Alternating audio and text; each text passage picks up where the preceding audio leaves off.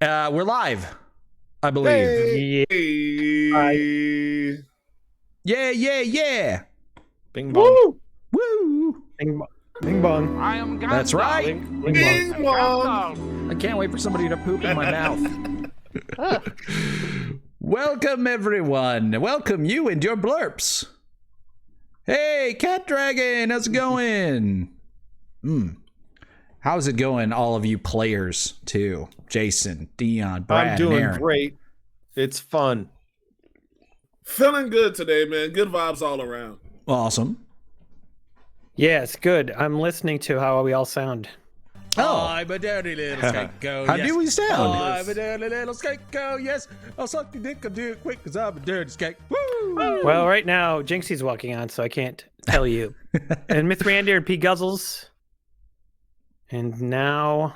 Oh, Brad! Where'd Brad go? Oh, God, Brad's gone. That's No. it. It's over. Brad. Game is due. Snake. Snake. All right, this is a great chance to do a sound check. All right, Emery, you count to 5, then Jason counts to 5, then Dion counts to 5, and then I'll count to 5. All right. What? No ash and Wait, wind skulls? wait, because there's a Well, this game's probably perfectly all Jedi right. walking on. Yeah, okay. Sort of. Well, as soon as This is that's done. Jedi. Hi, Jedi. I'm going to count to 5. 1, 2, 3, 4, 5.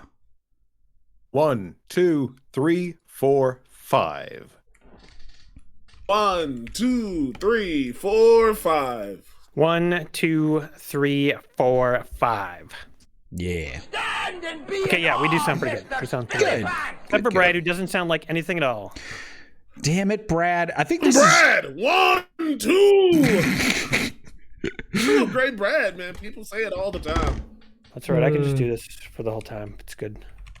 I think this is a record for the soonest that this has happened. Yeah, it's good.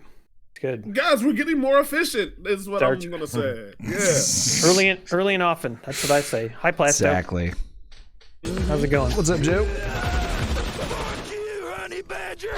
Well, also Raptors got a good count going. Awesome. Publix with honey on them. I'm a bull. What color am I? I'm a red bull. What did I just give you? Yeah. What's up, Digger and Red Just Bull? back and forth. Goodness. Anyway, hi everybody. Welcome to the stream.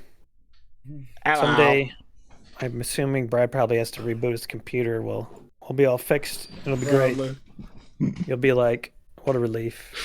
At least they can still sort of see our faces. We're just... Yeah, we're almost Oddly in the right framed. spots. I wonder how that happened. Like, I'm somehow splitting Aaron's screen on mine. So Yeah. That's so wild. It's got like a Brady Bunch feel. Dun-dun-dun-dun-dun-dun. Here's a story about some D&D players. I'm like, my arm is so fucking long. Look at this shit. Whoa. Give Dion a hug. Come here, man. Bring it. I am hugging all of Dion. Yeah, man. Hey! Oh! I think we got ourselves a Brad, folks. You do! Hey, Kajigger walked on, and then also the Misanthrope walked on, and then Jamsaw. Thanks for the 52 months. Yeah, welcome, guys. 52 months. It's wild. That's a long time. Patience. Jason, Moment you're Aaron's the arm, DM almost. right now, Jason, so if you want to say anything, now's the time.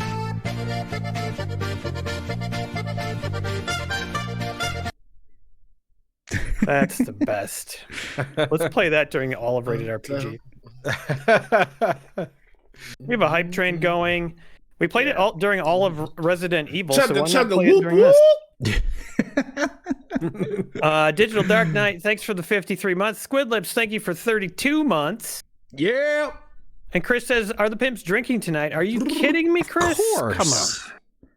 Please. Absolutely. There's a pimp pee in the wind, my I friend. think we're even having a sale. We are, Aaron. We're having a sale. For sure. And Out of town. it's an even better sale than last week's sale. Can you believe There that? it is. There it is. There's a sale. A Yeah. full round for everybody that's playing tonight. 80 buccarinos.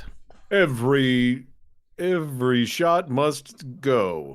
Every shot must go. That's my sale announcement. If you have the cryptocurrency buccarinos, you should be able to get us shots tonight. Or Dogecoin or shit burglars. There's like a lot of really weird cryptocurrency. Shit burglars. You can buy very hot. I've heard on like the crypto market. You could buy 10,000 shit burglars for one cornhole. Yeah, you can trade them. They're interchangeable, and then one backs up the other one, so that there's an infinite supply of them. It's great. Yeah, it all makes sense to me.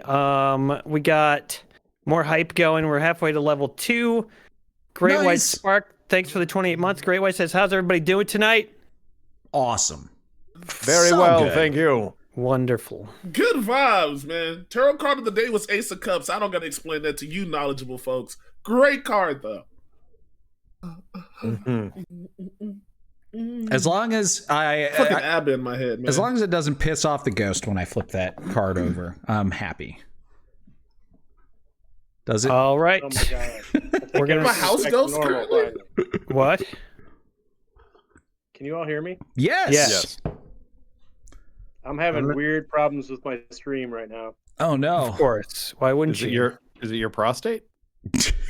Yeah, that's good. That was a good one. That was wow. Funny. Fuck you. There we go. What was amazing? That? You guys, Brad, if you cut out again, please do it just like Dion did there. That was amazing. He was just like, fuck you too. Good job. It's because my computer's trying to do an update right now. Oh no. Oh, of course. Why wouldn't it try to do an update right when you're using it? That makes sense. Yeah. Right. Okay. Well, once we get Dion back. Hey, Brad, are you there, Brad? It'll be done in a second, I think. Hilarious. Good job. Good job. We're all back here, Aaron. Level 2 hype train. Yeah. Okay. Can I tell you all about my Lord and Savior? Yeah. Sure. It's called Chris Fail, and he's got us some whiskey. Let me find. I'm going to go to Streamlabs to see what the message is. I believe in that Lord and Savior. Yeah. For sure. I've met that Savior myself. Yeah, Lord Deputy. Yeah. Yeah, Lord Deputy. Exactly. He is our Lord and Savior. Holy shit. Yeah. Totally fucking is. All right. Chris took full advantage of the sale and says, everyone, 2 drinks for you. Oh, 2 drinks. 2 Nice. shots. 2 shots apiece. Whew, thank you, Chris. Very excited. I got a round. cool liquor too tonight, so heck. Thank you, Chris. All around the table, we're all going to have something. Everybody's drinking different stuff. I'm drinking Knob Creek. What are you guys drinking? Well, I'm drinking lemon rum. Lemon rum. Hey, that's a drownling distillery. Yeah. Look at this. That's where I'm doing karaoke at. I got this one. Hold on, I'm gonna end up dropping it and smashing it here if I'm not careful. But we'll get to Brad in a second. Look at that. I got this spicy. No way, Jason. Oh, I got this spicy pepper vodka. No. It's got the cloudy fun bits Booze is in it. so good.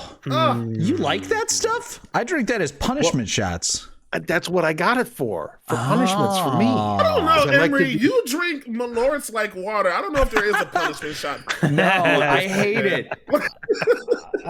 I much prefer water to Malort. Ranger Ron, thanks for the 32 months. Moss Badger, thank you for the 16 months. Moss Badger says, wee. Moss Badger's drinking milk. All right. Well, nice. Oh, there we go. Brad's pulling a little fast one on us. While his computer continues to update and cause crisis for the world, we are going to have our first round of shots. Everybody ready? Ready? Ready? My cork is all dusty. Okay, here we go. Ready? There we go. Down. Oh yeah. That's a good tingle. Yeah. Well, I'll have another one right away. Oh yeah. Very nippy. Thank you, Fucking Chris. get limber early, Dion. I would love to do A man tonight's amongst men, my friend. stream drunk. I don't know about you guys, but I would love to do that. I just got back into ketosis, and I guess I'm going to be leaving ketosis. Briefly. Well, You grand are opening, grand closing. You are now leaving ketosis. Malachi says, when did Jason start drinking again? Tonight, Malachi. Cheers, I never really everybody. stopped. I just haven't been drinking beer. I'm putting Cheers round again. 2 inside me. Same. Do it. Oh yeah. Good Jason, stuff. have you tried their aged whiskey, by the way, at Downdrins? It's so fire. I will have to try it.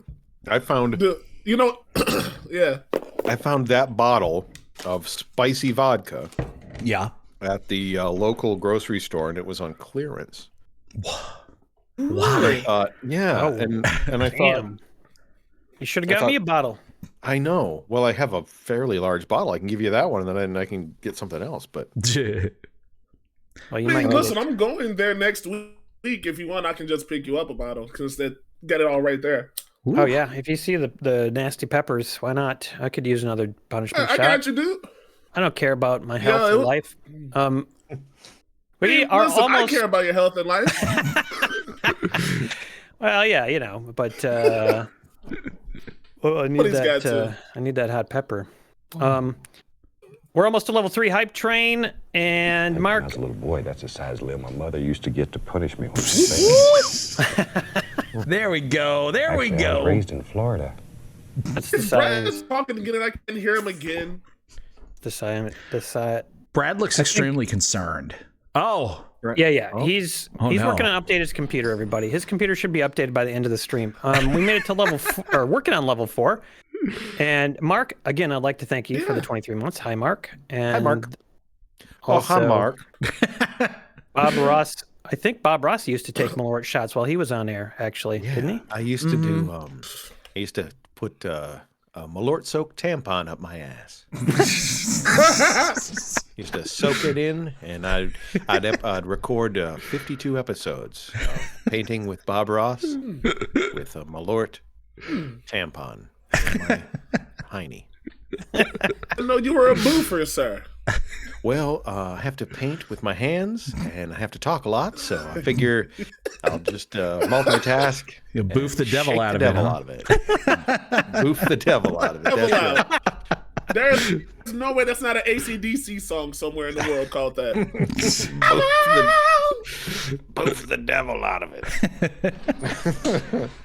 Oh, dear God. You don't Goodness. put a cost church down south, you might. Digital Dark Knight, thank you for the 600 bits. Oh, my gosh. Thanks, Digital Dark We're Knight. moving. We're still moving. We're moving on level 4. We're moving on a level 4 hype train like a bitch. Ooh, look at you with the deep cut. I can't help myself. I just can't help myself. And nobody has ever been treated more unfairly. Oh gosh. I love Digital, you goddamn magician. wow. Another 600 bits from Digital Dark Knight. Thank you. Just flex on me on a Tuesday then. Okay. Lil Bear gifted a sub to the community. Thank you, Lil Bear. Little Bear. Many people are saying Dude, Little Bear, so good. Used to watch the shit out that show as a kid, though. Skyslot says, please don't put Sodium? Please don't put sodium? sodium. Yeah, please don't put salt. No, just sodium. Na. Sodium. Oh, Yeah. Please don't put No.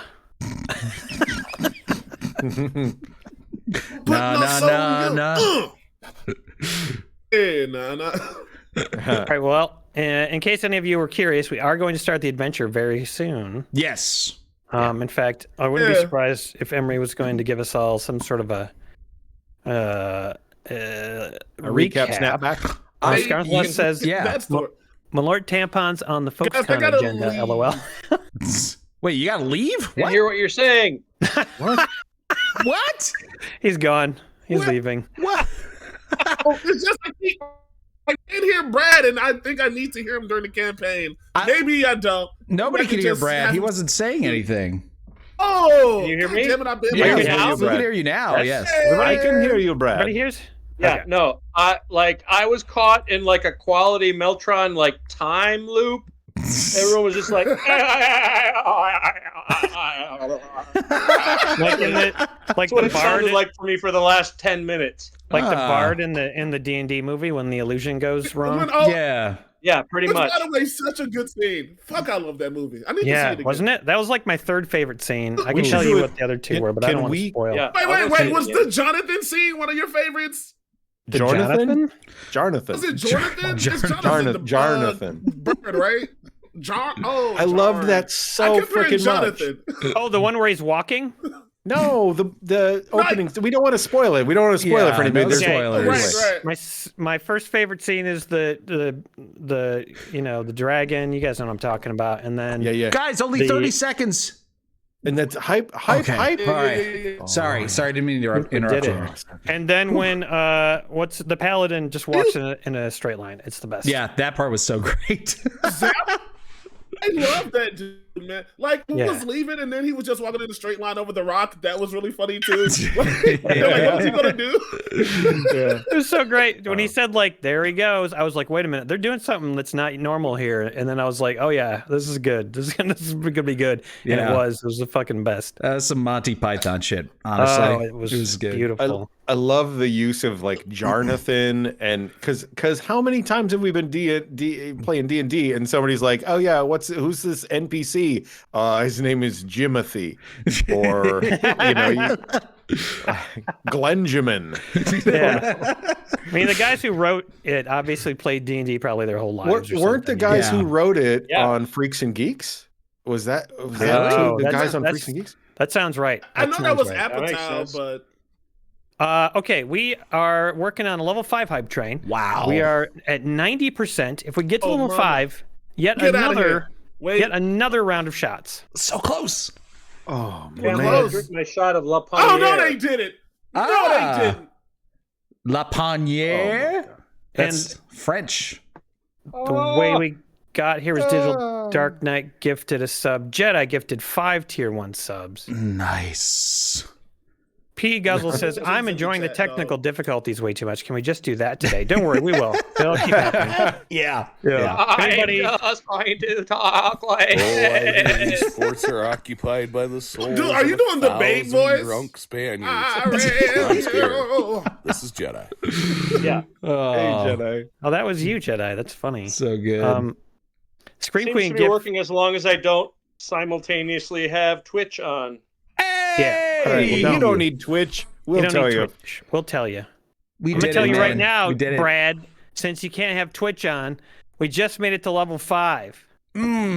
Yes. Scream Queen gave us 300 bits and pushed us over the edge. Garcia Shampoo. Oh shit, can we do level 5 for my birthday, please? You a shampoo awesome. fan? Man after my own heart. We made level 5 for my Shampoo. birthday, please. Thank you, everybody. Garcia, yo, what's up, pimps? And then first time chat from Lil Bear. We said 200 bits. Actually, that probably pushed us over the edge, or maybe it was Scream Wow. Queen's 100 bits. I have no idea. Thank you, everybody. Let's do an additional shot of our Let choices. me get my shot glass, which is just my measuring cup, because I'm an adult, damn it. I'm Wow. gonna switch to gin. I pay rent in my apartment. I'll drink out of what I please. I'm a criminal. That's nice. You can see exactly how many ounces you're drinking. That's smart, Dan. We should do that, Emery. Cheers. Look at this. What proof liquor is everyone drinking? Downdrans, baby. The most. So, dude, it was such a fun moment, right? So this is my first time working with the owner. And what what's interesting about but sometimes white people will ask you about the N-word in ways you don't expect. So she's like, hey, I want to do this song. I'm like, what song? She's like, it's this old Drake song with Eminem. And then she's like, here's the issue. And I'm like, oh no. And then she's like, 3 N-words in the song. I counted. I was like, huh. Keep in mind, my first time meeting her, she's the owner. So I'm like, well, what? I was trying to like give her options instead of saying the N-word because I know in the song there's a flow, right? So I gave her like some staples. Like you can say neighbor, you can say ninja. She was like, I don't want to do any of that. And neighbor instead of the other one, it kind of works, And so she was like, I don't do that. I was like, well, what do you want to do? She was like, well, if I was in my car, I'd just say it all willy-nilly. I was like, Okay. But she was like, normally when people are around, I just leave it blank. So I'm like, well, you know, you can just leave it blank. Here's how we met in the middle. I did like the background vocals, and I just dropped the N-word for her. It was the best I could do. No, there's background singers. I'm a background N-word guy. You know what I mean? Everybody gets their start somewhere on this lonely road of entertainment. Oh, dude, that needs to be a skit. Oh my God, that's absolutely brilliant. You make that into a YouTube video, you'll get millions of views. Yeah. Absolutely. That's hilarious. I prefer, well, you know, like that is really good. You could also do the baby cookie version and just replace it with baby. I haven't thought of that. That's actually, see, there's so many words that she can say instead, but also she was right. There were only 3 N-words in that song. I've never counted N-words in music, so good on her, you know? I think that's great. I think you should make that your career, just like doing that for. I'm just like what? Hire myself out to white people play karaoke. He would be like rap karaoke enabler or something. That's his job title. Seriously. Are you tired of having so many of your favorite songs just not able to be done at karaoke? Well, bring me along. Pay me $150. Are you you can do all the NWA you want, no worries. Right. Yeah. Oh my God. Do some Arabian Prince.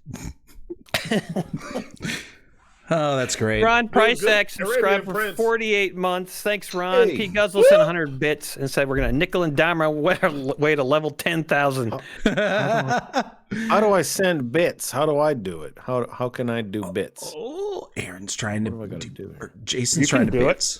Try it, Jason. It's easy. Moss Badger says, I don't own a shot glass, but I own a vintage novelty glass from revered Wisconsin strip club Sugar Shack. It's pretty cool. I just resubscribed. Yes. Are you Big Mo? I love that. Awesome. Me? Oh, you're not Big Mo. Big Mo, thanks for the 13 months. Mr. Anderson, 100 bits and says Polka Cult for the next season. Polka Cult. Oh. You guys hear that song playing ominously in the distance. Pull out your swords. JWM says that blurps are a little quiet. Yeah, I think maybe I turned them up a little bit. And Digital Darkness had 200 more bits. We are still working. Oh, nope, that's it. We made it to level 5. Thank you, everybody. Cheers. Oh, man, I just Jason just figured out how to do bits. Bravo. Well, there'll probably be another hype train later. Just came through. There will be another hype train. I got it. Yeah. I got it. We'll save it for later. Awesome. Hey, I can't give my old bits. No respect over here. I got a blurb and the blurp me. Morty, I tried to get the bits, Morty. I can. We did. We made it halfway through level 6, which is significant. Let's face it. All right. I would have put us over the top, but I couldn't do it fast enough. The time to kill this stream. We will get to the killing. Actually, I think Stratholm. I think there's going to be killing. Hopefully, there might be.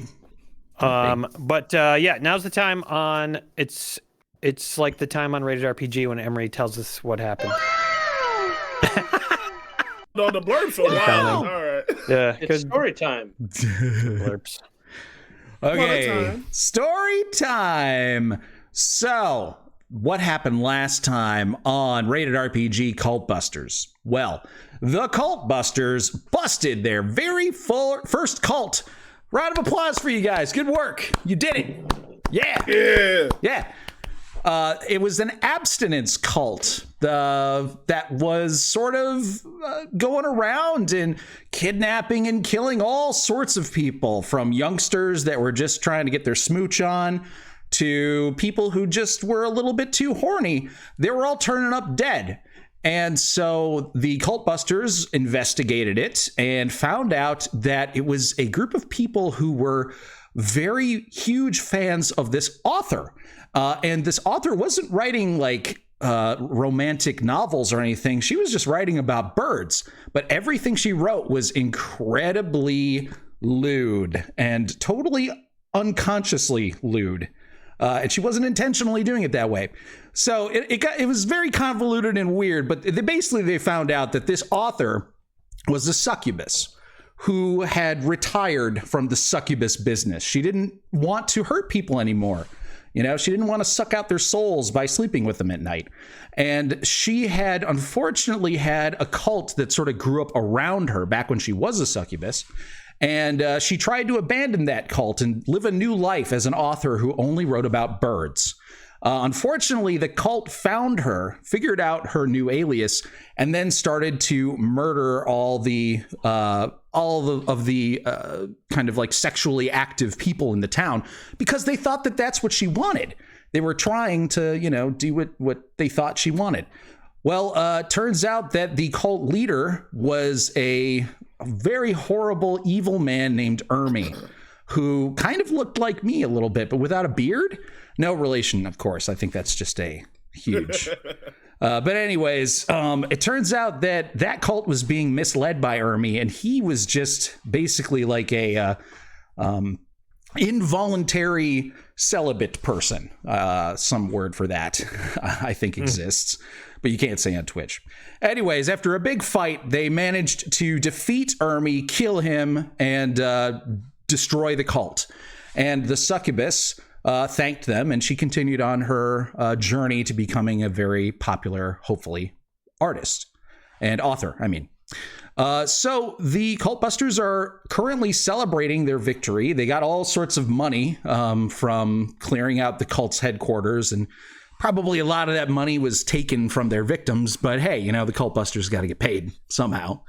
And they have spent that money. You guys bought yourselves some magic items. You guys improved your vehicle in some way as well.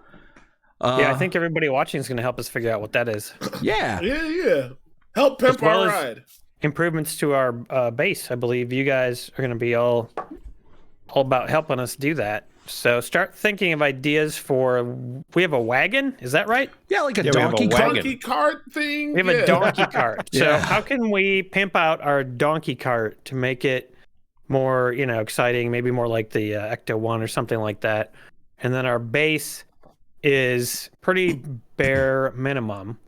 So we have enough money to make some improvements, like Emery said.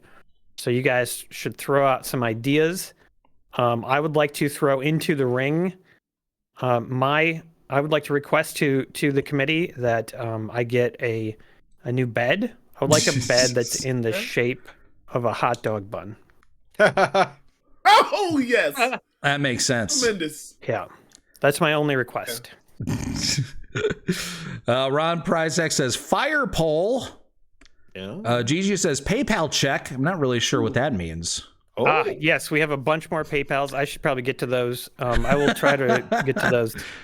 Jamso says Polka Cult led by Brother Weird Al. Scream Queen says, I just wanted to tell y'all, you're so funny and amazing to watch. My mom, who will only play Pac-Man, has been listening to Rated RPG. Wow. Oh, that's fantastic. So sweet. Hi, Mama. That is so great. Moss Badger says, perhaps if I do this, the auto mod will stop yelling at me. Did it work? Hope so. Moss Badger says get well soon. P. Guspels. GG says PayPal check. Okay, got it. All right, so number one. First thing we got. Oh my God, there's so many of you guys. We're gonna get fucked up tonight. Oh, okay. Oh yeah, that's what I want. Jedi. As Dion goes, Incredible Hulk. Going full Super Saiyan. Yes. Jedi says, a sale on shots. I am in. Everyone have something nice. Loving the podcast. Keep up the good work. All right, so that's number one. Oh, goodness. All right. We're in it. Brad, you got shots? Sure. Sometimes when I'm lonely, I sit and think about him. You asked about the proof, and mine's 50 proof, so, you know, I only drank 50? Wow. Sorry, 100 proof, 50%. Oh, okay. Well, mine is only 60, so. Mine are both 80. Mine is 80. Mine's 70. Mine's a Canadian whiskey. I win. Could you get me the only real drinker in the building. Yeah. Wow, it's getting strong. We already It cheered? feels like it's getting stronger. Freak it. Cheers. Yeah, we cheered. Frick it. So, Scabadoosh. Bows bop. Biddy bop. Weary Traveler, I will get to yours shortly, but Gigi has given Emery what he wants. The most awful shot for Emery, please. Thank you. That's not what I wanted at all. Whoop his ass. Yeah, you get an awful shot. Son of a bitch. You wanted to get drunk, so you didn't specify how, so now you're going to pay. That's true.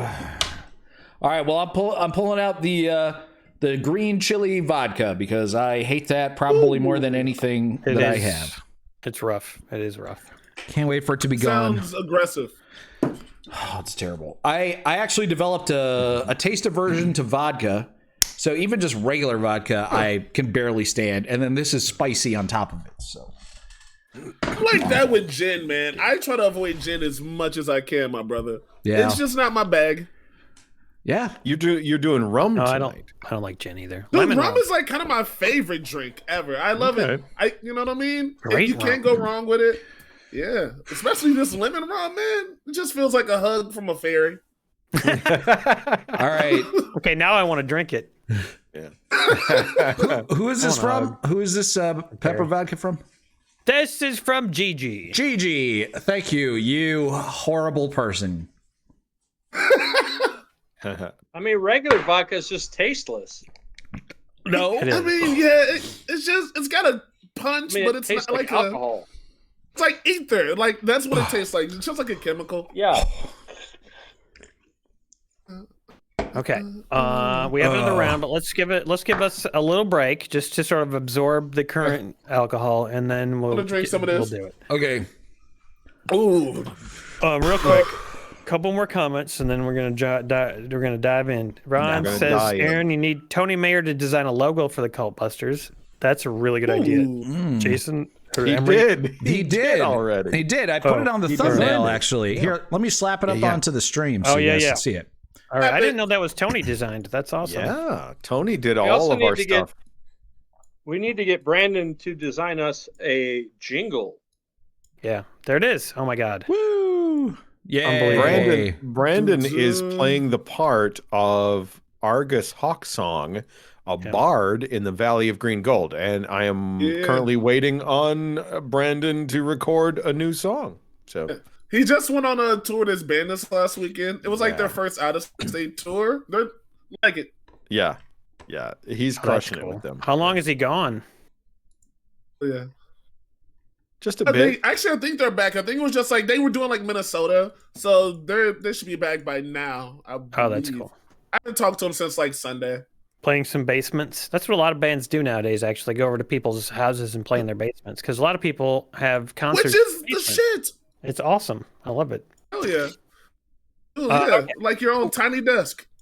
Yeah. Yeah.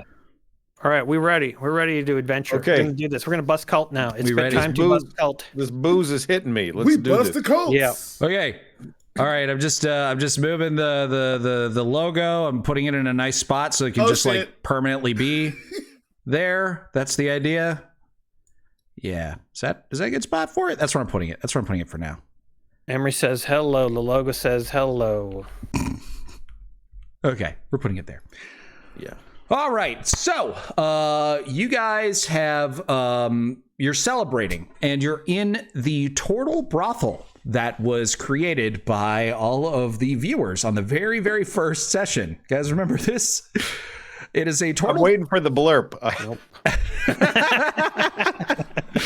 Originally, the plan was that you guys were going to be occupying the top floor, like, of a Tortle brothel, and you would be sliding down a stripper pole down into a Tortle brothel that was run by an elderly Tortle woman named Lady Starfish. I sort of kind of forgot about that when I initially designed your HQ. So instead, you guys are next door to this Tortle brothel.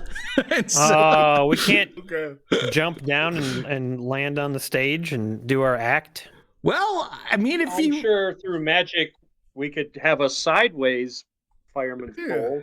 Wait, now my question is: who are the dancers? Are they prostitutortles?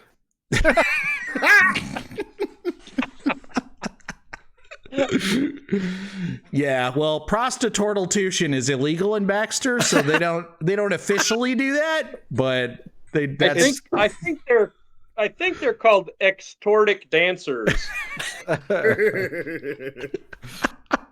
I just thought of it, Kay. I was not sitting on that joke. I never sit on jokes. Well, that's not true. I do occasionally sit on jokes. Yeah, no, I mean. So wait, what are they? Occasionally sit on prostitutes. They are prostitutors, Aaron. That Excellent. is exactly what they are. Right. Can you describe a prostituturtle? Yeah, it's a job, Aaron. It's the same as any other job, except it involves their genitalia. Yeah, but what do they look like? Are there male prostituturtles? Because I imagine their dicks are like 6 feet long. Sure. You know how long a turtle's dick is? Not from experience. Liar. The only person who would say that is someone who is innately familiar. I have never seen a protest too much. Yeah, but how big are their tortsticles?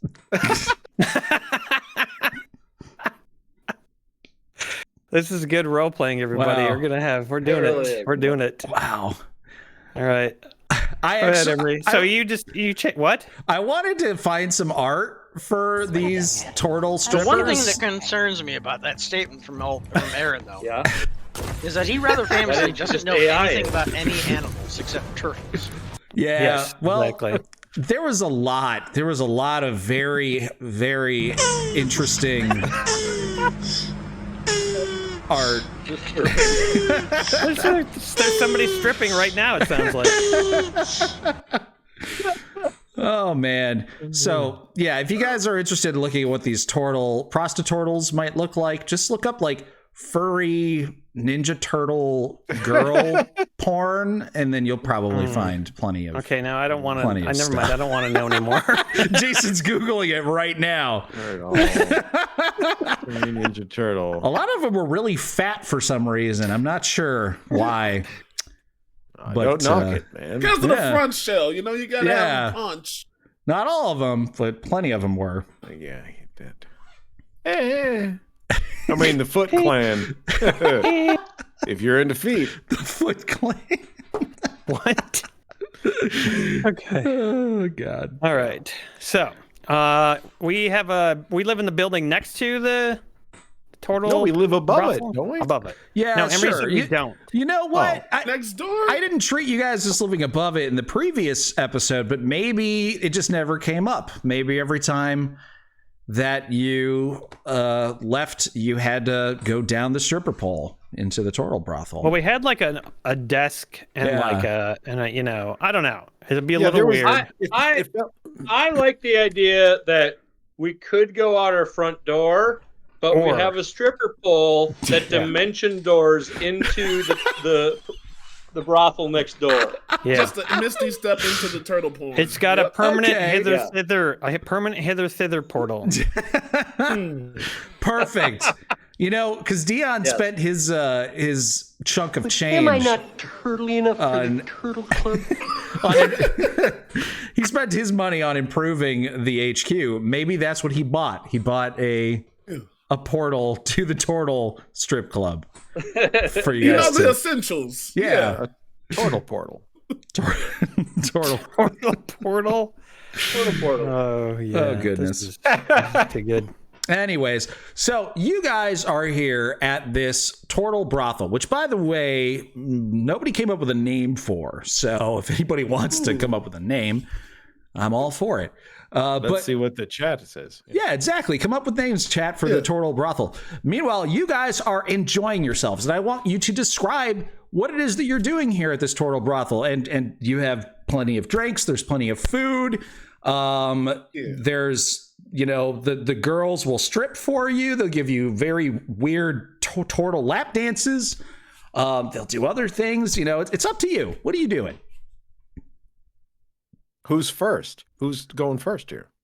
I bring out my whips, right? Because if I'm going to be in this, I'm involved with Lordy Common. I'm a private man. You know what I mean? I've been doing this a long time. I'm in the back room and I'm just going ham on somebody's shell at fucking 5 gold an hour because I'm getting frisky with it. So I'm just yeah. Call me Mr. Smith. Yeah. That's what I'm getting into. Awesome. I like these names, by the way, so far. The Slow Grind is great. That is really good. Shell Hole, love it. The Tortle and the Whore. Totally not a brothel. Snappers. Oh, goodness. Horde to Rouge. We might have to do a poll where we take like the top 5. That's Totally true. not a brothel. Yeah. Totally. There's some really good ones. Colonel Jesper Quickload is holding court in a secluded booth area. Okay. And I'm just regaling people with complete fabrications of adventures I've had. Awesome. Yeah, you got a couple of Tortle girls, that are on each side of you, and they're sort of twirling their thick fingers on your chest hair, listening to you talk. I'm more interested in lying about my escapades. Rather than laying with them? Yes. That is correct. I am a hare, after all. I do not lay with Tortle. Yeah, you guys are kind of natural, not enemies, but like... We are oppositional. Yeah.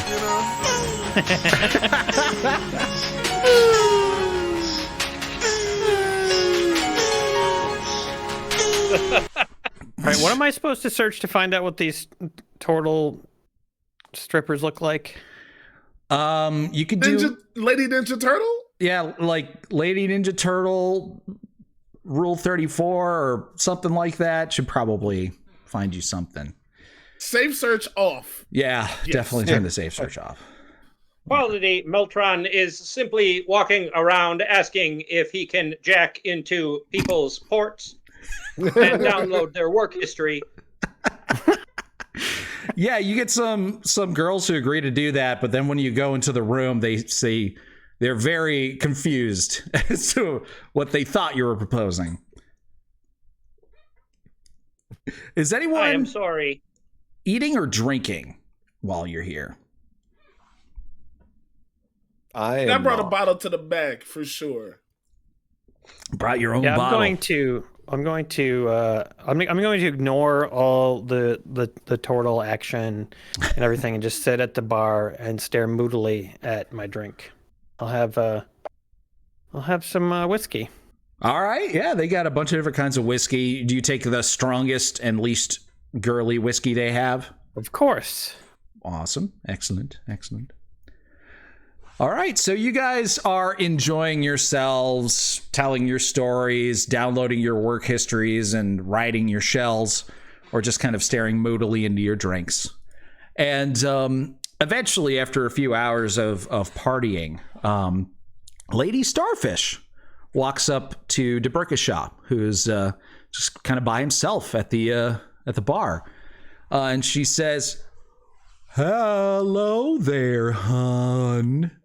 Why aren't you partying with my girls?" Oh, I don't know, I'm not much of a partier. Oh. Sometimes I just like to, sit and think about all of it. Yeah? Oh, well, yeah, you look like you've been through a lot, sugar. I have been through a lot. Most of it I haven't even discovered yet. Huh. I'm not quite sure what you mean by that. I don't even know what I mean by that. That's why I'm sitting here. Well, the girls... I don't know what's happened to me. Oh. I sit and I try to remember. Is there some way I can help you remember? I don't know. I'm a changeling. This happens to changelings, I guess.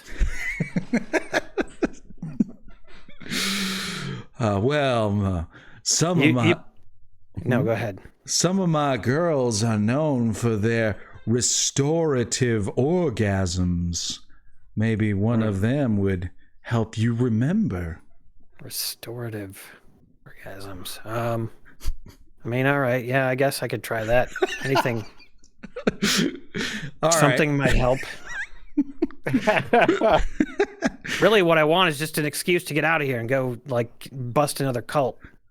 I want to get back to work. I see. Well, go ahead and make an insight check there, Debrickashaw. And one insight check coming up. Yeah. What? Do I see Debrickashaw up there at the bar? Yeah. You know what? Because Colonel Jesper, he's not into Tortle sex particularly. So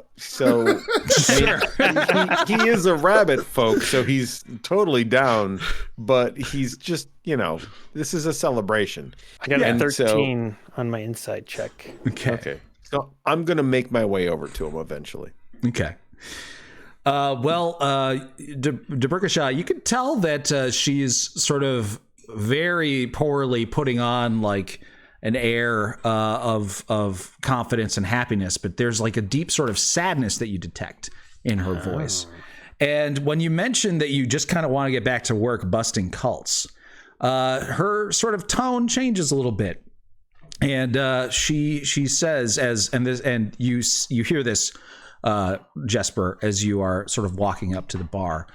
You hear that Lady Starfish tells you, well, perhaps you can help me with something. You see, I'm starting to get a bit suspicious about some things that have been going on. What do you mean? What's been going on? Well, one of my girls, my top girl, really, Shelly, she hasn't been around in a few... Oh, I didn't see you there, Colonel. Oh, I'm sorry. I didn't mean to sneak up upon you, funny.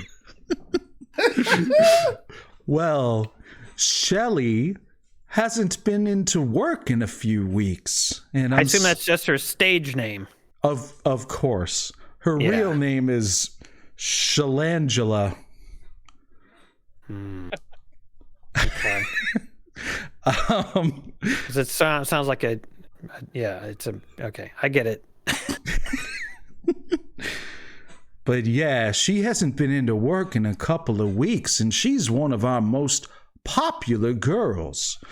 And there's been a couple of regulars too who haven't really been coming around much, and I just have a bad feeling about it. That's what I'll say. So she's kind of missing, huh? And you are concerned that something may have happened to her. Yes. Did she have any? Was she involved in any? With any people that you would consider iffy? Well, I don't really know too much about what she got up to on her own, but some of the other girls might know her a little bit better than me. Perhaps you could ask some of them. Yeah, I'll do that. We'll find what? Your friend, the short one, he's with Coral right now, riding her shell quite loudly in the private rooms. I'm Sniff James, bitch! Coral was close to Shelly. She might know something that I don't. Okay, I'll take care of this. We'll find Shelly for you. It's not a problem. I mean, you're our neighbor. Neighbors take care of each other. Neighbor is also a word that you can use to replace, other words in songs. It's true. I prefer hire a black ninja. guy. You got choices. I communicate with telepathy with wait a minute. I've forgotten all of our character names. Marion? Lemarian. And I say, are you busy? I just finished. What's going on, Chip? I need you to talk to that Tortle you're with and find out. I'm talking that talk right now, young fella. Now's probably the best time for you to give her a little quiz about Shelly. We need to know what happened, or what she knows about Shelly and where Shelly would be. I got you. One more time on that ass. Hey, another dancer named Shelly? Miss Coral. Totally. I like it when you talk nasty. But, when was the last time you saw her? Well, like, she hasn't been in here for a few weeks. Ooh, damn. Do you know if she left with a boyfriend, or do you think she's in danger? Oh, Shelly can take care of herself. I don't think she's in danger. But, you know, there have been a couple of really, like, nasty characters that sort of took a liking to her. So she's always looking over her shell, you know, to make sure that she's safe. I mean, that's what a smart girl does in such a business. Do you know if we were trying to find her, where we would start? Well, actually tipping it for you. When she's not working here, Shelly sells seashells down by the seashore. All right. I cut off psychic communication. And I switch over to wait, I got it. Meltron? Yeah, Meltron. Where the hell did I write down all of our names? It's confusing because we're doing two. I mean, if you're a rated RPG, I got it. Yeah, I keep wanting to call us our podcast names. Quality Meltron. Just look in the journal icon. Quality Meltron, come in. Quality Meltron. Can you hear me? Yes, I am here. Are you with a Tortle? I am gathering historical information. You're not currently having relations with the Tortle? I am having technological relations. Oh, well, can you go try to strike up some relations with the Tortle? We need information about Shelly. Yes, I can do that. Excellent. I look forward to seeing how that goes. Me too.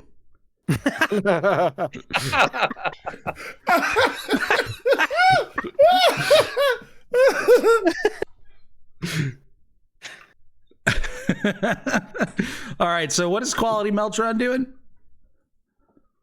Well, I'm in one of the rooms with several of the Tortle women. Several. And I will say, excuse me, do any of you know someone named Shelly? Several of them say yes, and all of them actually say yes. They all know her. What can you tell me about Shelly? Well, they start going on about how she is one of the most popular girls. She is very talented. She does all sorts of things, dances, sings, all that kind of stuff, which has caused her to have a lot of fans. But she also is very aware of the danger that puts her in. So she never gets too close to anybody. And as you guys kind of question the girls more about Shelly, 3 names keep kind of coming up as far as potential people they might be worried about. And the names are Ludo, Darius, and Noland. These are 3 guys who are sailors who come in fairly regularly. It seems like they work ships that have sort of regular routes. So they're not always in town. And Noland in particular is known for getting really aggressive when he gets drunk. Ludo, Darius, and Noland. Yeah. Noland. Yeah. And as you ask a little bit more about those 3, you find out that Darius and Noland haven't really been around much lately either. But Ludo still stops by. every now and again. Ludo still stops by every now and again. Okay. Yeah. Ludo, he's like crazy though. He's drunk all the time and he talks nonsense. So, good luck getting anything useful out of that loser. Lemarian, see if she knows where this loser is. Hey, Miss Coral, stop talking with your mouth full. Listen, girl, do you know a man named Ludo by chance? Have you heard of him? He's a sailor, I believe.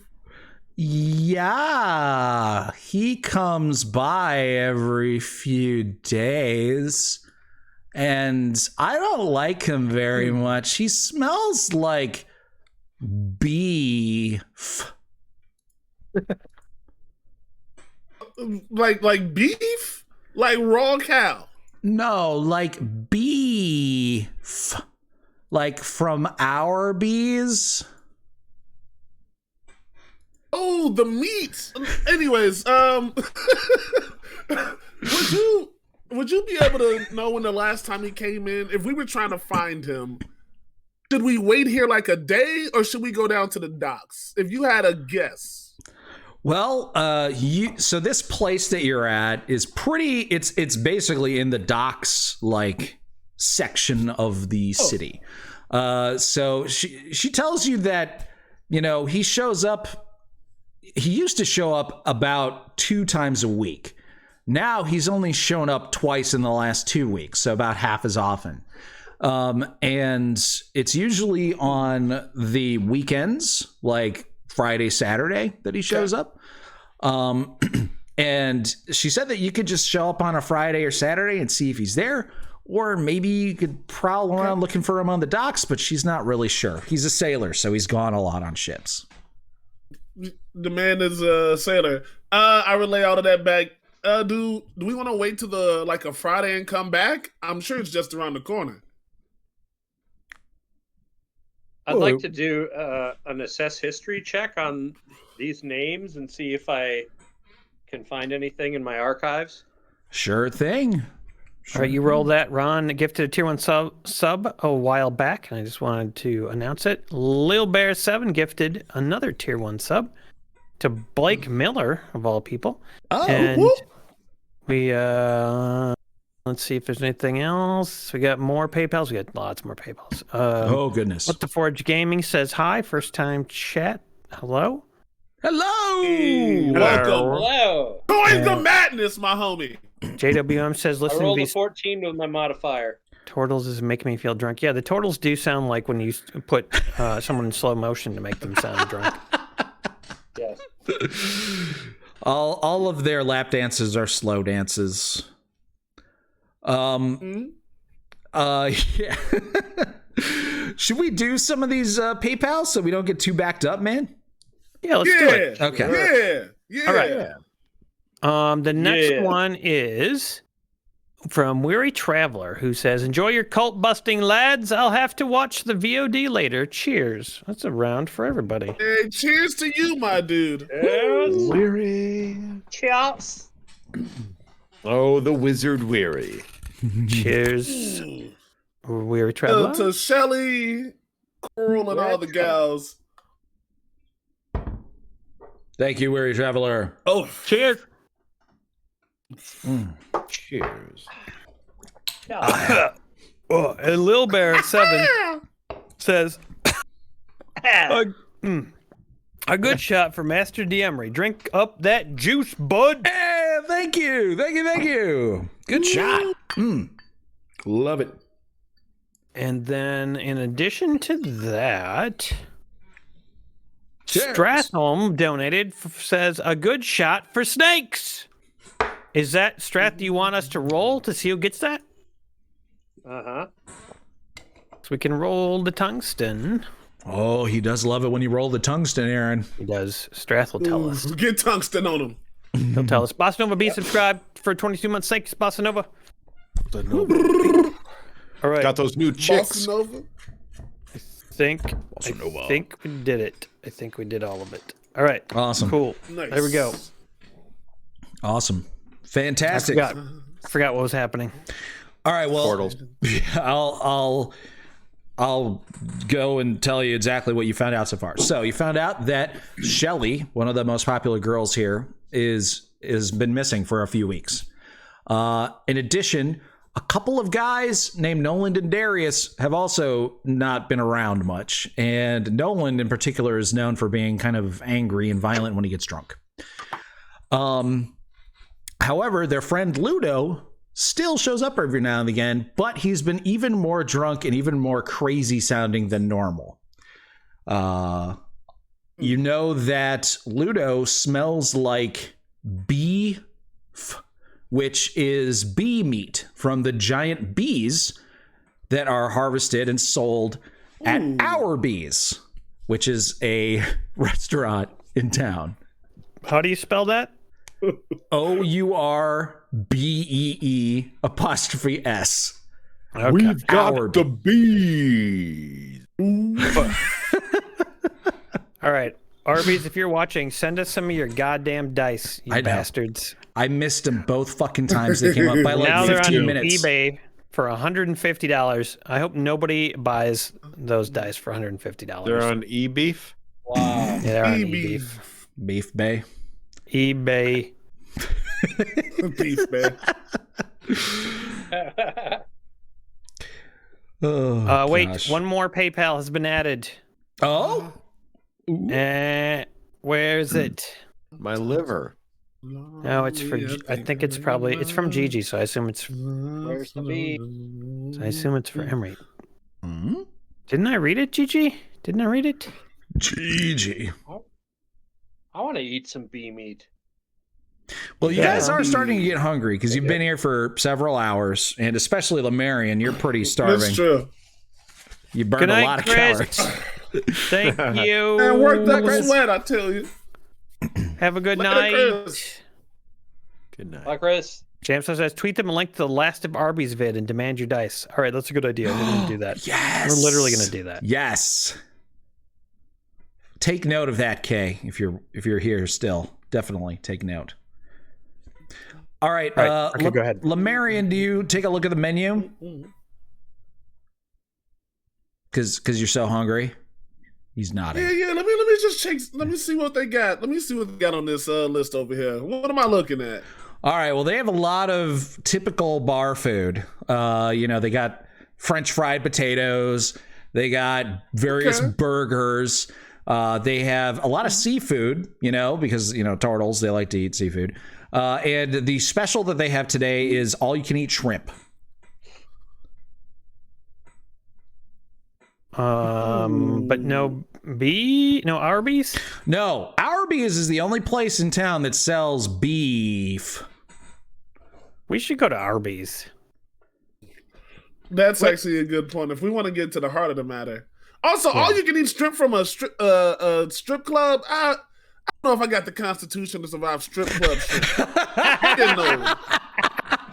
Yeah, strip club and shellfish. Yeah. Just the smells and the textures. It's all going to just. Ooh.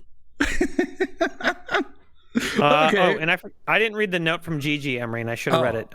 One more god-awful shot for Emery. Thank you. You're welcome. Oh, no!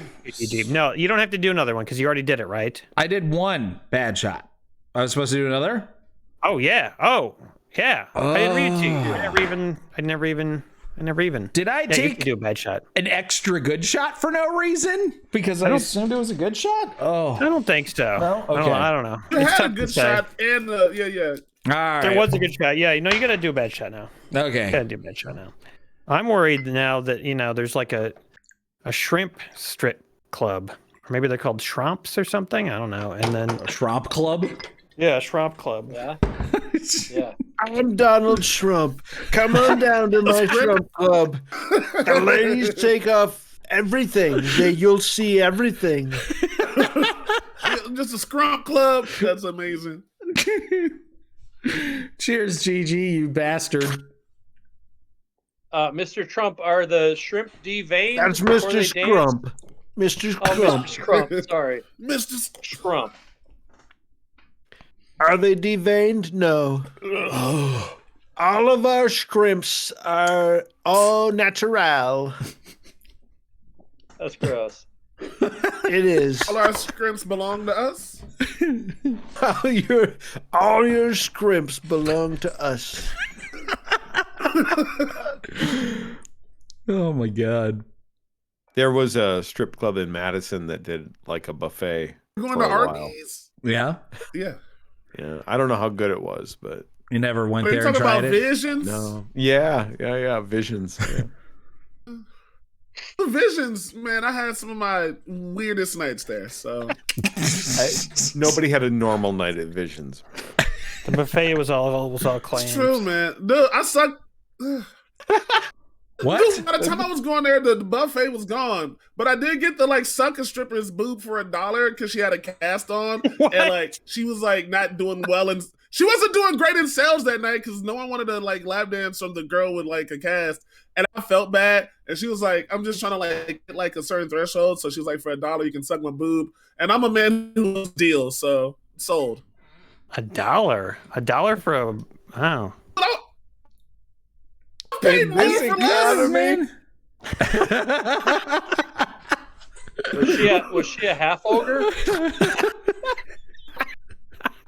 Dude, you remember the Brett's Milk Club story? That was a different strip club. There's no good strip club in Madison, Nullifies, what you learn very quickly. But oh boy. I mean, shit, If you go up $1. north, oh man. I mean, what a time. who wouldn't do that for $1? Come Right? on. It's like nothing. Oh, A man. premium. That's a pro nipple too. That's not like your standard civilian nipple. That's a nipple that's been through the war, you know? Mr. Jenksy says you can suck my boob for $1, Dion.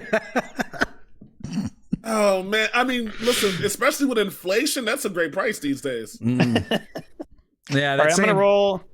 the same I'm gonna roll titty would cost 20-sided $3 these days. Stratholm, I rolled a 20-sided die, and I divided 5 into 20, so that's 1, 2, 3, 4, 5, 6, 7, 8, 9, 10. That's another Emery shot. Emery gets a good shot. Whoa! What's going on? Get him! There you go. Ridiculous. Jesus. We're gonna get you ridiculous. Thank you, Stratholm. And now our DM will continue the adventure after just one more shot. Just one more shot. No problem. Bossa Nova B, shot. he says there's no such thing as a good strip club. And while that may be true, there was a club in East Dubuque, Iowa. Well, it was Illinois because it's East Dubuque. And they used to do karaoke on a Sunday night. And you could do karaoke. And then the strippers that were working the club on the other nights of the week would just be your backup dancers while you sang karaoke. And so there was no there was no stripping. It was just you singing whatever, Neil Diamond, and then these gorgeous women were dancing behind you. Fully clothed, but bikinis or whatever. Clementine and just butts all over the place. That's amazing. Yeah. But did they have a hip hop karaoke enabler like Dion? They did not. No? They did not. You had to just Word skip guy the on word. Amateur hour. You had to freelance it. Yeah, you had to just mumble. Mumble. Here's my Had to drop a shot. neighbor, you know? Yeah. So you could basically pretend you could go up and sing all Robert Plant songs and then tell all the dancers behind you, just do all the same This was the late 90s. Everybody sang Motley Crue and, Oh, hell yeah. Hair metal? Yeah, Cherry Pie, I imagine, was played nonstop. Oh my God. Before that, it was all just Warrant and Trickster. Ugh. Dion, you're really making me think of Mr. Rogers' Neighborhood differently now. Yeah. Yeah. You gotta... Zyken says I'm late. So... Zyken says I'm late, Won't so I you missed Okay, now I see what you're saying, and that's pretty funny. Thank you. That's good. That is good. Zyken, I missed the recap.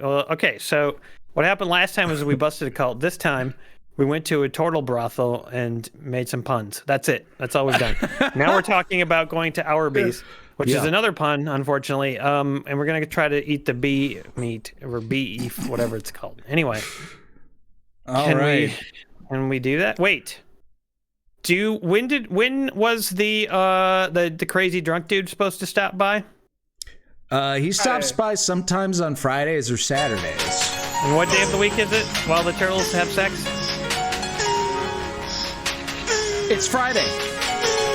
It is Friday. Oh, God, he might stop by. Guys, I think we need to split up. 2 of us need to go to Arby's. 2 of us got to stay here and wait for Bubbles, the Did elf. my 14 with assess history come up with anything for those names? So, so those names do come back with some sort of information. But it's very hazy. It doesn't make much sense. It's corrupted data that you're accessing here. All you can see is you can just see like cascades of yellow liquid flowing down. Whoa. Yeah. All right. You're not sure if it's beer or something else that you're seeing, but it's just cascades of yellow liquid. All right. Any names of ships or anything? Oh, that could be. That could be. Names of sheeps? Ships. Ships. Names of ships. Names of ships. JWM says, ooh, a lemonade cult. I am sold. Yeah. Have you seen the yellow sign says Nellify? Yeah, he has now. Okay. All right. Using my telepathy, I communicate with everybody, and I'm like, we should split up. 2 of us should wait here for Ludo and see if we can figure out what his deal is. And then the other 2 of us should go to Hourbees. I'll wait for Ludo. I will wait. I don't generally eat food. All right. Okay. Debrickashaw and Lamarian are going to Hourbees. Okay. So ready, Lamarian? Have you broken it off enough? Man, listen, I put in enough work for 2 weeks, fellas. Let's get moving. Okay, so you guys pile into your improved donkey cart. It might be time now to talk about the improvements that you have made with all of your money to the donkey cart here. So, all right. So everybody Garcia watching. Garcia Shampoo says, I think it's R. Kelly's data.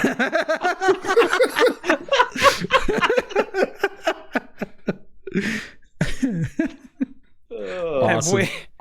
All right. We are making improvements to our donkey cart. Yeah.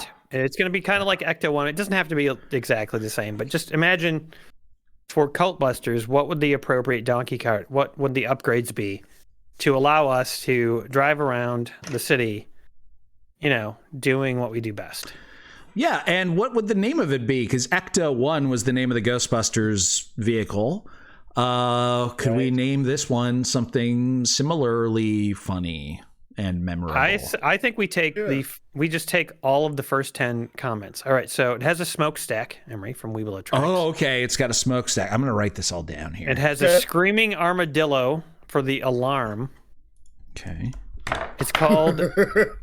Well, okay, the names are not suggestions for the things, so we'll have to figure out the name, but the name options are Donkey 1, Lactose 1, Spooge 2, Recto 1.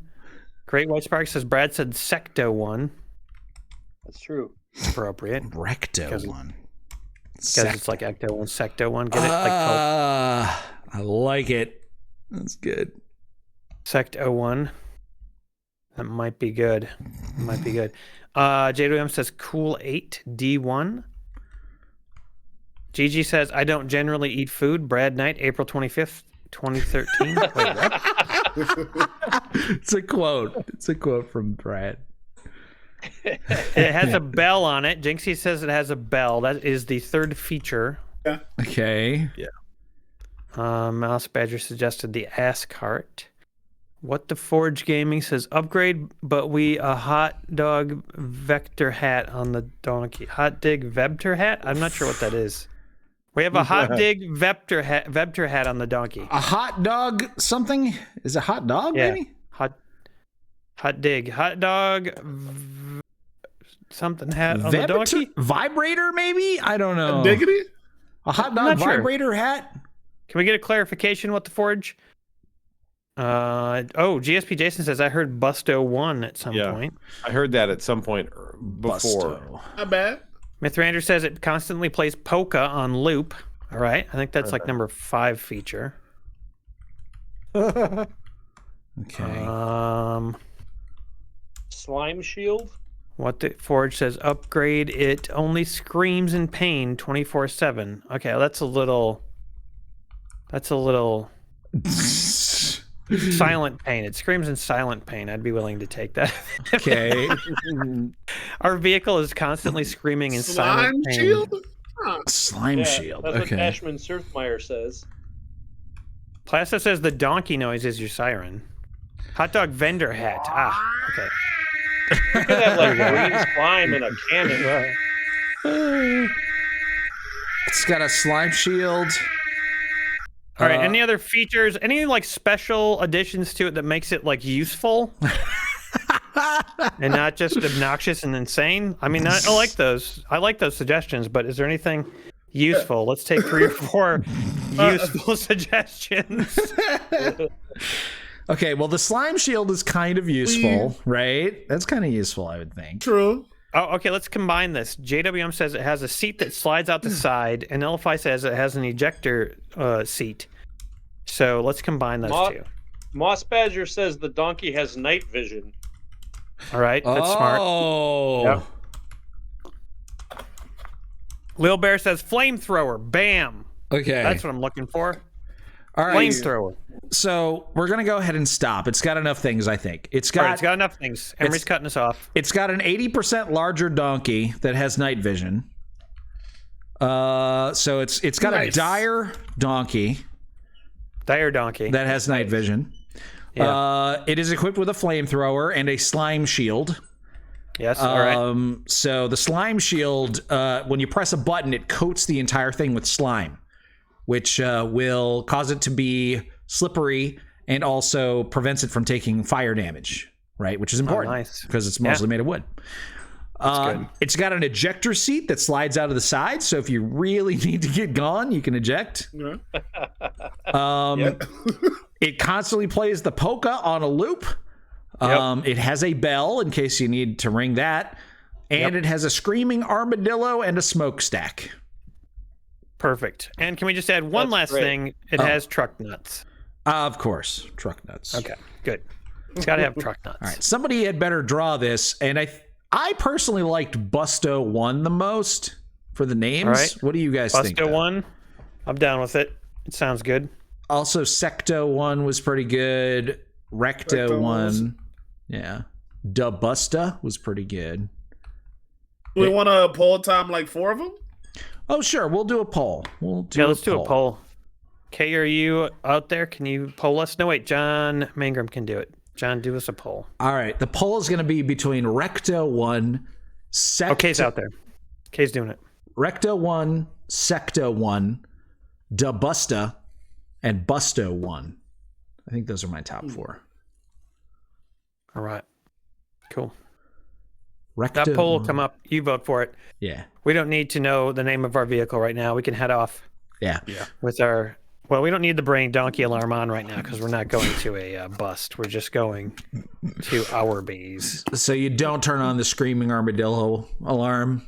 No. Or the flamethrower? You don't use that? Not yet. And we don't slime it or anything. Okay. We're just using it simply for traveling right now. Sure.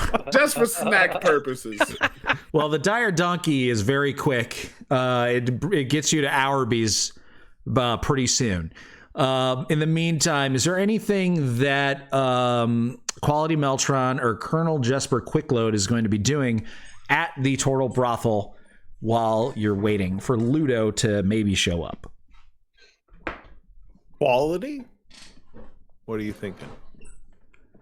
Well, I mean, I don't know if there's a lot we can do while we're waiting. Okay. I I guess I just want to be ready. I have an idea for what I want to do when this person, if this person arrives. Sure. Okay. Yeah. So you're just readying yourself. You're not trying to distract yourself with anything while you're waiting for him. Okay. No, I'm focused. You guys are still hungry, and I don't recall you asking for the other guys to pick you up anything from Hourbees. So no, we didn't. I don't eat bee meat. I'm a rabbit. You only eat vegetables. Yeah. Hey, Quality Meltron is an android, and do you just not have to eat then, Quality Meltron? I have to energize at some point. Okay. So I need to access to an energy source. You're like a Tesla. Yes. Could you say the names one more time? Yeah, the names are Recto 1. Oh, we got them all. Oh, okay. You got it? Yep. Oh, that was the only one I was missing, actually, and you nailed it. That's Debusta? Yeah, Debusta and Busto 1. Okay. So the two of you just wait for Ludo to show up, the drunken sailor. Meanwhile, the other guys, you guys arrive at Hourbees, and it is a fast food restaurant. The place is fairly well packed. It is a pretty popular place. You kind of see behind it, there is this vast open field that is walled off with these fences. It's got some pretty high security, actually, on these the gates leading up to this place. But this place is fairly famous. That field is where they raise the giant bees that they slaughter for the beef here. But yeah, there are people in the restaurant. It is packed. It's going to be a line, like waiting to get in. You can talk to some folks outside the restaurant. You can just wait in line. And then if you want to talk to any of the management, you could possibly do something. But, I'm going to leave that up to you. Like, what do you do to get the information here? We're going to walk right in. Okay. Yeah. And we're going to demand to speak to the management. Going full Karen in this motherfucker. Yeah, that's right. Okay. All right. Okay, so you walk in, you push past this like line of people. You see all sorts of people from across Baxter waiting to get their beef. And you go right up to the counter, and what exactly do you say to the poor teenager who's standing there?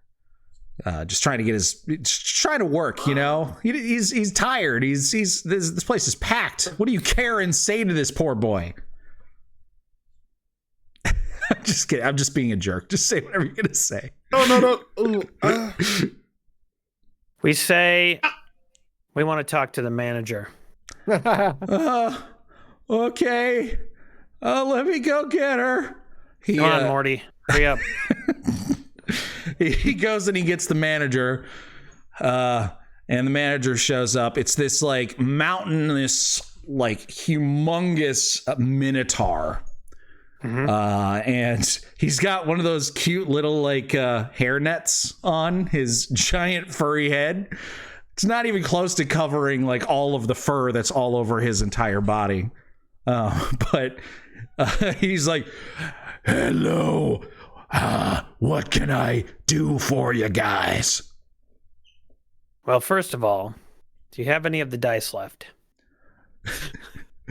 Nah, bro. Those are sold out in the first 60 seconds. God damn it. Yeah. Unbelievable. It's not my decision, man. That's corporate. No, it's understandable. Totally understandable. Okay, so why else are we here at Hourbees? What was the information that led us here? Well, you know that Ludo smells like beef. Yes, so he probably works here. Okay. I need to ask you an important question about one of your employees, I believe. His name is Ludo. He looks confused for a second. He's like, I don't think I have an employee named Ludo. It's a guy who's drunk all the time. The employees who are drunk all the time. Wait, definitely no. We don't allow alcohol here, but anything else you know about this Ludo guy? Hold on. He acts kind of crazy. He's a sailor. Oh, he's a sailor. Yeah, he's got a short temper and a bad odor. Yeah, I know that guy. Yeah, he's not an employee, but he comes in here all the time. With him and his buddies, they love to come in here. They love this place. Always buying the beef and cheddar. Have you seen him recently? Well, yeah, actually, now that you mention it, I have seen Ludo a few times. I haven't seen the other two that come around with him. Last time they came by, they didn't eat the beef, though. I think, they decided to try the fried shrimp. That's what it was. Ludo, he ate the beef and cheddar, but the other two, they had the fried shrimp. What Do you why know are you if there asking was these questions? a turtle with him? A turtle? No, it's just Yeah, those was there three. a turtle? No, it's just those three. All three of those guys. They're sausage folks. Those three sailors, Ludo, and the other two. All three of them are sausage folk. They are? They're all sausage folk and they're sailors? Sausage folk sailors. Damn right. There's gotta be some saucy sausage boys, I tell you what. What? Can I? When did you last see Ludo? Well, he usually comes in on Fridays and Saturdays. I think last time I saw him was last Saturday. The other two weren't with him, though. Oh, so all right. Well, we're just gonna sit here and see if he shows up. Yeah. But we'd love to have something to eat in the meantime. All right, can I get a beef and cheddar? Yeah, I'd like a beef mountain. All right. Well, sure thing. No problem. Can I interest any of you guys in any drinks, fries? We got a special on the fried shrimp today. Get a side of it for just one copper. No, we're not really into shrimp. Yeah. Do you have a doom and onion that I could eat? I would love one of those. I hit her at delicacy. Excellent. Yeah, the doom and onion. What is a doom and onion? I'm trying to think of a pun for bloom and onion. I ain't got nothing. Okay. That is as far. Now you got to explain what it is. It's an onion that casts bane on you when you eat it. It's very spicy too. Brad started eating yogurt and it broke his internet. God damn it. Brad. Yogurt. Why are He's you eating lactose yogurt? intolerant. I don't know what is he doing. I have no idea. Unbelievable. Oh, wait, where am I on the screen now? It was fruit on the bottom. Oh, well, that's too bad. I was about to switch over to you guys over at the brothel. Yeah. Don't eat the shrimp, please. No, you can't. You can't. We're going to stay here. We're going to eat. Gotta stay. Quality Meltron is downloading some yogurt. All right, well, good news, everybody. Get the history of the yogurt. We had a tie between Recto 1 and Busto 1, and Busto 1 won. Oh! So the name of our donkey cart is Busto 1. Nice. Busto 1. Let me write that down. I'm writing that down. Busto 1. I figured out that And after now driving around. everything that we do tonight, because I will not have any idea what we did. Yeah, not a goddamn lick of it. But it's all going to be written down, and I'm sure I'll remember every second of it. The last bit. Oh, boy. Oh, is he back? Is the Brad man back? I'm back. I'm back. All right, good. Computer just randomly shut down. It's because you are eating yogurt and your computer's like, oh shit, and it freaked out. I'm eating cottage cheese. Oh, cottage cheese, even worse. Damn, I wish I had some cottage cheese. Shit. Yeah, you don't. It's You like don't have the any. worst. All right. Meanwhile, back at the Tortle brothel. Yes. And that's when I said, please tickle my toes and I'll give you my pros. Ooh, he's spitting them bars over there. And your great-great-granddaughter will be a senator. Anyway, honey, can we get some more drinks over here, please? Sure thing, sugar. Well, quality. We have not yet seen our mark. When they come in, I have a plan for them. I've just learned a new trick, quality. Tell me about it. Well, I can utilize the magic of the bard. And I can make friends with people who ought not be my friends.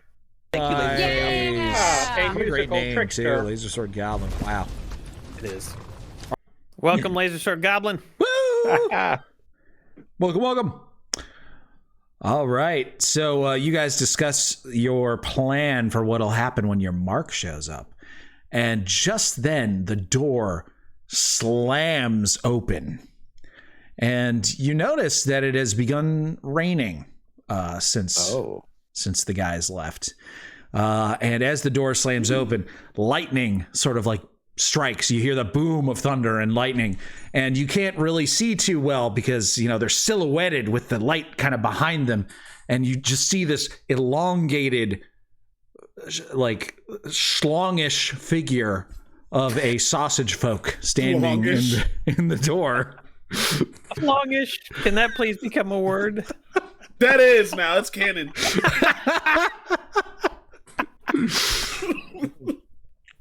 The club goes silent as the sausage man walks into the club. He has a leg missing. It has been replaced with a wooden peg leg. So as he walks, it goes kerclop, kerclop, kerclop. And all the Tortles like kind of go silent as they look, and one of them whispers to you, "That's Ludo." I did not know Ludo was a sausage folk. Ludo, over here, sir.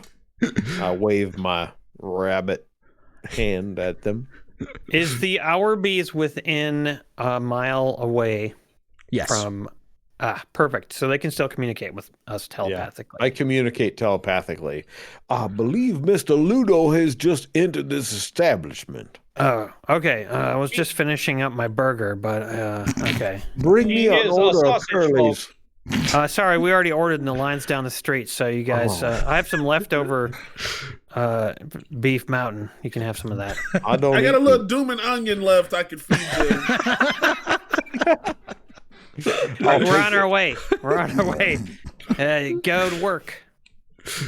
So yeah, you hold up your paw and wave at Ludo, and he turns his sort of like grizzled, wrinkly sausage face in your direction. You can see that he's missing an eye. He's got an eye patch, and he scowls at you and sort of like starts kerclopping over to you, and he sits down at the seat next to you, and he says, "Hi, who be ye?"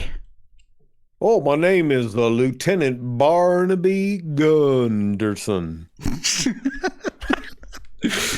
All right, so starting off with a lie, that's fine. That's what you do. Yeah. Go ahead and roll a deception check for me.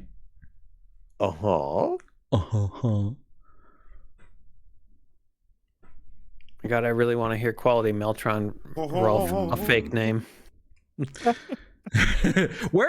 is an 18 that you rolled, so that's a really good deception. Quality Meltron, what are you doing, and where are you in relationship to this? I am currently leaning on the mantle near the fireplace to absorb some heat energy. Okay. So you're just observing. Okay. Yes. Sorry, what did you say your name was, Jason? What did you lie?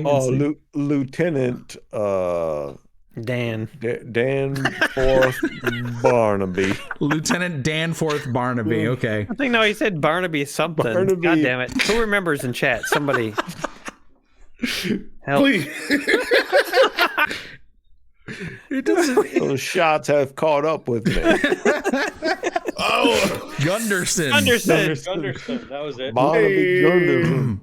Hi, be I be Ludo. Nice to meet ye. Bartender, get me a stiff one. The bartender. Well, you'll certainly have a stiff one here. I've been watching these ladies all night. These be the finest turtle girls this side of the sea. Oh, speaking of turtle girls, do you happen to know a turtle girl name of what's her name again? Good God. And I send an alert to the other Cultbusters, like, I have forgotten the name. It is Shelly. Shelly. Do you know a turtle girl named Shelly? I've spent many a night in the company of Shelly. Oh, what can you tell me about where I might find her? She's not even here.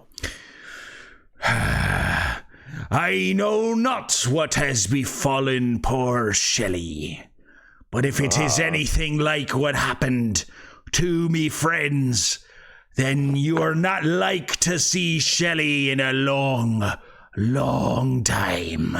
Oh, well, what has happened to your friends, friend? The bartender finally hands the drink to Ludo, and he takes the giant mug of ale and drinks it all in one huge, long, lengthy gulp. You could see the ale spilling down his sausage beard. And he finally finishes the drink and sort of slams it on the table and delivers a long and loud belch. And then he finally says, "'Twas a dark and stormy night.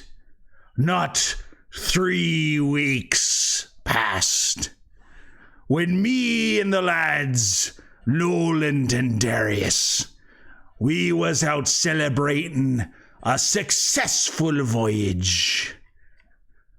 We were having a good old time. We went to Arby's, our favorite restaurant.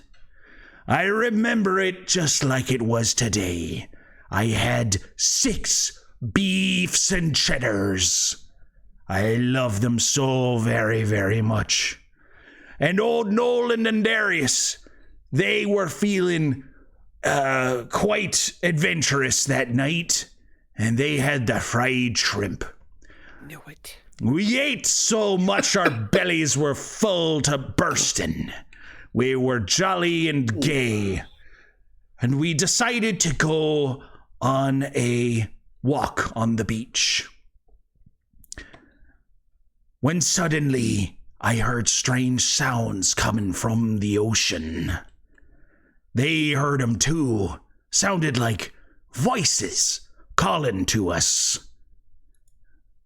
It was Darius and Noland. They seemed attracted to these voices. They began running towards the waves. I watched in horror as they ran to the edge of the water, and as they got closer, the voices, they got louder and louder, becoming a chorus of screams, while the waves began dancing and roiling as they walked deeper and deeper into the water. I watched in terror as the ocean opened wide and horribly roaring pulled them inside. That's how it happened. Why would I lie? There were no bodies.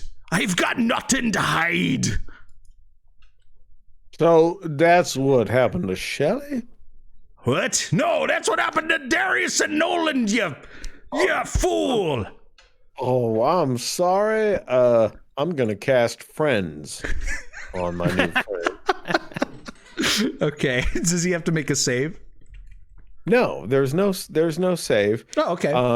I cast Friends, and then from here on out, I have advantage on charisma checks, but there is a downside. Okay. When this is all over with, up to a minute, then he's gonna know that I fucked with him magically. Okay. And he's probably not going to be happy about it. Okay. So you have a minute to have advantage. Got it. Okay, so what happened to Shelly? Where's Shelly at? I don't know. I don't know what happened to Shelly. I just know what happened to my friends. Okay, well, I don't much care about your friends, but I will ask you again. Where did you last see Shelly? Well, she was there last 3 weeks back, that very night. All right. That very night she was there. Thank you very much. So there were some shrimps involved? Aye. My friends, they ate the fried shrimp from Arby's. You normally eat the beef and cheddars. Right. I always eat the beefs and cheddars. I love them so much, I cover my body in them. One should always do what is wanted to them. Aye. Quality. Yeah, I walk over. Henry, real quick, could you just do me a favor and say, why'd you spill the beans, Winslow, in that accent? Why'd you spill the beans, Winslow? Why'd you spill the beans?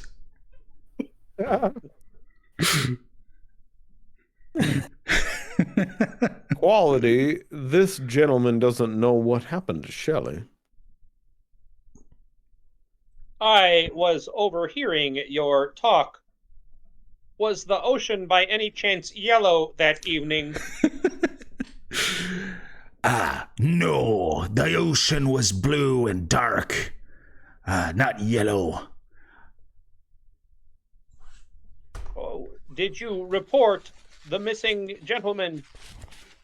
Of course, I've been reporting it to anyone who would listen. Everyone says I'm just this drunk lunatic, but I tells you, the ocean sucked my friends in, it swallowed them up, and I ain't seen them since. And the same thing could have happened to Shelley. Well, can you show us where this happened? Aye, it happened not far from here. Just buy me 6 more drinks and 6 more beefs and cheddars. Well, you drive a steep bargain, but I am your friend, so I will. Good, and there ain't nothing that can change that. Not no magics nor nothing. Oh, absolutely not, my friend. We got to go back and buy some beefs and cheddars now. I send them a message. Bring 6 beef and cheddars. This man is insatiable. Can you tell me what he looks like and what he sounds like as well, real quick? In your head? Well, I can tell you he sounds like a pirate. Okay. And what's he wearing and look like? He's wearing a kilt, and he's wearing long stockings up his legs. His feet are just bursting out of these little tiny leather shoes, and he's got these big pendulous breasts. He's wearing a black vest, and he's got tattoos. On his left arm there's a barnacle, and on his right arm there's a sweet sassy boudoir.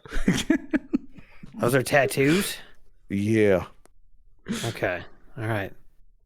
I turn into an exact replica of him. Have no fear, students. His skin tone is that of the Emma sausage. A sausage? Not a problem. Welcome, Mage. Welcome. Okay, so you guys are gonna wait to get the 6 beefs and cheddars, and I alert him. I have some friends who will bring you some beefs and cheddars forthwith. Awesome. So, why don't you guys go ahead and discuss what you think maybe the evidence is pointing towards at this point? Yeah. These sirens, right? They're the ones who go in the water and murder motherfuckers? Sounds like we have to go up to sea. Something definitely lured them into the ocean. Yeah. Specifically sausage folk, so, maybe they're... That's true. They could be some sort of mustard women. Ooh. Well, I did see yellow liquid when I did my assessment stream. The data stream was kind of corrupted, but mustard is a thick yellow liquid. It's true. Speaking of yellow liquids, I must attend to a bladder emergency. All right, so Jesper doesn't have anything to add to this whole situation. Oh my god. Could it be the Arby's people? Because like mustard's yellow. Well, it's Arby's the shrimp. sounds like We know it's mustard. the shrimp. There's something with that's the true. Like, shrimp. If we can get some shrimp, get to their back room. Yeah, but like we need to figure out what's going on. Who's doing something to the shrimp that's making people more susceptible? This guy didn't say that Shelly was with them after they left this place. True. They disappeared into the ocean. Yeah. We don't know what that has to do with Shelly yet. Oh, she could be one of the sirens that it's possible. Or it might be the just shrimp. like the last time with the previous code. Someone leads them there. Great White Spark says, "Oh, by the way, the character sheets are all level 3." Do like an investigation check on it. You want to do an investigation check? We should do some checks. Sure. The character sheets where in roll 20 or Squidlip says, "R, it'd be the honey mustard." Okay, so yeah, let's talk about what kind of checks you guys can make. So the guys who are at our bees, you are waiting in line. You're going to be waiting in line for a while to get those 6 beefs and cheddars. So you can talk to various people there, just like various customers, and see if they have any information regarding your investigation. And I would say that you could do that in a number of ways. You can make an investigation check, or you can use a persuasion check to try to like buddy up with somebody and like, you know, just get real close to gonna them. work out better for me for sure. Sure. Yeah. Yeah, I got an intimidation check, but that's about it. Yeah. Let me do a persuasion check on the manager again. I go back to the RBs. All right. Can I know there was like that teenage kid. Oh, go ahead. Go ahead. I'll try. If I fail my persuasion, you can definitely intimidate that teenage kid, but I'll try the Minotaur. Say, "Arr, it's me, Ludo. And, this is my order." And I order all the stuff, the beefs and cheddars, and I order some shrimp just because I want to check it out. And then I do my persuasion check. Okay. And I got a 10. Oh Jesus, that should be a lot better than that. Oh no, a 10 on the persuasion. Oh, that's unfortunate. Okay. Well, what are you trying to like persuade? Or you're just trying to find any additional information? Is that what you're doing essentially with this persuasion check? Yeah. Why? Well, you said we had a variety of checks we could do. Yeah, so this would be like gathering information. Gathering information about now that we know exactly what's happened. Okay, so let me try to think. So, is there anything else that guy could tell you? So you place the order and you order the 6 beefs and cheddars, and then you also order some fried shrimp, right? You said? Yeah. And then you do so as Ludo, the sausage folk sailor. And so you try to like pass yourself off as him, and I'm going to say that's maybe what this 10 was. And luckily for you, the manager doesn't really know the guy very well. You know, he just sees him every now and then. So he says, some guys were coming in here asking about you. By the way, they're not really sure what they were looking for, but just watch your back, okay? These guys look like they could hurt someone. That's because they're fond of me lobster. They're fond of your lobster. They're fond of me lobster. Are you fond of me lobster? I don't believe I've had the pleasure of meeting your lobster. I try to persuade him to be fond of my lobster.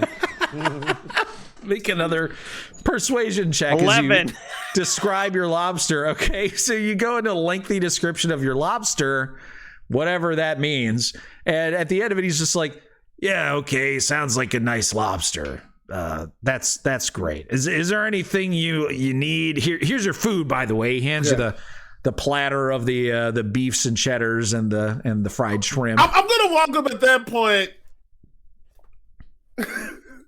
Okay. I'm walking up to him as Ludo and then the other dude. And I turn to our Ludo and I say, "Hey, where's that lobster you told me this man would serve us? All he's got is tainted shrimp. If I don't get down to the bottom of this, I'm shutting this whole operation down." And now I'm going to try an intimidation check over this strange scrimp. And wait, what is happening? Make it roll 20. Oh, you got a problem with roll 20? I'm fine. Okay. It's back. Nah, I'm just stupid. All right, here we go. All right. Intimidation. 10. Okay, so the guidance doesn't apply. So you got a 10. All right. So you try to. I guess you're trying to intimidate him by mentioning the tainted shrimp, and you're hoping that will sort of cow him into admitting something about the shrimp, right? And he says, whoa, tainted shrimp. No, hell no. Okay, I'm not going to allow you to accuse my fine establishment of selling tainted meat. All right, if you have a problem with the quality of our meat, that's entirely on you. Look at the door. The light is out the door, okay? Everybody loves our shrimp. And everybody loves our new shrimp that we just added to the menu a few weeks ago. It's selling like crazy, okay? So it is good shit. You know what? That's on me. But didn't you say you just added it recently? Where'd you get it from? Well, we're getting it from Shrimply Shrimp. They're distributing to all sorts of restaurants. Shrimply Shrimp. That's...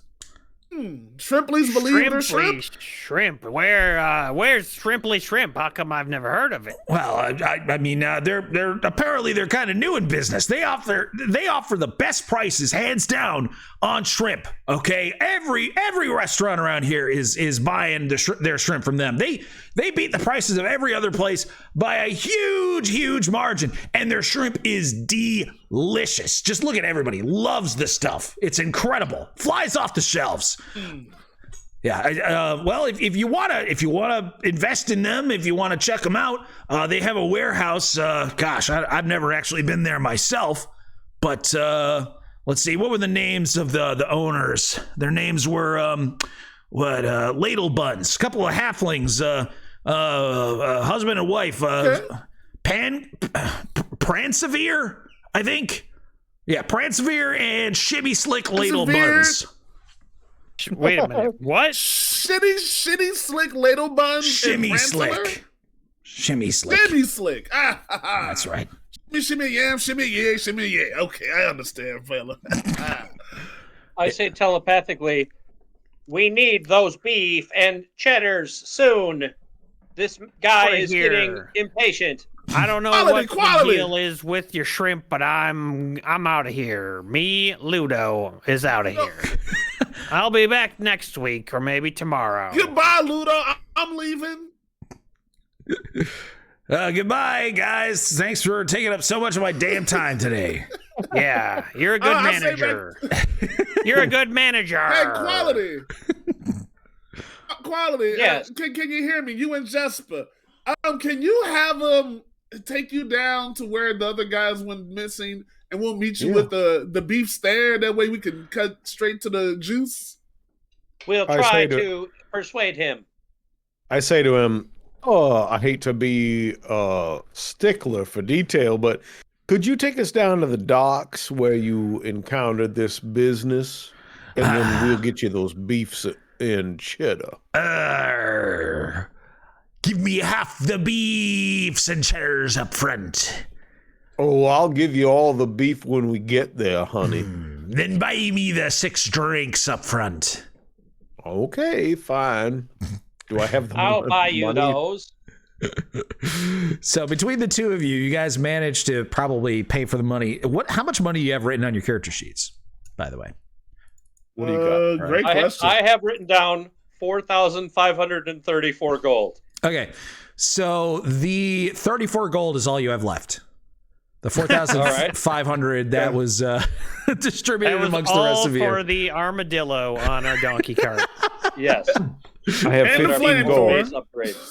And all the magic items you got. 10. Yeah. Samalama Bama subscribed for 13 months and says, "Sup pimps, all this lobster and shrimp makes me want to go get seafood." Don't do it, Samalama Bama. You'll get taken by the sea murderers. So these drinks are very expensive because they're at a strip club basically. So they're $1 each. Ooh. Ooh. All right.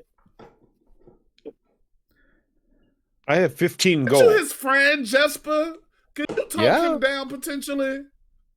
Oh, let's not drink here now, friend. Let's go and see what's what. All right, so you guys buy Ludo, the sausage folk sailor, 6 of his favorite drinks. And by the time he finishes them all, the other guys have arrived with their orders from Hourbees. And I now look like the Minotaur from Hourbees. I look exactly like the Minotaur from Hourbees. In the way my body looks, the way my clothes look, and the way let me tell you, hold on. All right, so the way I can do this, you guys, it's great. I'm a changeling, right? So obviously I can look like the Minotaur. Of course. I also have glamored studded leather, which is magical armor that allows me to imitate any clothing that I want to. So you got the little hairnet. So I got the hairnet. I got all of it. I look just like him. Okay. And is it a hair and horn net? No, it just covers the tiny little bit of hair that he's got between his horns. And I can also, I took the feat of actor, so now I can imitate voices perfectly. So I am, by all intents and purposes, this fucking manager of Hourbees. Oh, yes. Bringing him the special food. All right? Okay. So look, Ludo, we brought you the manager from Hourbees. Oh, way. He turns around and he sees you. Ludo, my favorite customer. It's so good to see you. These guys are my dearest friends, and they're my friends forever. And I as soon as they said that they wanted some beef and cheddars, I was on it. Whoa! Well, very nice to see you here, and thank you for very kindly. You're being very nice to old Ludo. I appreciate it a lot. He starts crying a little bit. Well, there's not enough niceness in this town, and I just wanted to add a little bit. So here you go, delicious beef and cheddars, just how you like them, with no sauce, no special sauce, just straight up B. He opens just up pure B, baby. he unwraps the first beef and cheddar and begins eating it, and he just starts sobbing a little bit as he loves the taste of it so much, and the overwhelming smell of the bee just sort of like hits you all in the nostrils. And he's just like, oh, ever since my friends disappeared, this is the only thing that makes old Ludo happy. Nom nom nom nom nom nom nom nom nom. So sorry, Ludo. So we've all been there, man. You guys watch as he gobbles down all of the beefs and cheddars, and when he finally finishes them, you see that there is the shrimp, the fried shrimp that is there. Nobody has touched it. And he says, I couldn't possibly eat another bite. What's this shrimp for? I didn't order this. Yeah, what is the shrimp for? Well, fellas, the shrimp is the newest thing they have on the market, and it's selling like hotcakes. We just figured if this man loves RBs, he should have the best they have to offer. And then I whispered and said, yo, there's some weird shit going on with this shrimp, and we figured maybe we could get him to like test it out for us. You should eat the shrimp, friend. Convincing as always. Now it's been, yes, sometimes edibles are a sign of a cult. All right, I'm gonna let you guys do a persuasion check with advantage since you guys are all assisting each other using like peer pressure to do this. Oh, I got this. Okay. 19. Oh, dang. Oh, never mind. So because you guys have been so nice to him, Jason got a natural 20. So. Oh my God. Yeah. Well, you guys have been very, very nice to him, buying him all sorts of stuff, and you're all kind of peer pressuring him to do it. He's like, fuck it. I've heard good things. My friends love this stuff, so might as well try it. And he starts eating the fried shrimp. And he finishes. He's like, that was pretty good for fried shrimp. How you feel? I feel fine. Pretty full, but like, yeah. How drunk is he right now? Like stumbling, numb, drunk? Pretty much. Yeah. He's drunker than I've been role-playing him. I'm just gonna quick like jack a little needle into him and take a sample of his blood. Sample Ludo, of his... look over here, and then I swing one of my whips. You see this? Boy, I'm gonna cheer you up. I love. God! And then I like try to grab a vase off the like thing. Oh my God. The bar. All right. Well, let's make a check here. So fucking sneak blood sample. Yeah. All right. So here we go. This is what we're gonna do.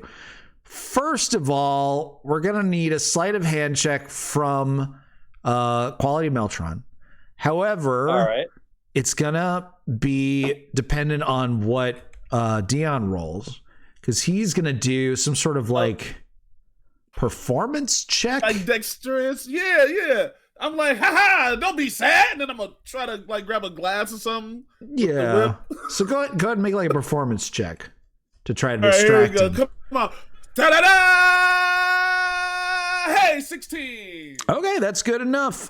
So that means the sleight of hand will have advantage. Go ahead and roll that, Quality Meltron. I also didn't roll my portents today, so I'm gonna do that. Oh, good idea. All right, Quality, it's on you, big fella. So we got a natural 1, which is actually pretty cool for portents, and an 11. Yeah, and an 11. All right. Well, I think I'm just gonna go for it then. Okay. Although I do have lucky now as well.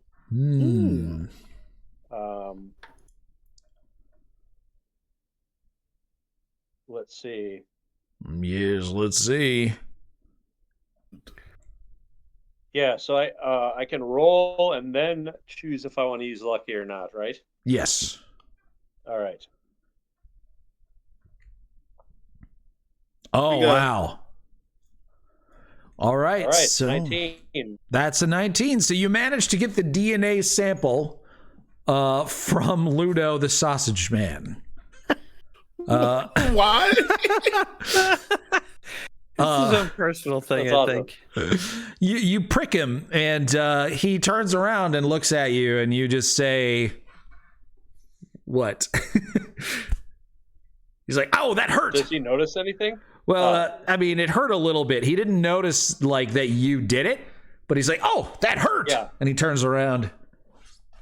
I said, "Oh, it looks like some bees were attracted to the beef that you ate."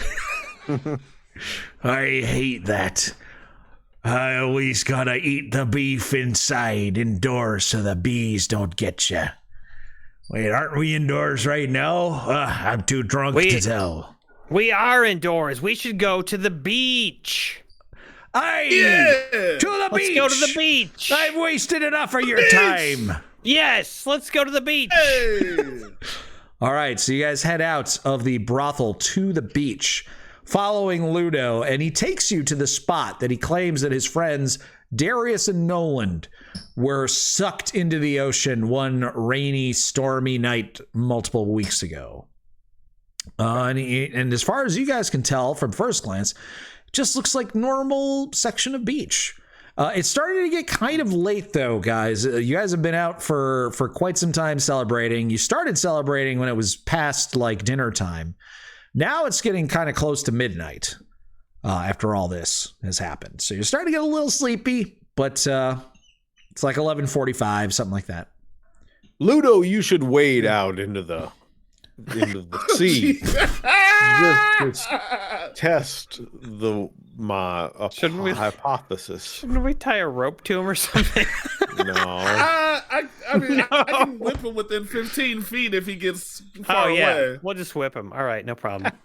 We'll just beat him to death in the water, you know? Okay, well, we're going to have to do a persuasion check here. This one will not have advantage as you persuade him to go out, wade into the ocean where his friends disappeared. All right, I got only 11. Jason got a 17 again. Very persuasive man. Wow. I mean, rabbit. Wow.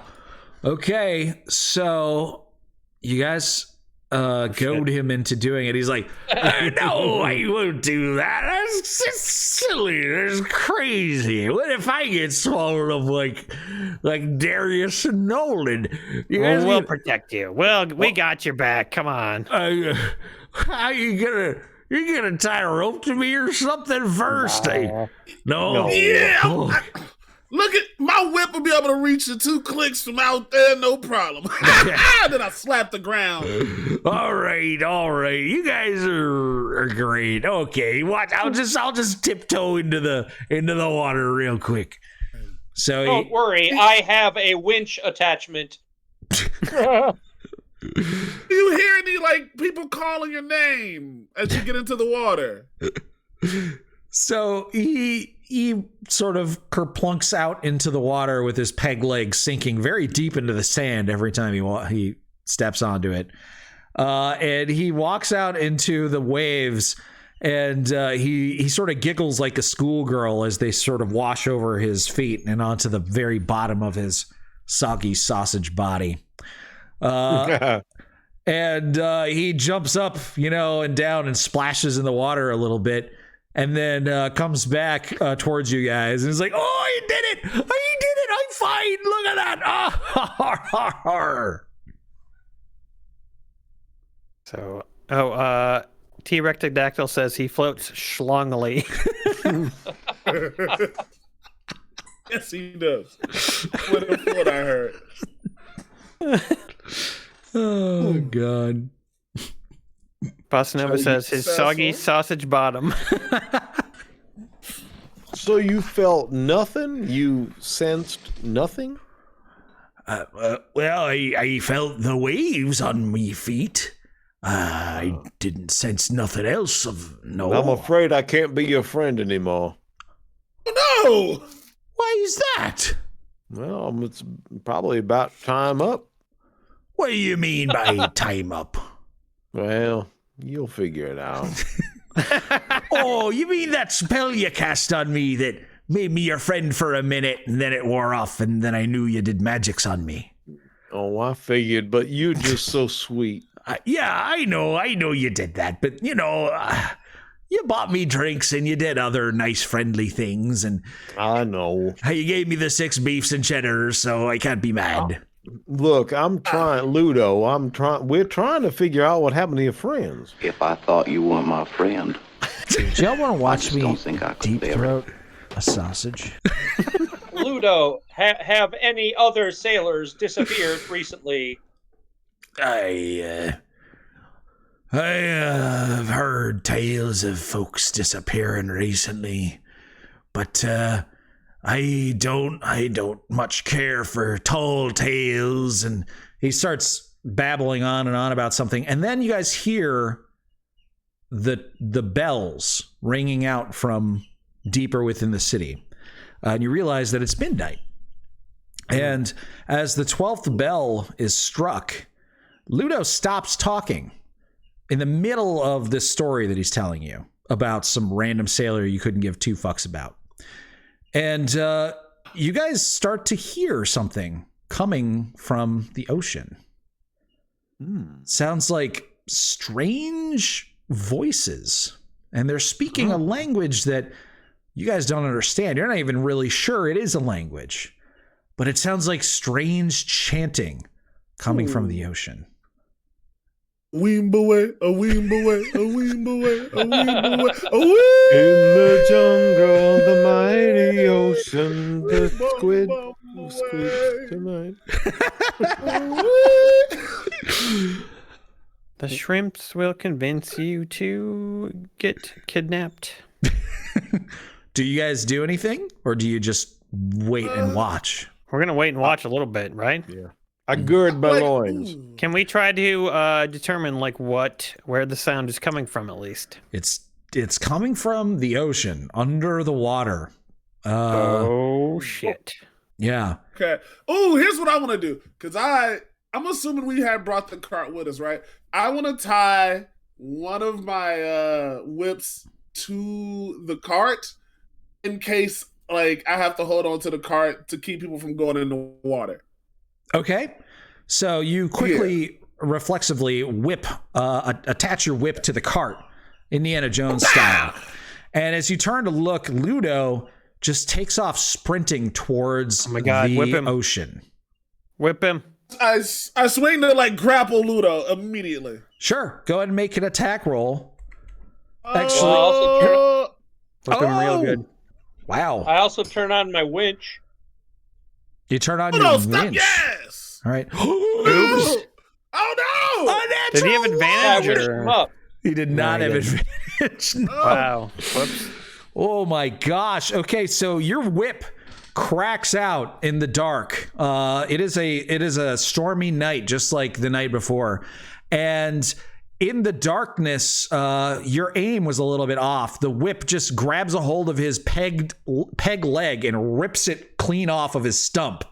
And he almost falls over. In fact, he does sort of flop over, but the top of his sausage head plunges into the ocean.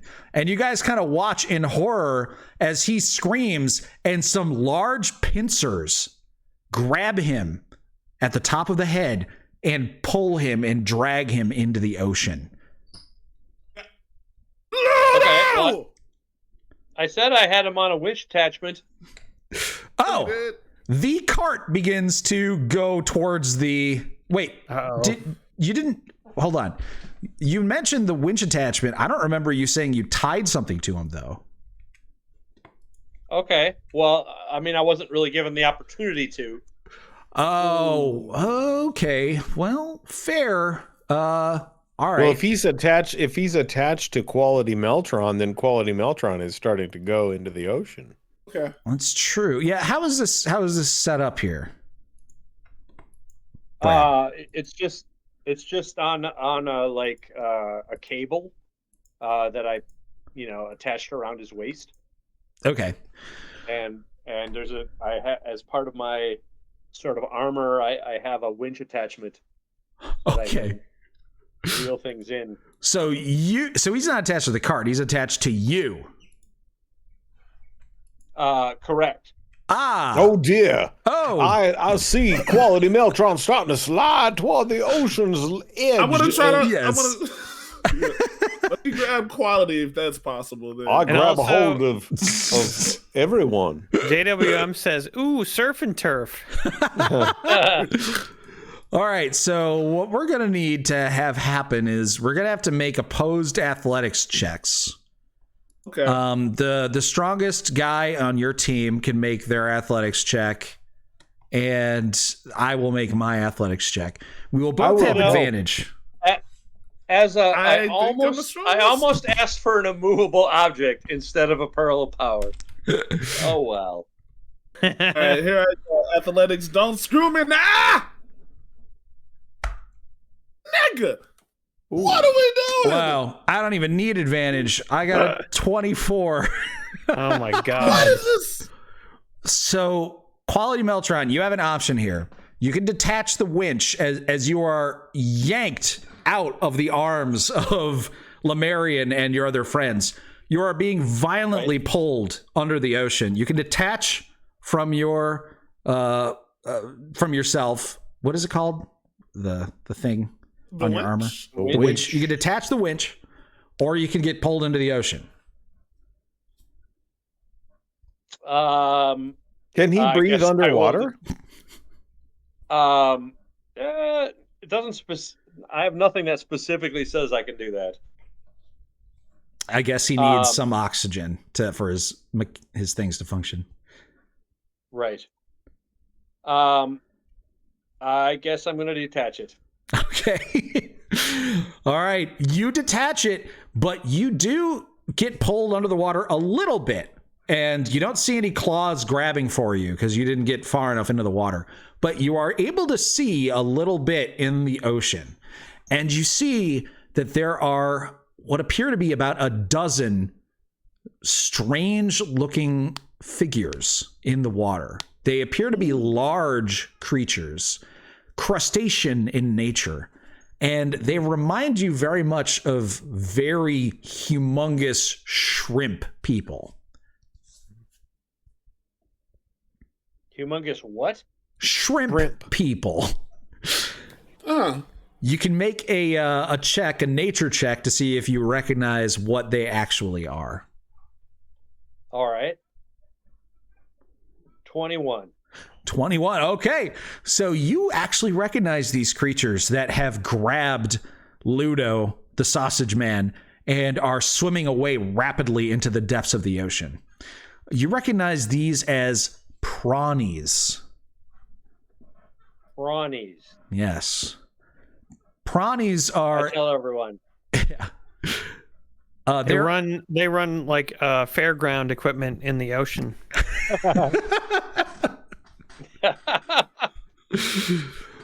Prawnies are a sentient race of aquatic crustacean monstrosities.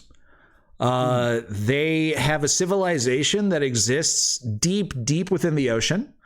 And they generally are not seen like on beaches or pretty much anywhere near humanoid civilizations. Okay. They're neutral, they're not known for doing this kind of thing at all. In fact, they're strong. They can punch you with their like pincers. They don't actually tend to use them for grabbing super often. They can grab with them, but mostly they punch them. And you know that they also have a scream, which can cause you to be very afraid for a brief period of time. Weeblotrack says, it's the Game Society Shrimps. Mithrander says, Prawnies, the dashies of the sea. And how far away are they from me? I would say they're just to the edge of your vision. So if you have dark vision, like 60 feet away. Okay. Which I believe I do. I'm going to cast darkness on one of them. Okay. Take them out. I'm gonna cast darkness on Ludo's clothing. Okay. All right. So you cast the spell. You raise your head sort of above the waves for a moment, speak the magic words, and then lower it down under the water so that you can see your target. And then you point your wand towards it, and just a blot of darkness appears, kind of right on the edge of your vision, and then it disappears deep into the darkness of the ocean. So you're pretty sure that your spell worked, but they continue to swim deeper into the ocean out of your vision. All right. And they can't see anything now, probably. Apparently, yeah. You're pretty sure they can't see anything. Okay. The cart, like aqua capable. Shit. Oh no, yeah, the cart should have been. It should have been able to transform into a submersible. How come no one suggested that? Come on, guys! Damn it! Come on. And we were accepting anything. I mean, if you had said aquatic vehicle, then Can transform like a James Bond car. Damn it. Scuba Donkey. Exactly. Next time we get a fat sack of cash. Well, we didn't know. Oh, well, I guess we should cut our losses. It has a and go flamethrower. back. Can we just flamethrow the sea until it dries up? Yeah. Infinite ammo flamethrower. Damn it. Yeah. How did I stop that? Jason, what were you saying? Well, we should go back to the Tortle brothel.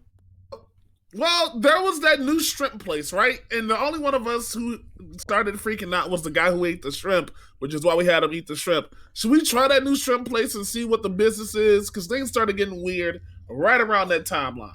Well, Yeah, we know. let's go put We some already pressure on know. them. We know where the shrimp comes from. It's that new place called the Pransevere It's like Shimmy Shrimply Slick Dimplies Ladle or Buns. something.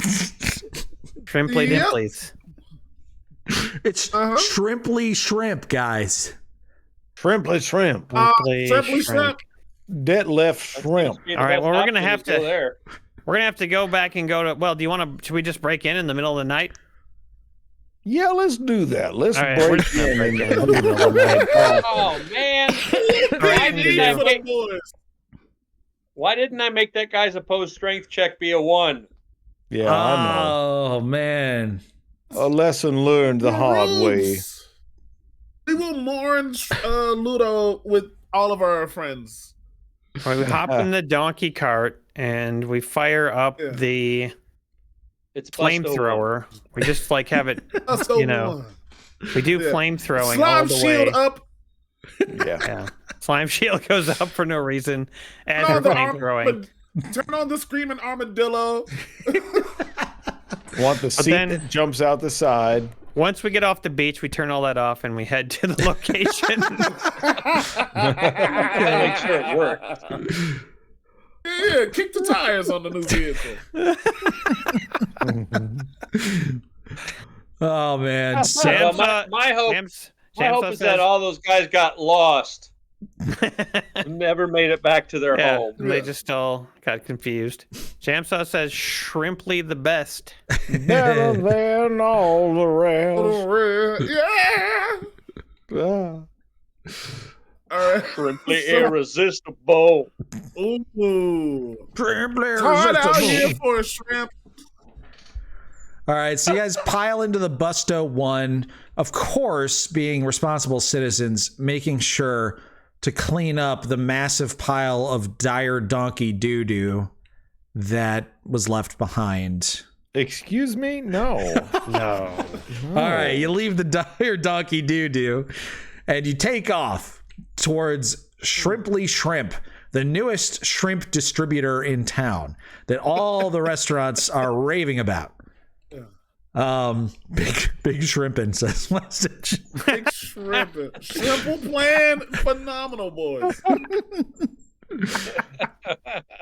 You blast the armadillo alarm. The flamethrower shoots high up into the sky. People flee in terror at the sight of Busto 1.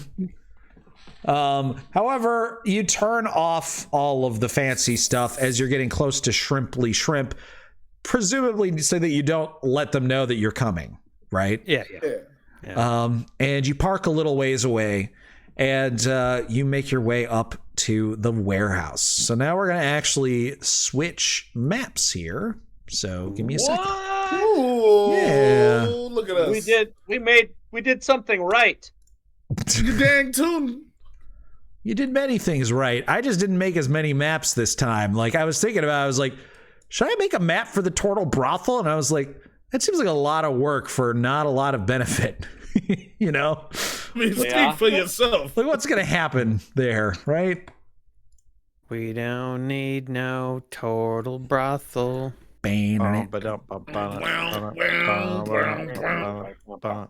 Turtles, leave that map alone.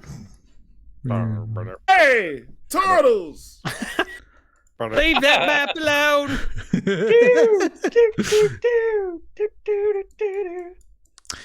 Whoa. Okay, so I'm going to go ahead and, since you guys came during the middle of the night, these two halflings that you see are not actually there. They're at home sleeping. Oh, good. Right. Well, they look so pleasant. I'm sorry I won't be able to meet them, but Yeah. got the shrimple dimples. The Brickishaw. Yes. Do you have lockpick tools? Of course. All right. All right. Give me a second here. Yeah, those doors are locked. Do you have proficiency or expertise in lockpicking? Thieves' tools. I've got thieves' tools and a burglar's pack. Do you have expertise or do you have proficiency? I don't know. Ask my mom. The Brickishaw's mom. Oh, there you are. Down there. Do you have proficiency in lockpick tools or expertise? Checking. Yes, I do. Yes, he does. I'm DeBrickishaw's mom, and he has proficiency. Okay. As you were, continue. Yes. All right, so you guys walk up to the front door. Although if you want, you can go around the backs and stuff like that. I'm going to zoom out a little bit on the map here just to show you kind of what it looks like. And you guys should do the same. So if you take a look off to the sort of back of the building, you'll see that this warehouse isn't entirely on land. In fact, the back of it is on a very, very short pier that is right over the ocean. And so it seems like one could pretty easily from the ocean, like climb up onto this warehouse. There is like a Prawny. Like a Prawny. There is a rowboat that is also parked on the water's edge right over there. And there's a lot of different windows. They appear to be locked just like the doors. And yeah, that's kind of what you can see. Okay. Should I try to break in? I think I'll break in. Yeah. Gain entry. I'll thieves tool it. I will assist if I may. Okay. Yeah, you guys are both proficient in it, so you can assist. So that gives advantage to whoever the main guy is. They have advantage, and the other person can't roll. It's allowing me to use any input value. Is it which ability should I be using for this? Dexterity. Dexterity, yeah. Okay. What's your dexterity? I guess 16. Oh yeah, you're good. Okay, so you got a 17, and what are you unlocking? The front door? Yeah. Okay, so yes, you managed to unlock the front door. Those doors should be unlocked now, so if you wish, you can open them. Can we check for any sort of security? Would that be a perception check? That would be a protocols. Perception. Yep. Luckily, everybody look around and see if there's any traps. Luckily, there weren't any traps on that lock that you just unlocked. We're all rolling really badly. Come on, Dion. Oh, look, we're turning it around. Here we go. Big perception, man. And Preston. I'm Preston. Let's go. What's our highest roll is 10? Wow. Okay, well, you guys do what you assume is a very thorough look, and you do not spot any traps. Yeah, there's definitely no traps, boys. Open the door. Absolutely I've never no seen traps. a more trapless place in my life. They should get some traps here. Listen, this is way too open. Okay, front door opens. What happens? Well, it's not I'm open guessing. yet. It doesn't look open to me. Guessing detect magic.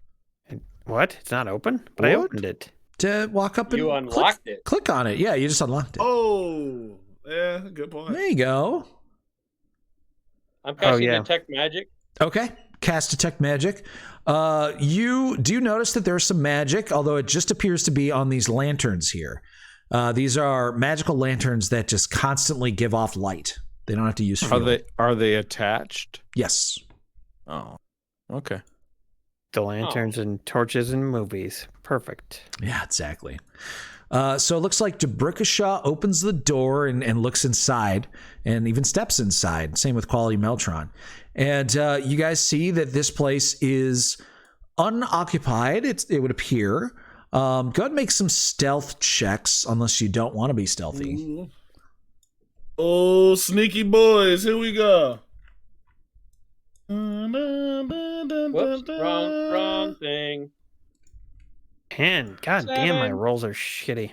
10. Hey, I got a 13 with heavy armor, but hey. Wow. The stealthiest one amongst you is the guy with disadvantage and heavy armor.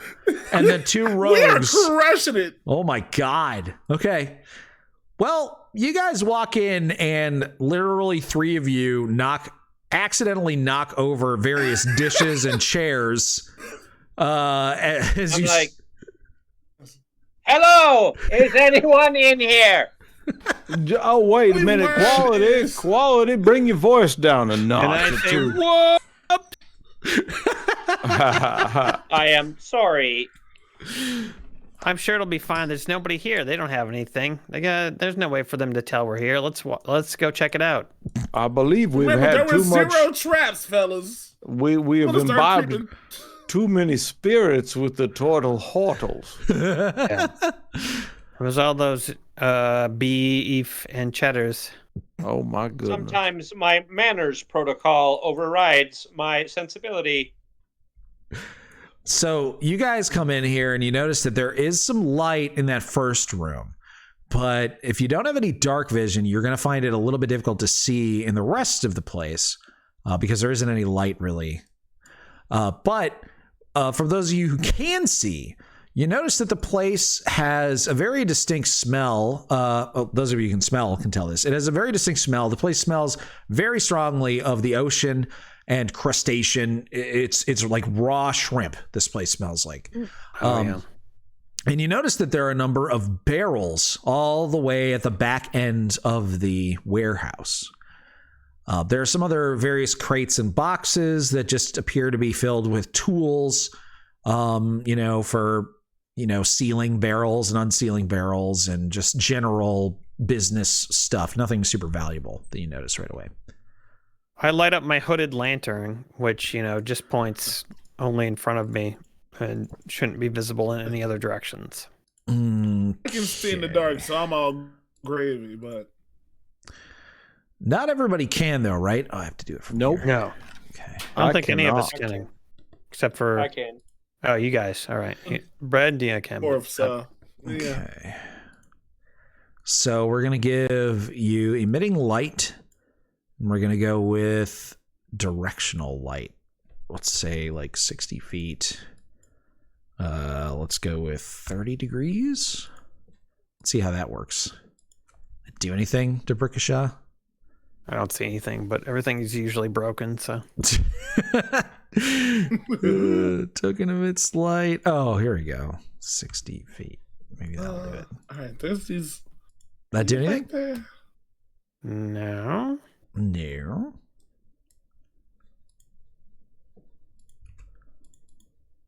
Whoa, stupid dynamic lighting. You have token emits light on. You have directional light. Let me turn the directional light off. Maybe that'll... Nothing? No. Wow. Stupid. Very stupid. All right. Why don't you just refresh the page, see if anything changes. I'll try it. Anybody else having a hard time seeing stuff inside of it? I can see everything, but it's not... Oh, you can see everything? Dynamic. Yeah, I can see everything. Oh, okay. Well, that's good enough then. Yeah, it's good enough. All right. So you guys start walking through. Is there anything you want to look at in particular? You said there was like a back I'm looking out these back windows. Okay. So you look out the back window and you can see out over the ocean. And go ahead and make a perception check. I go look out these back windows and I'll make a perception as well. Okay. Is there so there's Wow. What, Jason? What do I see in the room? So there's barrels in the back. There's windows in the back of the room. What else? So let's see. What else do you see here? I rolled a natural 20 perception. I see that. Oh my god. I see that. That's amazing. So you actually are a little bit more interested in the rug in the middle of the room here. Oh. I'll take a bite out of it. What does it taste like? Oh, well, it tastes pretty cheap. But the first thing that you notice is that it's actually wet. Oh, dang. This rug is imbued with moisture. DeBricashaw, you notice something a little bit strange. You're looking out over the ocean, and you see that there is this rowboat there. And you see that it is tied up. And you notice that it looks like it's in disrepair, like hasn't been used, it hasn't been maintained. And not only that, but you don't see any way for it to like dock to this warehouse. So you're trying to think of like, how would shrimp shipments even get to this warehouse? Like they couldn't bring them in through this boat. It's way too small. There's no place for it to dock. It hasn't been used in years. So that just makes you very confused. And there's no like, dock area. There's no like where they could haul shrimp in. Like, no. All right. And there's no evidence of like anything, any wear and tear on a specific area where like, things would have been brought in regularly. No, you can see that there is a set of doors kind of down to the south of you, set of double doors that look like they go out. So somebody could be bringing in shrimp from a boat or something through that way. All right. But guys, we should check out these doors. There's a rowboat, but it couldn't possibly have shrimp. What about this rug that was wet that Jesper found? Can we like see if there's something under it? Because why would there be a wet rug like on a wood floor unless there was moisture hitting it from somewhere? Okay. That's right. It's not a rug. Oh, that's where the shrimp's coming from. I'm continuing to chew upon the edge of the rug to wear down my teeth. So you're chewing on it. This is a fairly large rug. It looks like it's about 5-6 feet in radius. So it's going to take you a while to chew through the whole rug. That's fine. I can pull it aside. I just wanted to chew on it a bit. Munch that rug, as Great White Spark says. Yes. All right. DeBricashaw, you make your way over to the double doors. They are locked. Lemurian and Quality Meltron, what are you doing? Quality, you didn't see anything looking out that window. You just smell shrimp, and it smells stronger at the barrels that are right by you. Got it. I'm going to try to see if I can move the rug that Jesper's chewing on. Like a trap door under it. Yeah. Okay, so you just grab it with your hands and pull it, basically? Yeah, do a little tug. Okay. Jesper, somebody's trying to take the rug out of your mouth. I relinquish the rug. Jesper, pardon me for just a minute, my brother. I just gotta... I got questions about this munch. Yes, please disregard my own gnawing. You pull the rug aside, and you see that it was covering up a large hole in the floor. I knew it. And you could look and see the water of the ocean beneath that hole. Aha. That must have been a pretty stiff rug. Yeah. Can I see into the hole? Like, is there a ladder or something? There doesn't appear to be a ladder. It's not very far to the water beneath. It's about 4.5 feet or so. So it would be difficult for you to like climb from the water to the the floor of the warehouse. At least it would be difficult if you were, an average sized person. I'm still concentrating on detect magic. Is there any magic coming out of there? You're not seeing any magic at all inside of this warehouse or down in the hole. How about does my heat vision detect any heat signatures down there? Nope. Maybe the odd fish or something, but you don't see anything interesting. Can I use Giant's Might to get a size larger? Would that help me getting back up there? Oh yeah, you wanna test and see if you could jump down just in the like water. Get down. Yeah. I also quiz Meltron on exactly what the shrimp people looked like. So first of all, they're called prawnies. Shrimp people is derogatory. Right, Yeah. Prawnies. How dare you? You gotta pay me money so I can say it for you. My prawn neighbors.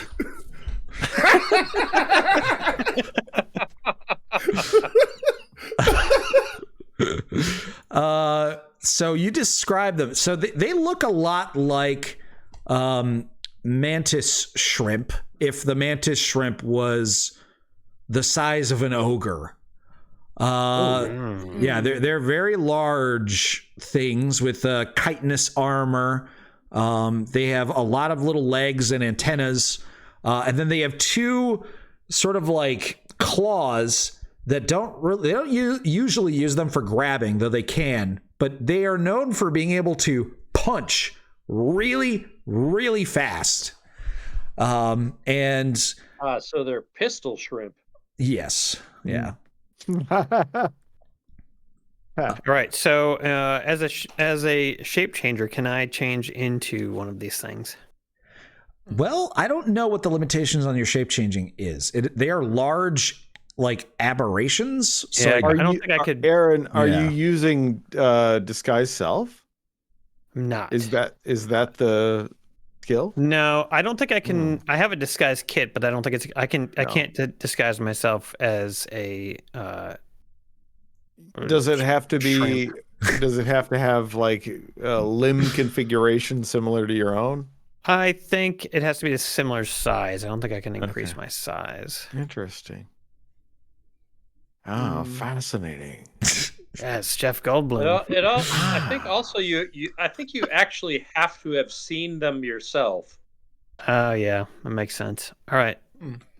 I can adjust my height and weight, but not so much that my size changes. Yeah. All right. Yeah. I'm not going to do that right now. I'll wait until I actually see one of them. Maybe we could go find one in a book or something. Yeah. You might be able to pass yourself off as a child, a prawny child. Yeah, prawny child. I think I just thought of a name for the brothel. Okay. Kara's place. It's like Carapace, but it's Kara's place. All right. That is quite a stretch. Yeah. It's a massive. Ooh. I feel permanently stretched. It feels like the Apollo in here.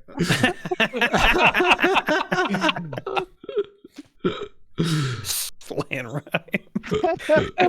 Jamsaw says the shell game. Yeah, I like the shell hole a lot. The shell hole. Yeah. Oh yeah. I think the most popular one was shit. That was one. Forgot now. Who's that booze in between the Yeah. I don't know. I like the pink pond. Hey, not bad. Well, if we come up with like 4 or 5 options, we could put it to a vote. You do a little poll time. Yeah. Could be poll time. Oh, snappers was one. Probably with the Z, I would assume. Totally not a brothel. I liked that. Yeah, one. that was a goodie. Totally Jamsaw. not a brothel. What was the one that we were just raving? Oh, that Brad said. What'd you say? Kara's place. Kara's place. Kara's place. What else? No, that was really bad. Yeah, it's too bad. I can't write it down. It's too much. Shell and half shell. Turtles in a half shell. Oh, I would say, hey, look, they're not all winners, man. The pink conch. What was the pink one? There was a. I mean, you said a pink one, didn't you? I don't remember saying a pink one. No. Tara. I Pink. don't remember seeing a pink one. No. I don't remember seeing a Rectodactyl says reptile dysfunction. Oh, that's good. Hey, that's a goodie. Yeah. Oh, yeah, there was one. Wasn't it like the slow ride was one of them or something? The slow ride. That's good. Yeah, that's very good. The Tortle Tortoise? package. Slow grind, yeah, it was something like that. Hortus. Tang, the This is Terrapin good. Tavern, Hortus. What? All right, So Great White Spark thinks that he's being really clever with scooters, but I don't get Like it. scuttlebutt What or is that? something? Yeah, is that like a reference that we don't get because we're American or something? I maybe don't get I that. am from America. I call turtles turtles. The scute is the Yeah, shell. Oh. What about That is Oh, what about far too scuties? far too intelligent. That's on the same level as Tara's place or Kara's place. All right, Brad's these are the not gonna 5. let that one go, man. Y'all better. He's workshopping the shit out. Kay or John, can you please make a poll for those 5 options? Although there's no commas because I don't know, it didn't work. When All winners in my book. Crawdaddies is pretty good, except they're turtles, so I don't know if that really works, but it's good. That would be good for a crustacean strip club. Like the plate, yeah, that's true. Hortus. No, a good place for a crustacean strip club would be the Shrimp Pimp. Shrimpin'. Big shrimpin', yeah. Or Big Shrimpin'. Yeah. That'll be down underwater probably. It'll probably be something like that. Yeah. That we'll find eventually. It's going to turn into the... is it Aquaman 2? No. Creek? Aquaman 3. 2. No. 3. No, it was Black Panther when they went down and found Namor. Oh, yeah, and they found Namor. Undersea and place, then, yeah. You find the strength of the Black Panther. That's what we're looking for right now. I think Forrest Whitaker's a great actor. I don't know what the fuck he was doing in that movie. All due respect to the guy. That accent had me so befuddled, dog. I just watched the rest of that. I started watching that movie and then I quit watching it, and then I watched the other half of it last night. And at the end of it, I was just like, no, nobody gives up their shit that easy. Like, everybody's got their baggage. Nobody stops believing what they believe that easy. Yeah. Like, look, I get it's like the warrior culture, but like, so when the large dude almost beat him at the beginning, right? But he was a part of a tribe that was like involved with it. This dude shows up out of nowhere, just starts wrecking shit, and they're like, well, I guess he's the king now, you know? He has no idea how our infrastructure works, and he's a murderer, but this is cool. Yeah.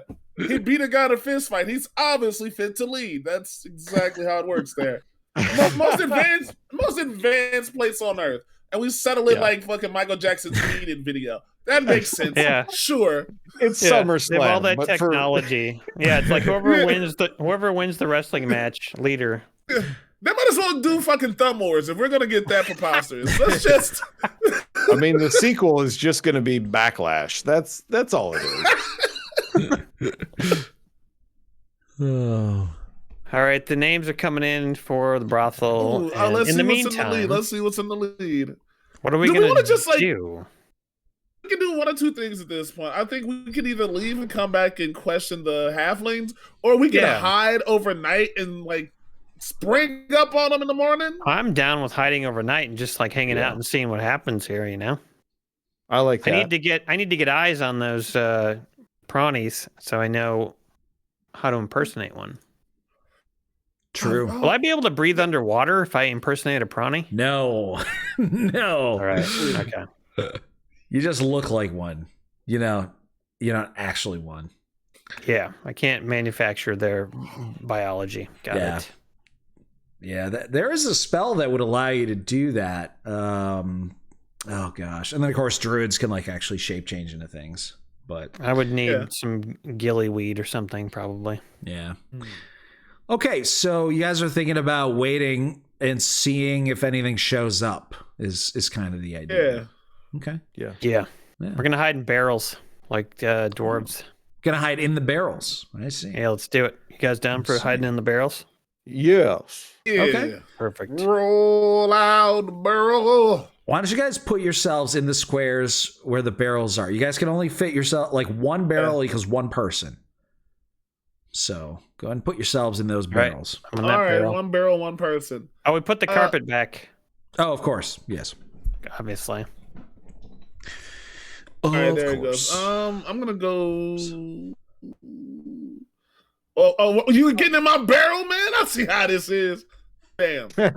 What about Snap Dance? It's too late. The slow ride has won the vote. The All slow right. ride with 10 votes. Snappers with 7. Totally not a brothel 6. Yoho 1 and Fortis 0. Nice. The slow ride. Yeah. The slow ride. It's subtle, good. you know? It's good. Good. Yeah, it's good. It's very good. 5 Entertainment says PayPal. Also, Dooming Onion. Wait a minute. What is this? What is this? Onion. Did you actually look one up? Oh, that's my boy 5. Oh my God! Look at that, Emery. You gotta put that Dooming Onion up on the stream. screen. Okay. It's amazing. Okay, I'm gonna do. That's Whoa. what the fucking Dooming Onion That's looks awesome. like. This is so cool. That's scary. Let me take Yeah. a look. Okay. That's great. Give me 1 second, guys. I'm saving it to my computer. Saving it to my computer. Calling then it the putting it in Dooming the Onion. program. Yeah. And then I do it. Squidlip says, I'm going to go to Snappers. I know, right, Squidlips? You guys, get your shots ready. Oh, boy. Well, that's their competition. Oh, all right, shot time. Na, na, na, na, na, na, na, na. I'm waiting to see this Dooming Onion picture. It's just taking forever. There we go. Put the Dooming Onion on the screen. Shot man. Oh, boy. Judge me, nigga. I don't have a shot glass here, Chris. What do you want from me? I'm gonna drink this yellow liquid. Yeah, drink the yellow liquid. Okay, you guys, here's the deal. There's the Dooming Onion. Hey, you ready? Oh, nice. From 5 Entertainment, who also says, time for some random shots, you crazy bastards. Wait, does that mean we all get to take shots? Oh, what? Oh, is that We all happening? poured shots. I just poured a shot. Oh, Yeah. no. Can we just all have random Listen, shots? if we're doing it, we're doing it. Yeah, I think we're all going to do it. Do The random decision decided that we would all take shots. I randomly poured my good shot into my bad shot glass, so it's going to taste vaguely terrible. So It's pretty random. there we go. All right, all hail the king in yellow. Are we doing it? Thank you, 5. Thanks, Hey, 5. cheers. I Welcome mean, that's my guy. to medieval times. Oh, okay. There's muscle. Legally blind. Man, why is it so strong? Huh. You know, the fourth shot's the one that really gets to you, you know? Yeah. Yeah. Well, Hooey. All right, Wow. waiting Think in of it. some barrels. all right, we waiting some. While we waiting barrels, I'm gonna go mint pea. Wait a minute. Not Are in these the barrel. barrels full of shrimp? DeBrickashaw, Mint where'd you pea. go? No, okay, so you guys notice that the barrels are all empty. Where did I go? Yeah. Oh. Barrels are But all they smell like shrimp? They I do didn't do smell like anything. shrimp. Yep. I swear. Lingering scent of shrimp in the barrels. Yeah, DeBrickashaw is just fucking gone, and I don't know how you did that. Or did I do that? Maybe. I didn't do it. Show. I did not do anything. I was not even on. He said he's Roll20. what? Yeah, where is Rickshaw? I don't know. I was in the barrel right next to. Wait, there I am. Oh, I'm there back you are. For some reason. What's happening? I just put Stop you it. there. Don't touch me. Okay. The Okay. barrel shaw. Exactly. You guys All right. find your Get in favorite that barrel, barrels. Phineas Purge. barrels. Oh my god. All right. Are you guys doing anything else as far as like, so I imagine when you get in a barrel, right? There's like a lid on the barrel and you just kind of close it. Now these barrels are airtight. You notice that immediately once you get in. They are, the inside of them is like very like there's not like holes that you can see out of or breathe out of even. Like they're airtight. They're coated with a beeswax. Perhaps. Oh my. Yeah. And in fact, why don't any of you guys, let's take a look at your tool proficiencies here. What kind of tools you guys proficient in? Just thieves' tools for me. Thieves' tools, playing cards. Lemurian, what do you got here? Anything that has to do with barrels in any way? No, just a bunch of weapons and stuff. I woke up to a Darren text. He was like, "Oh, you went to sleep too?" Oh hell, I was on the couch done. I was like, I gotta try this new bitch out. Both of us. Yeah. He said, I heard the TV, but nobody was in. No, I'm telling you. I said, well, shit, I don't know. Nigga, exactly. You gotta take a nap at your crib. Oh shit! Hey, there we are. Yo, wait, hold on. Is that your neighbor? That's my roommate. That's my boy. Sure. Oh, okay. Jason got it. I knew what was going on. All right. So, does nobody has any sort of like experience with barrels or anything? Nobody's a Cooper. Well, I mean, I never trained in barrels, but I will allow everybody to make an intelligence check to see if you notice something about these barrels. Yeah, I'm actually a little bit worried about them because if shrimp is this problem, what if we get shrimp residue on them? Genius! 18! Oh. With a negative one, Even I'll with take a it. -1. Wow.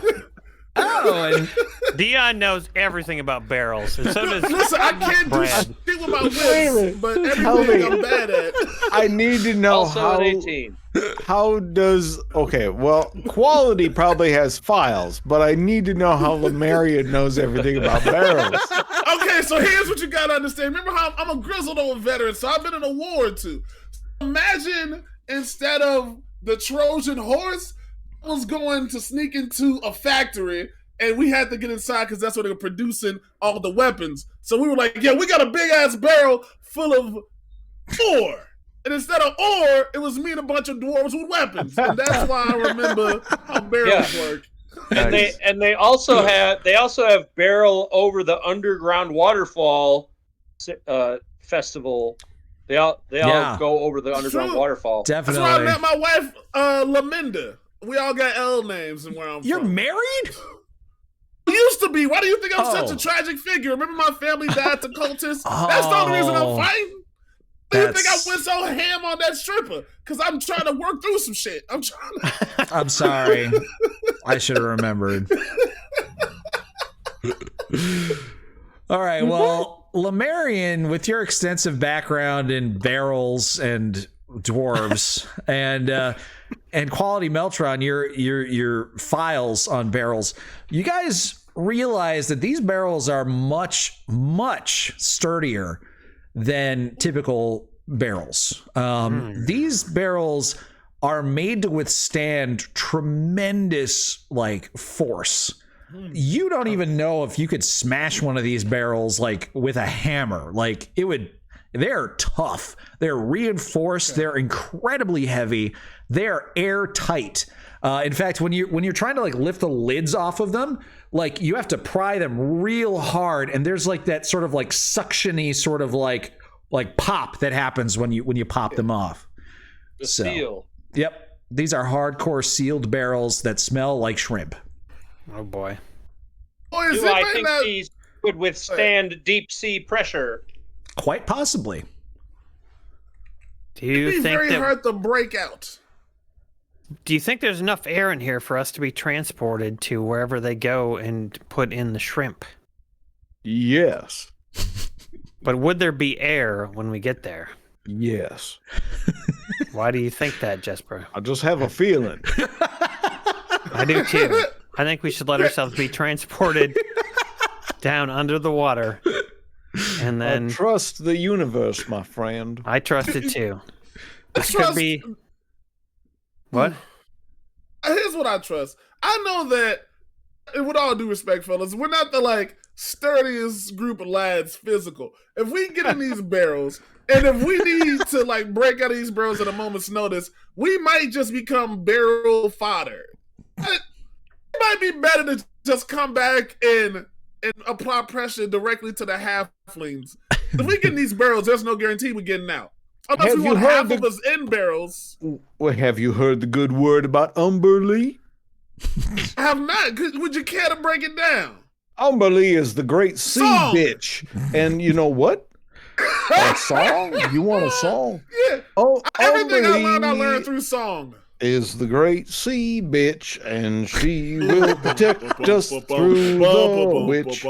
She is the one who will give us sea bitch.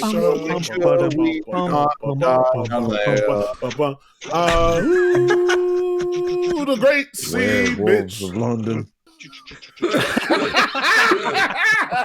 Brava. I will do anything to take down the cult that will destroy the world. So we're all agreed. We're going down in the barrels. I have studied the new spell of Shatter. I feel like if I'm strong enough that I can giant smite out, so that's 2 of us who can get out. Yeah, so like the 2 of you who knew all the stuff about barrels, you think about like, you know, how could we break out of these? And you realize that, yeah, they're incredibly sturdy, but you know where their weak points are. It's right at where, you know, the lid is sealed.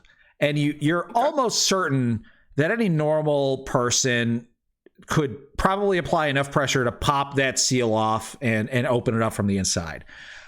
These things are built to withstand pressure coming from the outside, not so much from coming up. Now, you do think that it would be a lot more difficult, though, if you were to be like actually underwater and like experiencing all the pressure. Like that might make it a lot harder to get out of these barrels. But if you were above land, or if you were in some sort of, I don't know, underwater building where the pressure wasn't a problem, you could probably pop out of these things without a problem. Like if you drive your car underwater. We all do. It's inevitable. It'll happen to you. Yeah, that's right. Call me Colonel Jesper Ted Kennedy. I'm going to get in the barrels. Yeah, we're in the barrels. And you know what I'm going to do? I am going to... You are referring to Chappaquiddick. That's right, which man. happens in the 20th century. I reckon you know all about it. Yes, I have studied it. Apparently talk to him about it, because otherwise how could he possibly reference it? Get in the barrel. Get in the barrel. Okay. The barrel boys. We go down as one unit. Since we're just sitting here all night, I'm going to test how long the air lasts in the barrel. Okay. Yeah. Assuming that I've been able to like pop it open like easily enough from inside. Yeah. You mean by blacking out? Yes, exactly. When it gets hard to breathe, I'll just pop it open. Okay. Yeah. So, do you do that while everybody else is also in the barrels, or are you like being like, okay, guys, wait, I'm going to sit in the barrel for an undisclosed amount of time, and then... Well, they're in the barrels, but they've got it propped open however they're breathing. Gotcha. I'm going to, and I'm communicating with them telepathically and, you know, doing this experiment. Okay. So you guys get in the barrels. Most of you guys have the lid still off and are just sort of like peeking out over the edges. And Debrikasha, you are sort of like holding your breath and testing how long it'll take. When all of a sudden the rug begins to move. Oh, God. What do you do? Debrikasha, you don't notice this. Sorry. I scoonched down like, and I hold the little barrel lid so I can barely see out the top. Okay, so that's going to be a stealth check. Anyone else? Ooh. Yeah, I'll stealth it up again. Just... Yeah. Okay. What's quality 16. mode? If I do this, I will do the same. God, no. Oh no. No, I'm going to voonch down. Oh, you're not scoonching, you're voonching. Got it. Yes. Okay. Dan smashes his heavy armor against the barrel as loud as possible. I got dizzy. There wasn't a lot of air in there. There's a Chris Farley inside that barrel. Okay, let's see what happens when you voonch down in there with a stealth check. Oh, I did not see. Very well. Not too good. I not see. too good. Yep. Wait, I don't know the outcome of that yet. So I'll replace it with my 11. Okay. All right. So you guys tried to hide a little bit as you see the rug begin to shift. Let's move that rug over. And once it's been pulled aside, out from the hole crawl 3 massive prawnies. Boy, it might be action Jackson time. Yeah. Oh shit, they're huge. They immediately begin to move around towards the barrels, and each one of them begins to sort of like tie the barrels with some ropes, some ragged, like waterlogged ropes that they brought along with them. Oh, sure. And then one of them notices that one of the barrels, there's a little dwarf buddy inside. So we're gonna need to roll initiative, everyone. Yeah, but Select your tokens. They could have killed all of us. What a 8, a big old 8 for initiative. Mercy. 15.16. Whoops, I forgot to Good rolls for this Oh fight. shit! Hold on. I'm gonna clear, remove the list, clear everything. Oh, all right. I'm sorry. So yeah, Jesper. Who had already rolled? Some folks have I had a 15. Okay, Jason. I'll roll again. You can change it. Okay, add turn. There you go. Change that to 21.14. Add 1 to mine. Okay. You got a 15? Yeah. Okay. Oops. Yeah. 15. All right. Quality Meltron. 9.13. 3. Then an 8.11. 8.11. All right, now I'm gonna roll these duders. For sure. This is gonna be all for naught. Of course. Hey, all right. Well, one of them's worse. Oh wow. Yeah, they tended to roll a little high, didn't they? Okay. I'm gonna take the top one. Okay. So, Colonel Jesper Quickload, you actually did manage to hide pretty well. And you were very observant, so you noticed the Prawny notice Lemurian. It seems like Lemurian hasn't quite noticed that he's been spotted. So you have the opportunity right here to act first before anything else goes down. What do you do? Oh, me? Yeah. Oh, well, shucks. Do I have the drop on? What's happening, Dandy Griffin? None of them see you. Well. None of them see you. None of them see me, so I have advantage. I would have advantage on this one here. Yep. Well, you know, they haven't done anything. They haven't done anything violent to me yet, but no, that's not going to stop me. I'm going to stab the shit out of the one closest to me. I'm going to sneak attack that bitch. Okay. Yeah, I'm going to shish kebab him. Absolutely. So you hop out of the barrel silently. And you pelt him with Easter eggs. No, I stab him with my rapier. Ah, nice. Okay, you have advantage. I need to get back in here. Get back in there. The universe of the internet conspires against Colonel Jesper. Hate when that happens. I have loaded the wrong roll 20. Give me one moment, please. Somebody's in the valley of green gold at the current moment. Man, I am rolling critical hits against my own friends. Here we go. All right, Colonel Jesper. I'm gonna attack him with my rapier. Okay. That is a 16. It's actually a 19. Actually, 19 because I have advantage. Okay, so you hop out, and I'm going to need you to move a little closer because, yeah, there you go. You hop out and you skewer this Prawny right through the back with your rapier, dealing 12 points of damage. Yes. Stand and deliver, fiend. It squeals a little bit in pain as it winces from the blade. This thing is very big, though. You can see it's like sort of clear blood pouring out of its wound, and it sort of turns to look at you. No, geez. Well, I'm gonna take a few step back. Okay. Which I will do as soon as my little page closes. I'm having some issues. I would say that this area with the barrels is difficult terrain, so... Sure. Yeah. I'm not moving far. I'm just moving like 10 or 15 feet. Gotcha. Just enough so I get out of his range.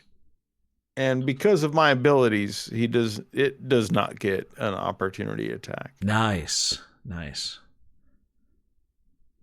They may have been friendly, Dr. Manhattan, but we're doomed now. Yeah, well, I don't distinguish between loads. Well, that's right. I'm quick load, not smart load.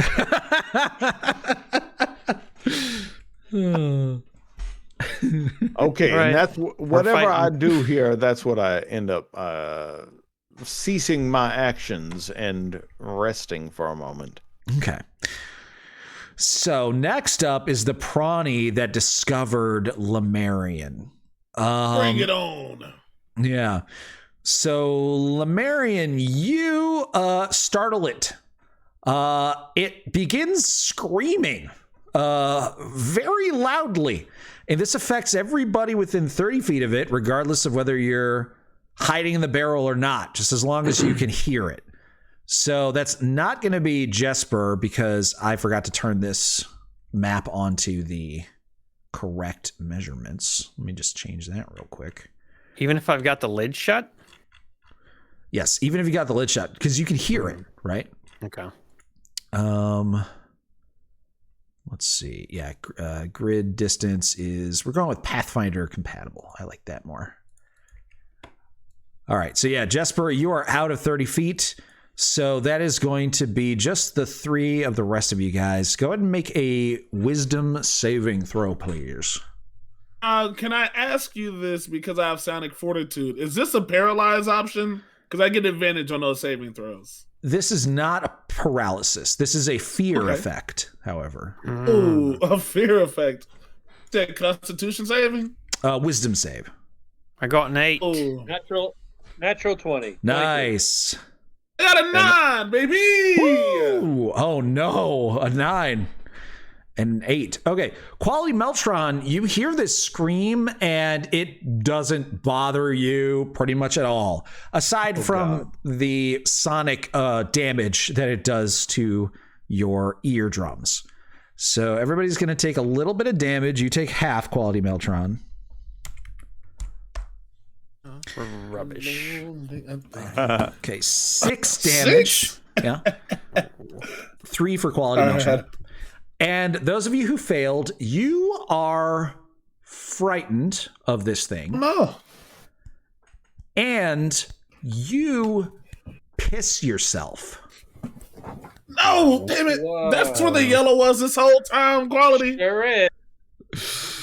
Yeah. Like, it's this strange feeling. Like, you're afraid of it, and you haven't felt this specific type of fear in a long time. You're brought back to your childhood, in fact, and yeah, you let loose in your pants, and you are now soggy down there, and there's a little dribble inside of the barrel. with you. Leora says, "You're in for a good time." Folks.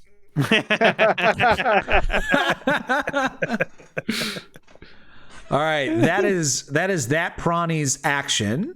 The next Prawny is going to go. This one is the one that just got stabbed by Jesper. So it is going to start crawling over the barrels towards Jesper Quickload. So is Jesper also influenced by this spell effect or this magical effect? You were out of range. You were out of range. I was out of range. No, oh, great. Yeah. Okay, good. Yeah, you heard the scream, but it wasn't. You weren't close enough to get the full effects of it. Awesome. All right. So, but this Prawny is climbing over the barrels. Now you are fairly small, and you're sort of hiding amongst these barrels. So I'm going to give you cover while it tries to punch you. So that's going to be +2 to your AC. +2. Yeah. He's playing some whack-a-hair. Yeah.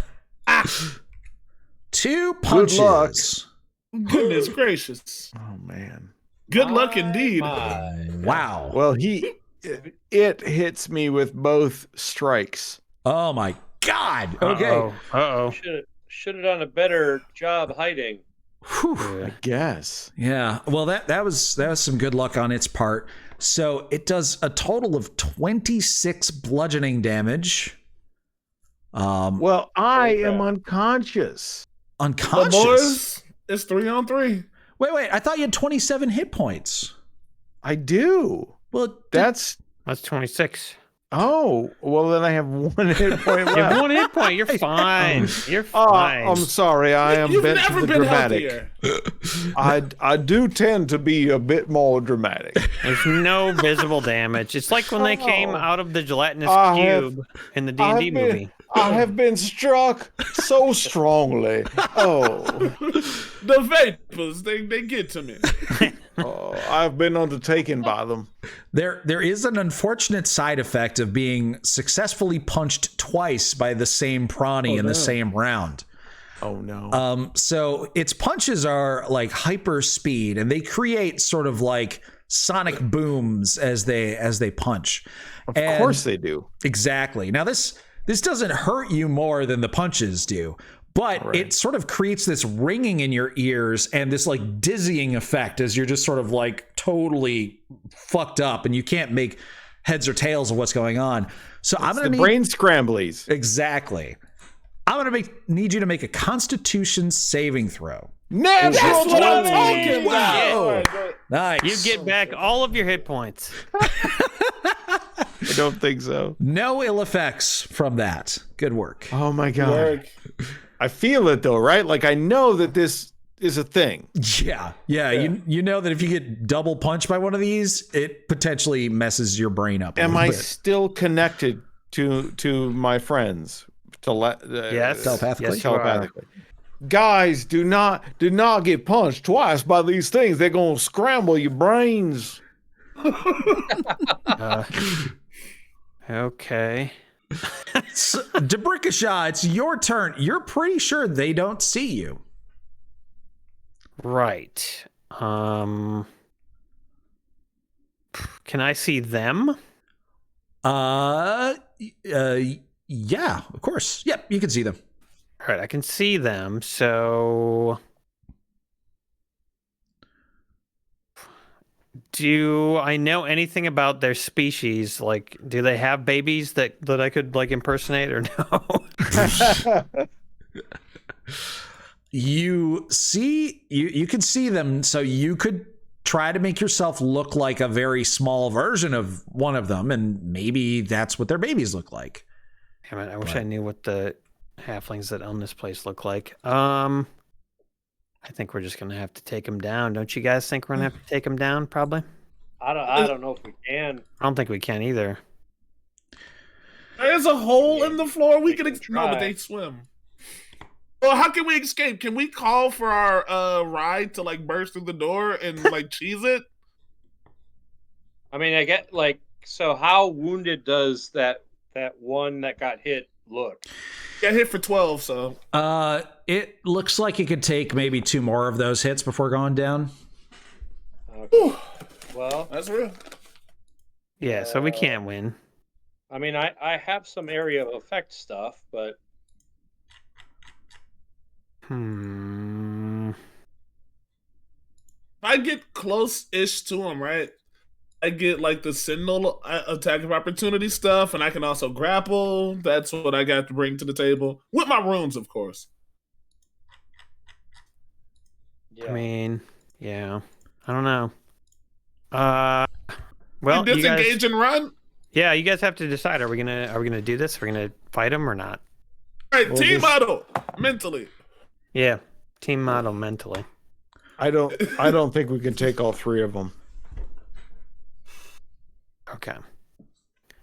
Oh, we need a distraction. Wait, can we just disengage and somehow grab the hair and run? I'm fine. You go on. You can see half your ears hanging off, my friend. Wait, where is our healer? Where is Lola? I'm glad somebody asked about Yolanda Yonda finally. Yolanda, yeah, where is she? So her what is it called? The thing where I press the buttons and she does the voices. The soundboard.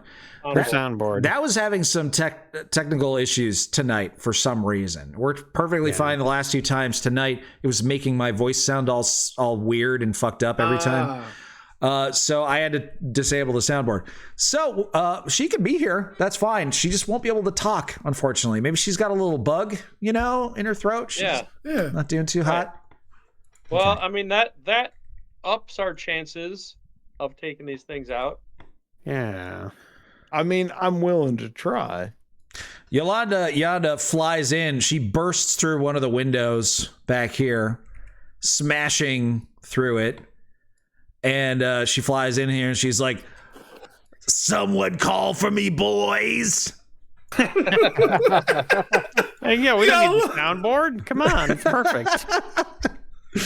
I mean, I guess on the flip side, like, what is taking these guys out going to accomplish? We still gotta wait for the halflings. It's not like these guys are trying to communicate. If we take them out, what we are gonna do? Just dump their bodies and then still have to wait for the halflings? We could have a shrimp boil. We could. All right. Well, Jesper's kind of forced our hand here, so I feel like we have to take them down now. I didn't do anything. You attacked them. You attacked. Hey, let's go for it. Let's do it. We're gonna kill them. We're gonna take them out.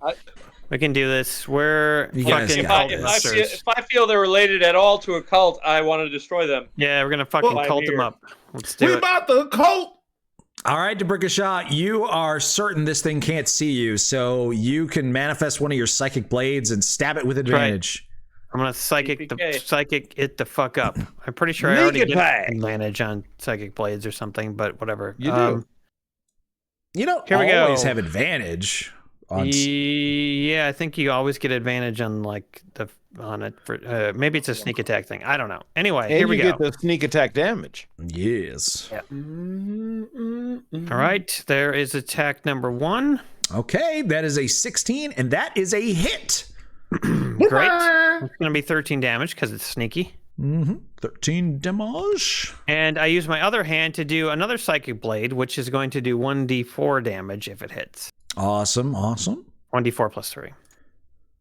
All right, so there is 13. 13 to hit. Unfortunately, your second psychic blade bounces off its very, very tough chitinous armor. Okay. God. So you know their AC is somewhere between a 14 and a 16. Okay. All right. You duck down into the cover of your barrels, giving yourself a bonus to your AC for the next turn. Yeah, it's like whack-a-moles. Yeah. Next up is going to be Quality Meltron. What? Whack-a-buster. All right. I have 2 questions. Yes. Since I knew what these creatures were, first of all, do I know how long their reach is? 10 feet. Okay. And secondly, would you consider their armor to be organic or inorganic? It's organic. Okay. It's totally free range. It's It's gluten-free. I know you care about that. Jinxie says, remember, rogues can use their bonus action and give themselves advantage with the skill steady aim. I would only use it if you're not going to hide, dash, or disengage. Okay. Yeah, that's how I can get advantage. That's the deal. Thank you, Jinxie. Okay. So, I can try to catch, I think, maybe all three, but at least two of them with a shatter. But they get a con saving throw, which might be pretty good. Mm-hmm. Or I can mind spike one of them and they get a wisdom saving throw. But I can only do one. You guys have any preference? Kill. One. Murder.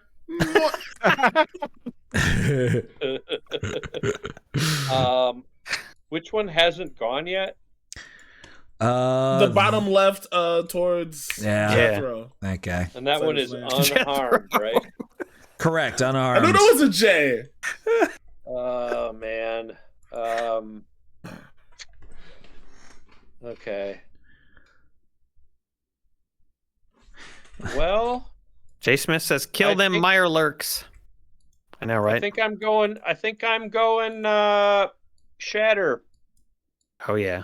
Can I get all three if in a 10-foot radius? 10-foot radius is not going to get all three. No, best you can do is these two. Of them. Yeah. All right, I'll hit these two, and then I'm gonna make the uninjured one roll a 1 on their saving throw. Ah, okay. Cool. Now we're talking. All right. Using your knowledge of the future, you managed to aim the spell in such a way that this one down here has no choice but to fail its save. So it will take the maximum damage. And I'll roll the saves for this one here. It's a Constitution save, you said? Yeah. Okay. Loud ringing noise back at you, bitches. It got a 13. Which is not enough. It failed by 1. No, it is not. Okay. Shatter. Wow, that is a... Oh my god, I got 6 damage? That's horrible. That's 3d8. I got 6. That's really embarrassing. Oh my god. Didn't be me as I whipped. Wow. Could have got 24 damage. Rolled 6. Oh, jeez. Oh, man. Yep. Unbelievable. It's more like a gentle back massage. That's crazy. How tall are these ceilings? I would say about 15 feet. Okay, Crash the so building down on them? Can they reach the ceiling? These things aren't tall enough to reach the ceiling, no. It's actually not a bad idea. We should start the building. I could fly over them? Yeah. Yeah, you can fly over them. All right. Let's burn this fucking place down. They'll run away if we do that. Let's do it, you guys. Super smart. I can't believe that shatter did 6 damage. That's why. I can't either. That's really sad. Well, TPK, I guess, everybody. See you later. How many more shatters do you have? I have 1 more. Oh, well, that'll do at least 7. That'll do the trick. Killed by prawnies. I'm actually gonna stop and no. Let me collaborate and listen. Yes, that's right. Beltron's back with a brand new edition. I don't know. I guess I'm just gonna go back here. Great. All right. That'll do the trick. That's weird. I don't know why it's not updating Jesper's health above his token. Because he's fine. Yeah, it's yeah. He didn't take any damage. It's so weird. I keep moving him around and it still is not updating. It's doing it. I see 1 of 27. Yeah, I see 1 of 27. Okay, it's just not. I see 1 of 27. For some reason, it's not showing up on the stream. It's still, You're right. It shows up for all of us. And I didn't use my special ability to take my disengage action on my turn. Yeah. Yeah. Are you proud of yourself? No, I'm not. I think it's a horrible mistake. And I think I'm going to pay for it. Great White Spark says he's invulnerable. I like that. I like that as a word, actually. Nullify says, is it TPK already? It is. It very well could be. It very well could be. It's quarter to TPK. We can do it, guys. We can do it. Lemarian, it's your turn, buddy. You got this, Lemarian. Please. All right, so here's my... Look, I need you two to be able to handle this one, because I got to get over there so I can get close enough to have Sentinel activate when they surely go for the rabbit. All right, so here's what I'm going to do. I'm headed over to him, and I'm going to use my bonus action to activate my Giant Smite so that I can use my Giant Smite ability on the way there. So, I'm coming with my big boy body. Hold on 1 second. Is my portent ability a free action? Yes. I'm pretty sure it is, at least. I just want to see if there's anything else I can be doing here. Yeah, that's it. That's a good point. That's a good point. So it says you can replace any attack roll, saving throw, or ability check made by you or a creature you can see with one of the foretelling rolls. You have to do so before the roll, and you can replace a roll in this way only once per turn, but it doesn't say that you have to use any sort of action to do so. Right. So yeah. You show a lot of potential. Thank you. Hell yeah. So yeah, you can turn one of his attacks into an 11 right now on the die. No problem. Well, I've already used that 11. Oh, okay. I thought you used... I was seeing if I had any bonus actions left. Gotcha. So you use the 1 on a con save, and then you use the 11 on something else? Yeah, I used the 11 for myself on something earlier. Oh, on your stealth or something, I think? Yeah, I think that's right. Yeah, Gotcha. on my stealth. That's what it was. Okay. So he doesn't have any more potential, Aaron. Oh, shit. But I do have lucky still. Yes. Yes, you do. So you might want to run out and try to attract their attention, because you can use lucky to reroll their attacks against you. I mean, that's a good point. Yeah, that's a good point. An idea. All right. Okay. Well, I'll go down here then. Okay.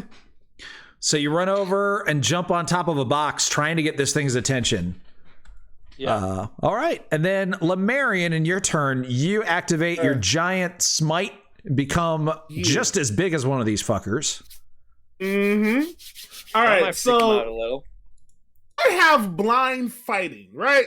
Yeah. And with blind fighting, to make it like usable, remember we came up with an idea so I can activate blind fight, and that means I have one smoke grenade that'll blind everyone within a 10-foot or so radius. Yes. My idea. Yeah, baby. We getting stupid. Yep. I am going to use one of my actions to blind these motherfuckers and hopefully avoid Jesper. Yeah. So first things first, I throw down the smoke grenade. We're fighting in the dark. We will fight in the shade. That's tonight. Right. So he has smoke grenades which create fog clouds. They're cool. They're kind of like, I don't know, like potions, or they're expensive. They're not cheap for him to make. But he has blind fight, so he can every once in a while, if he wants to spend the money, turn a fight into just everybody getting fucked except for him, because he can see everything fine. Now we're talking. Yeah, it's pretty great. So he chooses to do this. Brilliant. So let me go ahead and slap down a little fog cloud for you. I will also point out that I don't technically have dark vision. I have heat vision.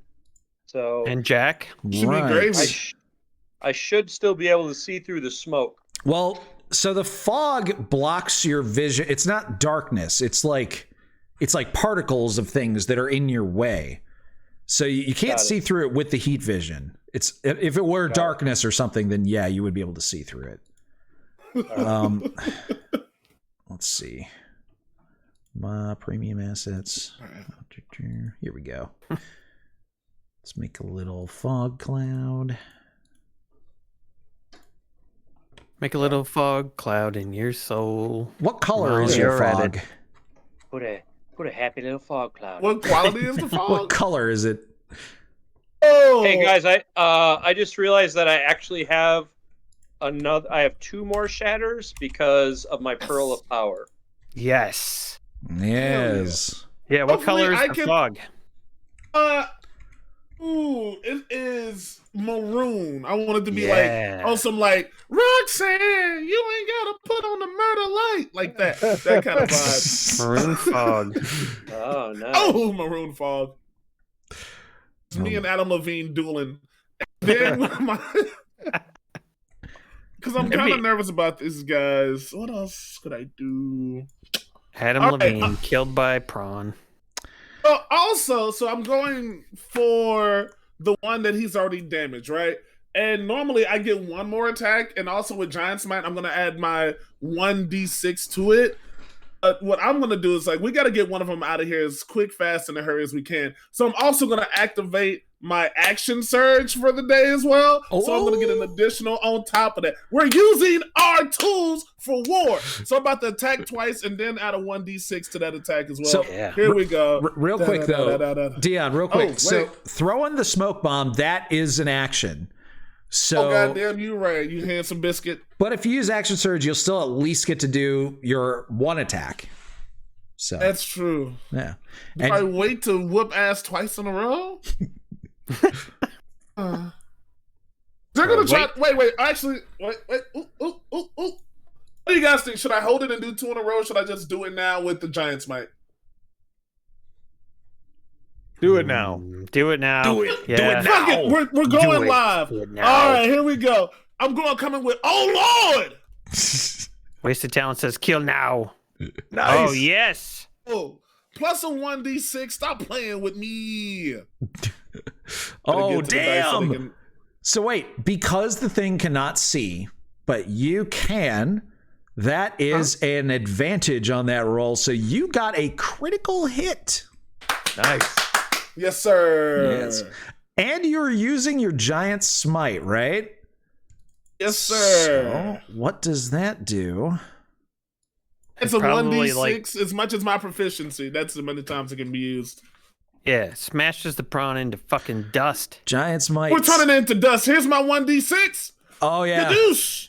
And because you crit, that's an extra 1d6. So go ahead and roll it again. Nice. Oh, holy shit. Look, we are here for that action. Kiss the blackest part of my ass. And here's the last thing I'm going to ask you, man. You have the fire rune on that weapon, right?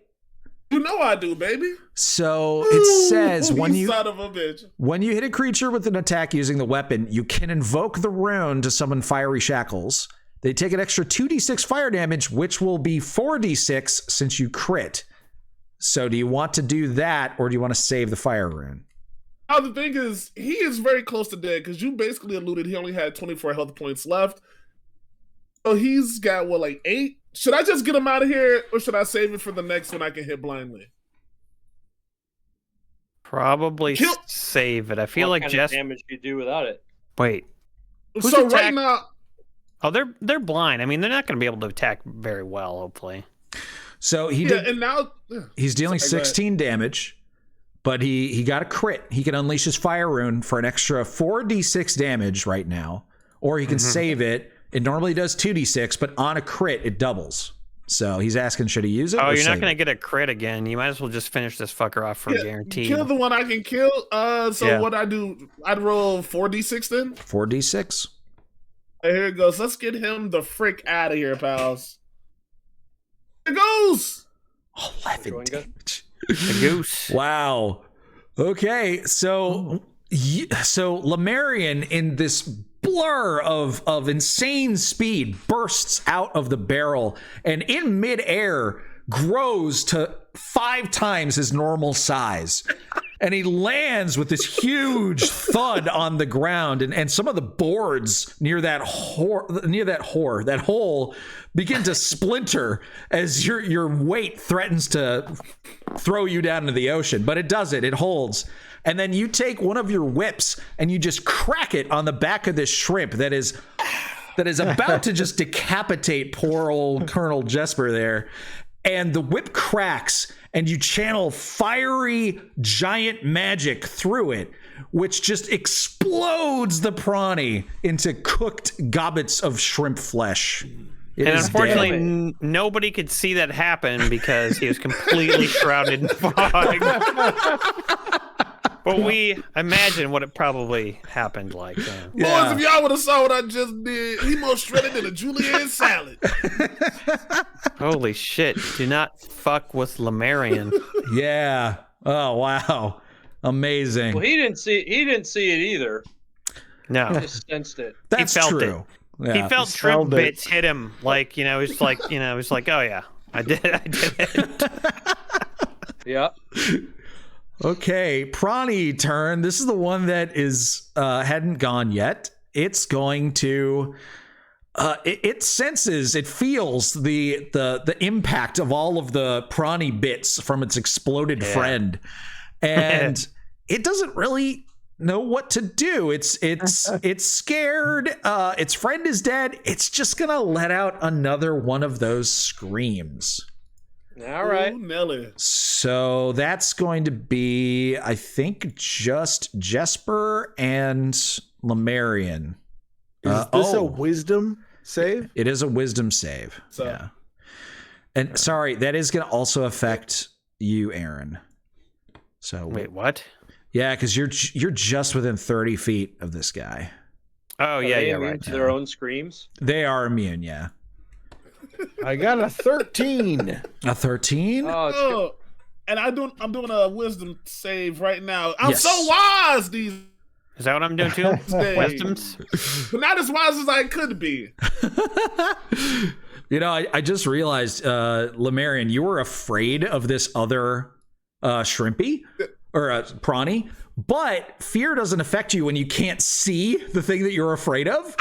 So by making yourself blind to him, you overcame your fear. That means I'm no longer afraid either. Yeah. That's hilarious. That's amazing. Okay, so the fear isn't really going to matter because you guys can't see the thing, but the piercing pain of the scream still affects you, and you will still piss yourself if you fail. So I think it affects Yolanda too, right? Yeah. Oh my God, Yolanda. Oh no. She's got sweet baby. I know. What's she gonna do? She's really good at wisdom saves. She's fine. She passed. So she'll take. What's her reaction to the fog? What's she soundboard? Oh, Lemurian, you naughty boy. I'm sorry, Miss Yolanda. I had to fight in the dark. Okay, so it looks like Debrikashaw, you failed, and so did Lemurian. So you guys take 5 points of damage. Oh no! I can. Whoa! No, he's down. He's down. Ah, my baby. Oh no! Who's down? Jesper, he only had 1 HP. Oh yeah, What? he's definitely down. Wait a minute. Yolanda I'm down. can What? pick him up. Yep, you How? you take half, so you scream take again. 2 points of damage. Yeah. Oh no! Oh, I'm fainting. That's okay. Yolanda can save you. And it is her turn right now. You also piss yourself, Jesper. Just No. keep She's a going. part of our psychic network, so she might be able to keep tabs kind of on what's happening here.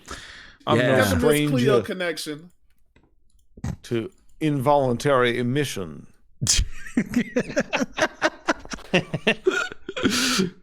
Okay, Yolanda flies out of the fog cloud and is like, "Oh, Colonel, let me heal you, buddy. Here we go." She Girl. Gross. Gives him a kiss on the forehead, like Tinkerbell, I'm sure. Oh my God, she's got Revivify. Oh, you guys are fine. She's gonna cast Healing Word on you, my friend. Ah, yes. Yes. A word of maximum health. Oh my God! 4 hit points. Wait, that's minimum. Hey. That's not maximum. That's no. Minimum. Oh my God. Yeah. I mean, it's a D4. I mean, minimum and maximum aren't that different. But yes, you're up to 4 hit points, and you are conscious again, Colonel. And it is your turn. Oh heavens! I seem to have found myself in the midst of a fracas. A fracassee. I don't want to be a fricassee. Roll 20 is taking a very long time loading. So okay. What do you do in your mind space? Mental mind. Yeah, don't think about roll 20. I want to attack and then flee. Okay. All right. You can see the outline of one of these prawnies that's in the fog. So you can take a stab at it. You'll have disadvantage, but you can take a stab at it and then run away. All right. He'd have advantage because he can't see him, like a stealth kill. You're right. It would be disadvantage to you, but then advantage, so it would cancel it out. It would just be a regular standard attack. You're right. Okay. So Colonel Jesper Quickload runs up with his 4 hit points. 11. He rolls an 11, so you hit it, but you can't pierce its thick armor. And then you run away to safety behind some boxes. Yes. I gotta get over there to my buddy. Yes. Okay, Prawny, this time it's going to... Well, it's part of it is just out of the fog. So it knows how to get out of the fog. And it can see that there is a quality Meltron up on this box over here. Now, are you up on the ceiling or actually it doesn't really matter. It has enough reach that it can attack the ceiling if it needs to. Oh, it can. Well, okay. I asked you that before and you said you couldn't. Oh, okay. I see what you're saying. So you wanted to get out of its total reach. That's fine. We'll say the ceiling's 20 feet. Yeah. Okay. All right. Well, then it can kind of see Debrickashaw. So, and Debrickashaw can't see it. So it's going to just make its attacks against Debrickashaw. Oh, God. What if I get double punched? You could. You have a bonus to your AC. No way. So, you're the fastest man in America. Yeah. Okay, here we go. Double punched. I know it. I'm dead. It's been nice knowing you. +2 to your AC. Don't forget that. We got a 9 and a 12. Oh, that's no hits. That's no hits. Let's go. No hits. That's no hits with your stupid punches. Yes, Punchy loser. Whack ass punches. Yeah, whack ass punches. All right, cocky Debrickashaw, it's your turn. Yeah, that's me. Kakakashaw. Kakakashaw. Kakakashaw. All right, I am going to, now that I know the ceiling is out of reach, I'm going to use my slippers and go up on the ceiling. Okay. You're going to have to leave its reach at some point to do that, and then it will get an attack of opportunity against you. True. I can handle an attack of opportunity. I have a +2 AC or whatever. You won't, because when you leave its reach, it'll be when you're approaching the ceiling. I don't need it. Okay. It will make its attack as you are running up the ceiling, trying to get out of its reach. Yeah. 1 punch. Yeah. Fail. 1 punch prawn. One failure. Man. Whoa. Oh, that's a hit. That seems like a hit. It is a hit. It seems like a bit of a hit. Okay. What's for damage, Precious? 15 points of damage. 15? 15, that's close to maximum. Yeah. What? Well, I'm dead. Oof. Well, you're not dead, but as you're running up the wall, you are knocked unconscious, and your body, your feet are really sticky, right? Yeah. So you're still stuck on the wall? Hang from the wall? Yeah, I'm hanging upside down from the wall.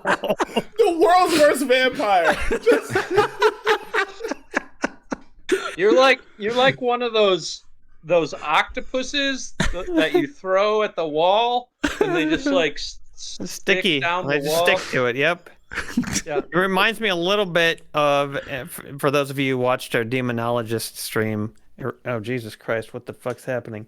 Reminds me of the when Soul Knife was killed and stuck to the wall. Yes. Oh man, it's just like that. All right. Well, Debrikashaw. Wacky Wallwalker says Zeg. Yeah, that's exactly. Did you even attack it? JWM. No, I was just trying to get away and then attack it. Okay. Why don't you throw an attack at it real quick and then get away from it? We'll see what. Yeah. I can do that. It's wounded already, right? Yeah, I mean, you could stab it. You shattered it, right?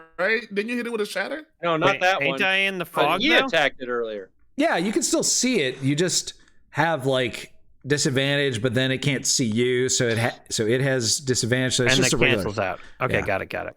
Great. But you wounded this one earlier, right? Yes, this one is wounded. Yes. 11. 11 is a miss, so it didn't matter. I fucked it and died. Okay, Quality Meltron, your turn. Okay. All right.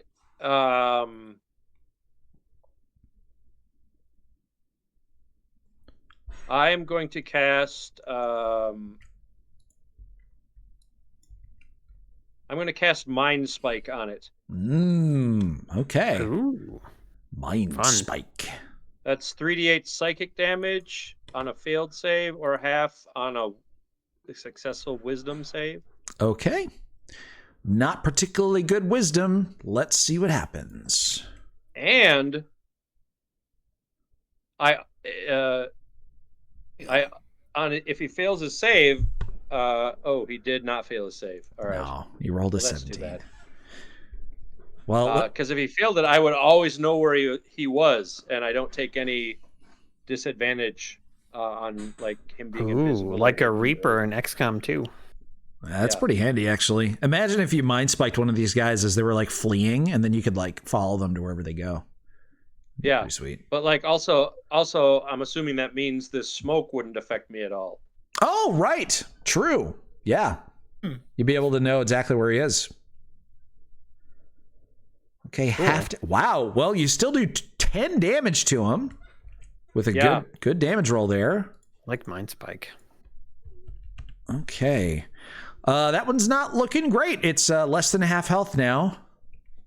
And I'm going to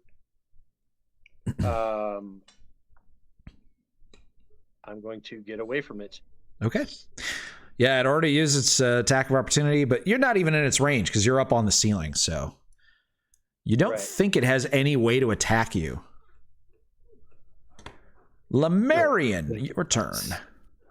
All right, I'm moving closer towards it. I want to be within that 5 feet because I definitely want my sentinel to get to sentinel. Those ain't words. Don't worry about that. But I guess I'm inside of it. That's the strongest attack I got. Let me pull out a little bit. I'm going to. Oh, do I grapple it or do I try to make it prone or do I just slap it in the fucking face? I'm gonna just slap it in its face. Okay. Think so? Yeah, I'm not here to play around, and I get advantage on it. So we're gonna do a little bit of that heat coming.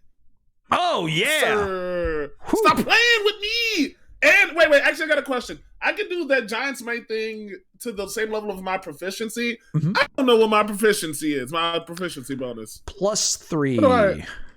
Okay, so I can do it 2 more times. Can I add another 1d6, sir? Yeah, absolutely. Okay, heck yeah. In your face. Yeah, and actually, so as a bonus action, you gain the benefit for 1 minute. So you actually get an extra d6 on one of your attacks every turn for a whole minute. Yeah. Oh, damn. Okay, hell yeah. Yeah, on each of your turns, one of your attacks with a weapon. Yep. So that hits. It deals 6 + 3, so 9 points of damage. Mm-hmm. And with your whip mastery, you can make another attack with a bonus action if you'd like. Yeah, I'm gonna whip, baby, whip, daddy, daddy. All right, there we go again. Thank goodness for that advantage, because you got a 20 for 7. Hey, can I only do that giant smite on one attack, or can I double dip? Only one attack per turn. Hey, listen, shoot and shoot, you know. All right, so there we go. What we did. So this one, 16. One of the Prawnies is dead. The other 2 are at less than half health. So you guys are doing great. Yeah, we got this. We're not going to die instantly. It's going to be good. Next up, the Prawny that Lemurian just assaulted is going to try to hit him back. Because the Prawny cannot see anything, it has disadvantage on its attacks. So 2 disadvantage attacks. Signal. Oh my God. Wow. Thank God it fucking did. Jesus Christ. Wow. Hey, it's good to be him. Holy crap. Just so you know, Dion, you turned what would have been instant 34 damage to 0 because of your I had little 1 HP. smoke bomb. Yeah. Whew. Woof. Crazy. I gotta get more money for another smoke bomb. I only had the one, guys, so we can't do this again. Holy shit. We need to make some money on this job and get you a ton of smoke bombs. Yolanda flies over and sees Debrickashaw in a tremendous amount of pain. And she says, "Oh boy, you're gonna owe me for this one." And then she uses healing word on you, buddy. Oh.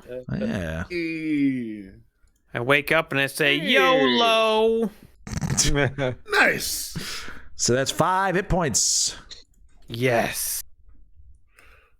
And then Brickashaw is back. Colonel Jesper Quickload, your turn. Oh dear. I see Lemurian tangling with this Prawny, and I'm gonna run up and I'm gonna attack it with my rapier. Okay. Nice. Stabby. If he tries to attack you, I'm on his ass. Do I have advantage on this? Because Lemurian is... What's that? The other one's going to go first. Yeah, that is true, but it will be pretty difficult for him to get over there. Yeah, I wouldn't be able to make it. So you can't quite see the thing, so you don't have advantage. However, you will have a sneak attack if you manage to connect, and that's because he did not connect. No, unless it was a casual 5. He cut off one of his own ears. Oh gosh. Ouch. Jason, I appreciate you continuing your long history of rolling like utter trash all the time. Oh, well, it's the least I can do for the drama. Ragnarok and Roll says, I'm like a minute into this and they already love it. Oh, that's a good sign. That's good. Yeah, we'll try to get through combat. I know it can kind of drag on, but we'll... Oh, my ear! I've severed my own ear. Gentlemen, fight on without me. And then I hop back. Okay. Clutching your ear in your hands. Ah, my bleeding ears. The blood is just pouring off of me. Oh, dear, gentlemen. I can get you a replacement. Oh, Unfortunately, dear. I will have to leave this time stream. Pray for me, Quality Meltron. I do not believe in prayer. To get him a cyber ear. Oh, heck yeah. Robo Bunny. Robot. Yeah. All right, guys. The Prawny that is going next is the one over by Debrickashaw. And he has basically no option other than trying to punch Debrickashaw some more. Right? Oh, boy. Because he can't reach Yolanda because she's flying up near the ceiling. She can't reach Quality Meltron. And it can't see Jesper Quickload because there's a fog cloud in the way. So, yeah, Debrickashaw, I'm sorry. You're just going to get punched again. Well, he's not going to hit me. I'm impossible to hit. Yeah. It's shifty. No, you're thinking of last season. Oh, I'm still impossible to hit. Look at me. Oh, you only got a 14 with the first one. That's a miss. See? And then a 21 with the second one. Oh, yeah. Well, that's a bit of a hit. Okay.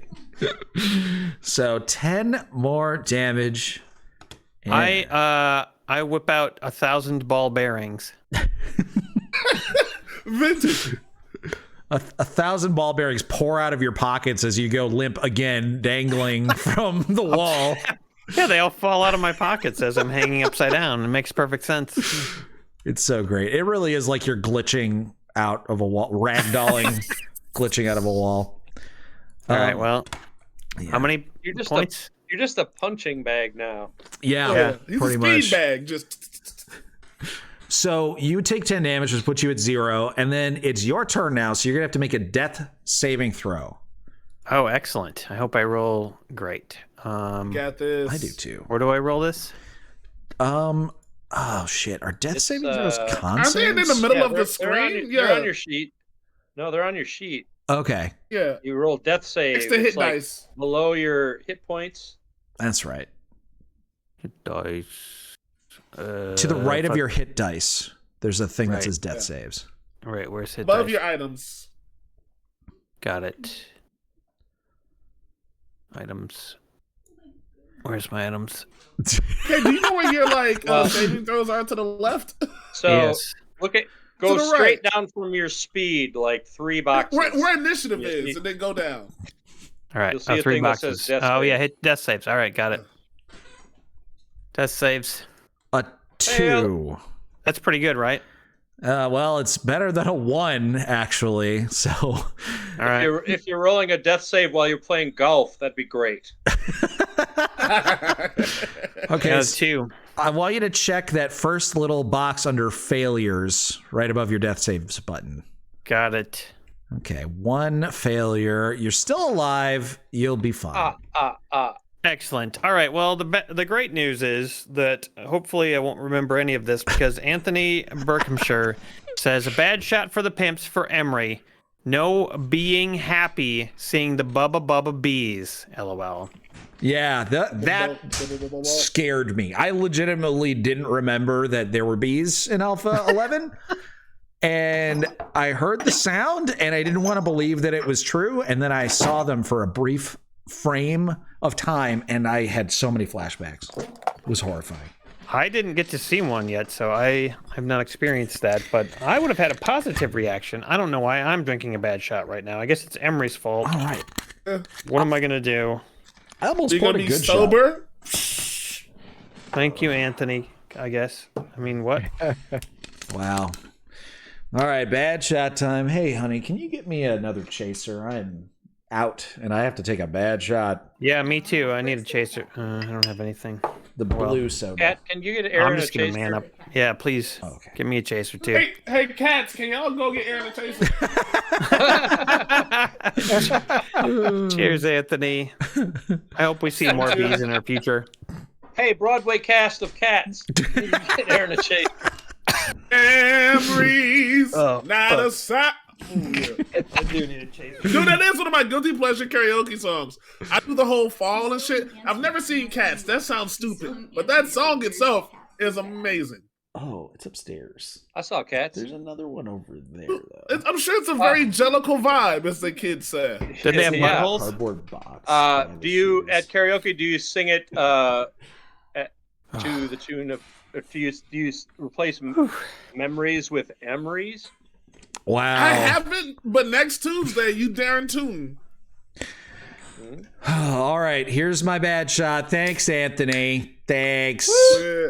Thank you, Oh, yeah. Anthony. Ragnarok and Roll, we drink a significant amount of booze. In fact, we've had some already. You can believe that. Can you? Oh, my Can lord. you dig it? Kay's first Lord. show was Cats. Lord. Your first Oh, show wow, you ever little saw Lord. in life? Wow. Oh, that's cool. I mean, that's the way to kickstart. Pepper stuff is not very good. I think the first Broadway type show I saw was Wicked, which was actually really great. Wicked's awesome. Heard great stuff about it, yeah. Like Yeah, that for the was first that show. wasn't a movie. That was live. You mean? Right, like a Broadway style or touring Broadway. So like Lion King was, I think, the second one I saw. Yeah. Okay. Well, I mean, I've seen Nutcracker, but I don't think that counts. I saw that as like a kid in some school thing they took us, but yeah, about it's it. Like in that same vein, though. Sure. Yeah. All right, the so Hamilton Disney show, but yeah. I'm unconscious. Do I see anything? Like, do I have any visions? Does there seem to be like an afterlife? Yeah. You see all the people that you have impersonated. He's losing his sense of self. Everyone I've ever changelinged into. Yeah. I walk past them down an avenue. All right. Well, I'm gonna mind spike this sucker out of existence. Please. All right. Please don't pass your save again. Please. No. Hey, it did it. All right. Here we go. Ka-ching, ka-chong, kabloom. Well, 8. Dude, that's less. That's less than when he halved it last time. You can't roll 3d8 and. Oh my god! Oh, we're gonna die. No, we're not dying today, good sir. Wow. Okay. That's just shitty. Do you realize how many natural ones we've rolled tonight, everybody? I mean, this has been a lot. Jeez. We lost Ludo like in the saddest way. We had 2 chances, just nope. I had him up. Brothers at sea now. You guys used him as an experiment. You sent him to what I'm sure you knew was going to be like his doom. Well, I thought I could rope him in. I wasn't for it. Like, my computer was kind of glitching out, and then they're like, he's out in the ocean. I'm like, what? Blame the computer, as per usual. Uh-huh. Yep. There are acceptable losses, gentlemen.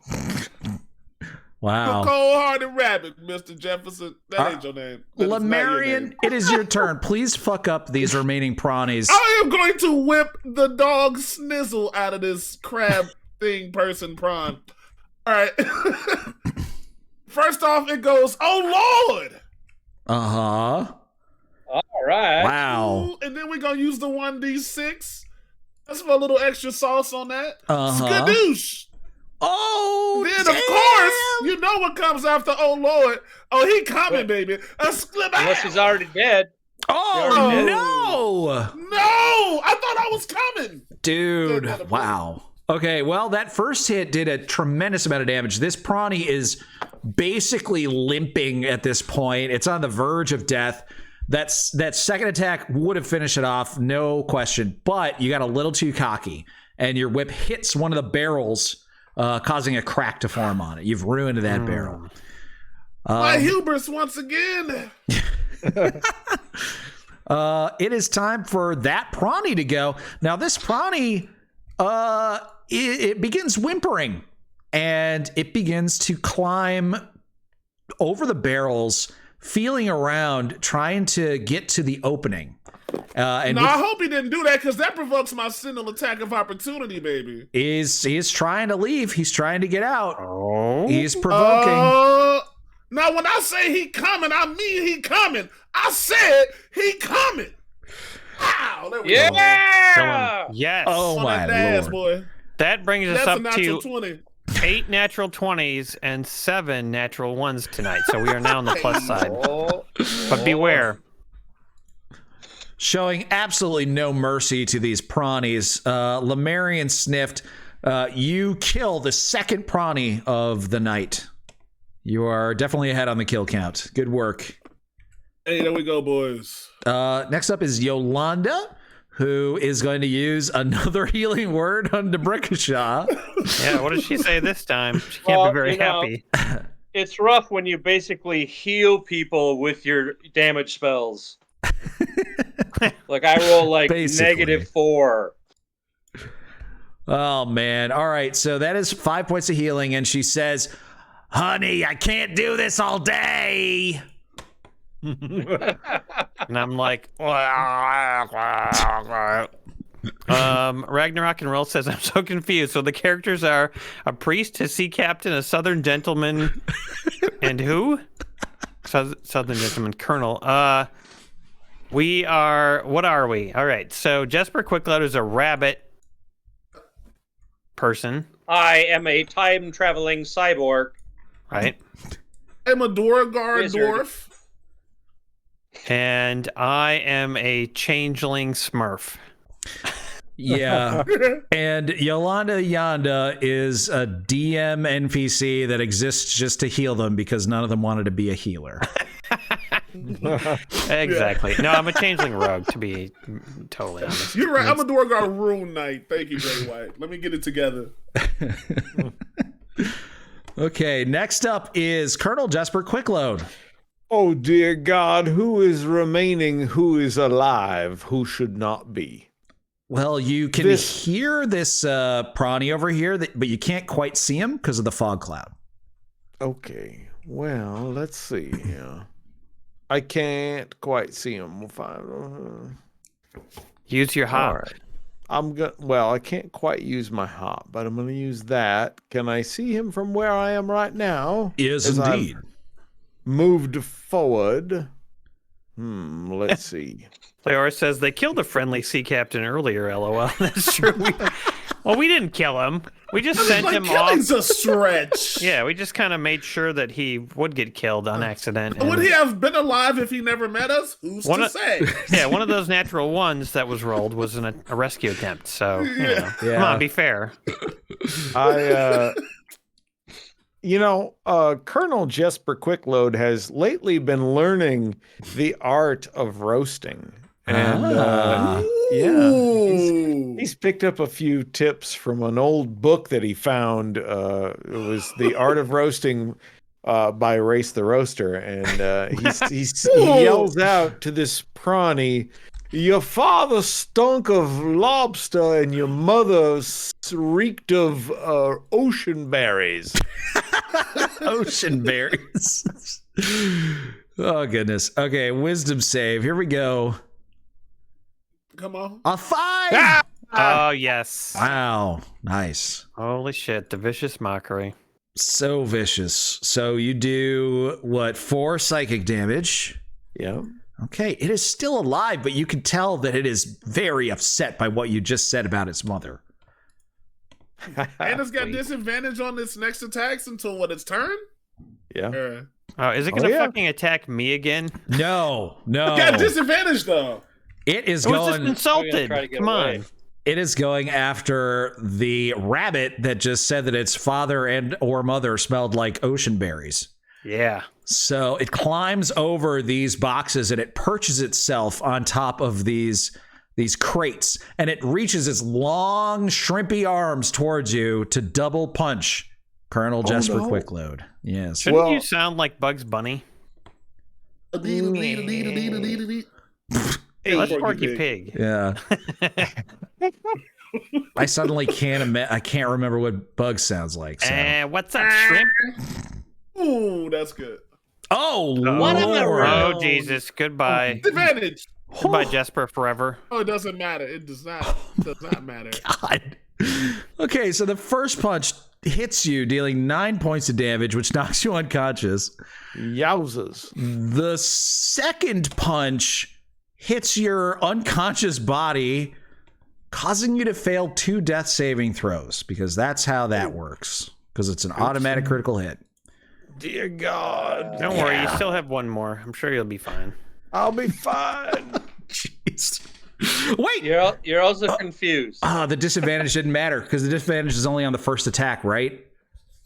That was until his turn's over. We should look that up, because the second attack won't hit if it has disadvantage. The vicious has disadvantage on the next. I am prone, so technically it would have disadvantage. Right, because he's further than 5 feet away. Melee, but it's 10 feet. He's dead. Yeah, it's melee. Okay, he's not dead. He has 2 failed death saves. There's no way around it. Yeah, but Jason's characters always die. That's how we do this. No, I'm fine. There's rules to this. Yeah. Is there any fire? Can we burn Quickload quick? You guys didn't bring fire with you? Isn't this the session in the season where Jason's character dies? No, we're not there yet. We have to Not we have yet. 23 more sessions before that happens. It's like the summer months. Jason usually dies. No, you've got. I could die on my next turn. Just to finish this fucker off. Okay, Dabrikashaw, it's your turn. You're conscious. You're hanging off the wall like a weirdo. You see Colonel Jesper Quickload is unconscious on the ground, bleeding profusely from his little buddy body. What do you do? I don't think I am conscious. Yeah, you got healed by Yolanda for 5 hit points. Oh, yeah. I got healed back up to 5. Okay. Yeah. Great. Okay. I'm going to continue crawling up to the ceiling. Okay. I've got the high ground, so I should be able to do at least triple damage now, right? Sure. According to the rules of Obi-Wan. I do my psychic blade. Okay. And a vain attempt to try to finish this fucker off. What? You can use your bonus action to do that special roguey thing where you have advantage. Don't forget about that. Thank God I did that, because if I hadn't, I would have had a 1. I either had a natural 1 or a natural 20, and I got the natural 20 because of my roguish advantage. Wow. And that is going to be a total of like 24 fucking points of damage or something. Jesus Christ. I can't think of a better example of how much of a difference remembering your abilities can make. You either do nothing or 24 fucking damage. Wow. All right. Well, you throw your psychic blades from your expertly aimed attack. It goes right between its chitin at the back of its neck as it's ready to pounce on Colonel Jesper Quickload and rip him to little furry shreds, and it falls over dead on top of him. Yeah. Good work, guys. Whoa. Woo. Hoo boy. Oh my gosh. And I think now is probably a good time to call it. I'm so glad that we hid in those barrels to try to go under the ocean. We could still do that. I mean, we could just hop in them now. I'm bleeding out. Please help me. Yeah. I go over and why did their friends all disappear? I go over and try to reattach Jesper's ear to his other ear in the hopes that will revive him. I say we should get to the cart and go back to our headquarters, if I could suggest. All right. I cough up a blood bubble and I say, leave my ear behind for the crimps. No way. I pick up his ear. I'm bringing his ear. I'm going into this office. Yolanda's got to heal him up. You're going into the office. We got to go. Yeah, why would we leave without looking in this office? All right, I'm going into the office. I'm carrying Jesper's ear in my hand. All right, Yolanda is going to cast a level 3 Cure Wounds on Jesper. Here we go. Ooh, nice. Thank you, Yolanda. Oh my God, that was terrible roll. You're the only one who cares about me. That's how we're doing this tonight. Terrible rolls are very fashionable. Just on brand. It was actually not as bad. I didn't see the higher level cast healing. So that is 21 hit points that you get. So. Oh, damn. All right. That's great. Looks like a bunch of food. Sure does. Yeah, so you guys explore the rest of this warehouse, and this looks like any normal sort of warehouse that you would find. It's got a little room for like a break room where people can have their lunches. It's got a desk with some business ledgers and things of that nature. You see that there's another door over to the west that leads outside to a little latrine so people can take their little bathroom breaks. This place looks fairly normal, aside from, of course, the massive hole that giant prawnies crawl out of to bring shrimp here. Is there anything strange about the business ledgers? You guys can take some time looking through the business ledgers if you'd like. And the first thing that you notice is that the halflings who run this place are terrible at keeping records. Like, they're the worst. Like, if they were to get audited, they would be in so much trouble, you know? They have no fucking clue what they're doing running this business. From what you can tell, they show up here and just barrels of shrimp appear magically in their warehouse. They take them to the restaurants, sell them for basically nothing, and then just make 100% profit because they don't have to spend like any money except for the distribution. So it's a massive racket for these halflings. They're making money hand over fist for doing almost no work. All right, then. Not a bad gig. Yeah. And I think we should probably call it there. Give you guys a week or a month. It's a month between these sessions, isn't it? Oh, dear God. Yeah, it is. Yeah, give you guys a month to figure out how you're going to crack the case of the shrimp cult, I guess is what we're calling this. I suggest we consider the option of murder. Whatever it takes. Let's keep throwing people into the ocean at midnight. I mean, look. This mystery ain't gonna solve itself. Are you high, Colonel Jesper? Look, I have gotten into a patch of some sort of herbage, and I don't know what has happened. I think I've been poisoned. That rug you were chewing on is hemp. There we go. Was chewing on the rug, and it was a hemp rug. That makes sense. Oh, makes a lot of sense. Well, it sounds like they keep records about as good as FTX, so we should be able to get them in trouble. I think the Colonel ate some ayahuasca. Talk to the black snake, Colonel. Anthony be right says back. it's too long to wait. What's going to happen next? All right, let's all give our predictions for what happens next. Okay, let's see. We make it back to our HQ. Yeah. Which, do we have a name for our HQ yet? Did we name it? Not yet. All right, we're gonna have to name it for sure next time. And we're gonna find these halflings because their names are in the ledgers, right? Yes. Yeah, it was like Slammy the Lamb. Their names are Prancevere and Shimmy Slick Ladle Buns. Nice. Prancevere and Shimmy Slick Ladle Buns. Got it. All right. We're going to track them down, and we're going to find out what's happening here and kill them instantly. And maybe we should all like buy some armor or something. I need to buy smoke bombs. I know that for a fact. I have 10 we gotta get some gold, smoke and I'm bombs, praying that's enough. We have to get her alone. Isn't it kind of obvious we're going to have to go under the sea? So we should get some magic items to do that. Yeah, some gillyweed. Right. Gillyweed. Yeah. Under the sea. Damn, boys. That's my predictions. Those are our predictions. Okay. What happens next Wait, time? we're getting Sam Turley's girlfriend?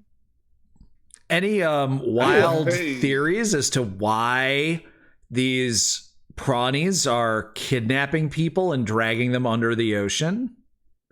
I mean, they're turning people into prawns. That's why they drag them down.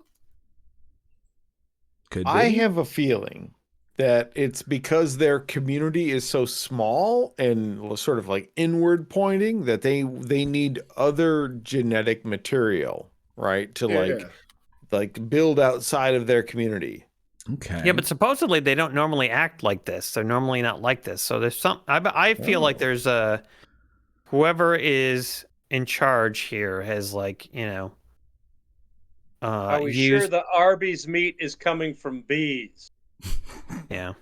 Oh, we're not. There's like a sorcerer or something that's charmed these Prawnies into doing its bidding. That's what's going on. It's got to be something like that. Maybe some Or demon. they're trying, or they need sacrifices to raise some evil shit. Yeah. From somewhere else. Whoever is ruling over these Prawnies probably has like 3 attacks and does like 50 damage per attack. That's my theory. So we're fucking doomed because we can't fight worth shit. Maybe it's like Squidward. Their special ability is they make you roll 1s on multiple damage spells. Except for Lemurian, who can fight like a nasty bitch. Yeah, the darker it is, the nastier I get. Let's get it, baby. He's got twice as many hit points as any of you guys. He's got twice as many like attacks as any. He's basically 2 characters in one. Yeah, he's like the guy. Like when we get in these situations, it's like we should all run away. Well, I guess I'll have to start using my divination stuff a little more to figure out what's going on here. Well, you guys did very well as far as like, you know, finding all the clues and everything, and you did well in the fight, even though it maybe seemed like you didn't. That was a tough fight. It was a really tough fight, and you guys beat them. So we earned it. Awesome. That was close. Yeah, I wasn't sure what was going to happen. You know what I mean? Like, there totally was the possibility you guys just get in the barrels and you close them up, and they wouldn't have had any chance of noticing you were there, and you guys would have been transported. I mean, you would have had to probably fight them at some point, you know, but I wasn't really sure what you guys were going to do. But yeah, now you're going to have to figure out, like, how are you going to get down to wherever they're taking you? Yeah. So submarine. Yeah. So, anyways, that was a lot of fun. Thank you guys for playing tonight. Yeah. Thank you, Emery. Thank you, man. Thank you all for watching too. Yeah. Yeah. Going back to the slow ride, everyone. Yeah. You guys watching are amazing. We love you all so very much. Hope you enjoyed this as much as we did. Thank you. Yes. Thank you. Don't see some of you tomorrow night for our stream. We're playing Dead Island 2. Yes. Well, I'll see you, Jason, tomorrow night, or I'll hear you. Oh, you guys are recording Rated RPG podcast tomorrow night. Yeah. Oh. Yeah. A little something that's coming up. Cool stuff. Very nice. A little something. Speaking of Rated RPG podcast, we know that there's at least 1 or 2 people here that are new. So check out ratedrpgpodcast.com. We have a whole adventure that we did years ago in Descent into Avernus. And we have a new season called The Valley of Green Gold, which is our highest quality, best podcast so far. What?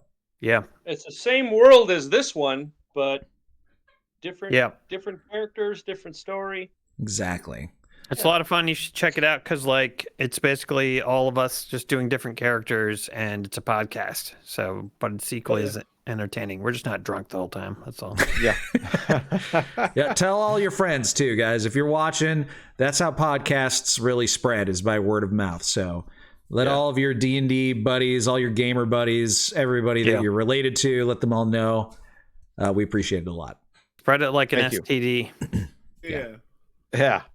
Infect your friends.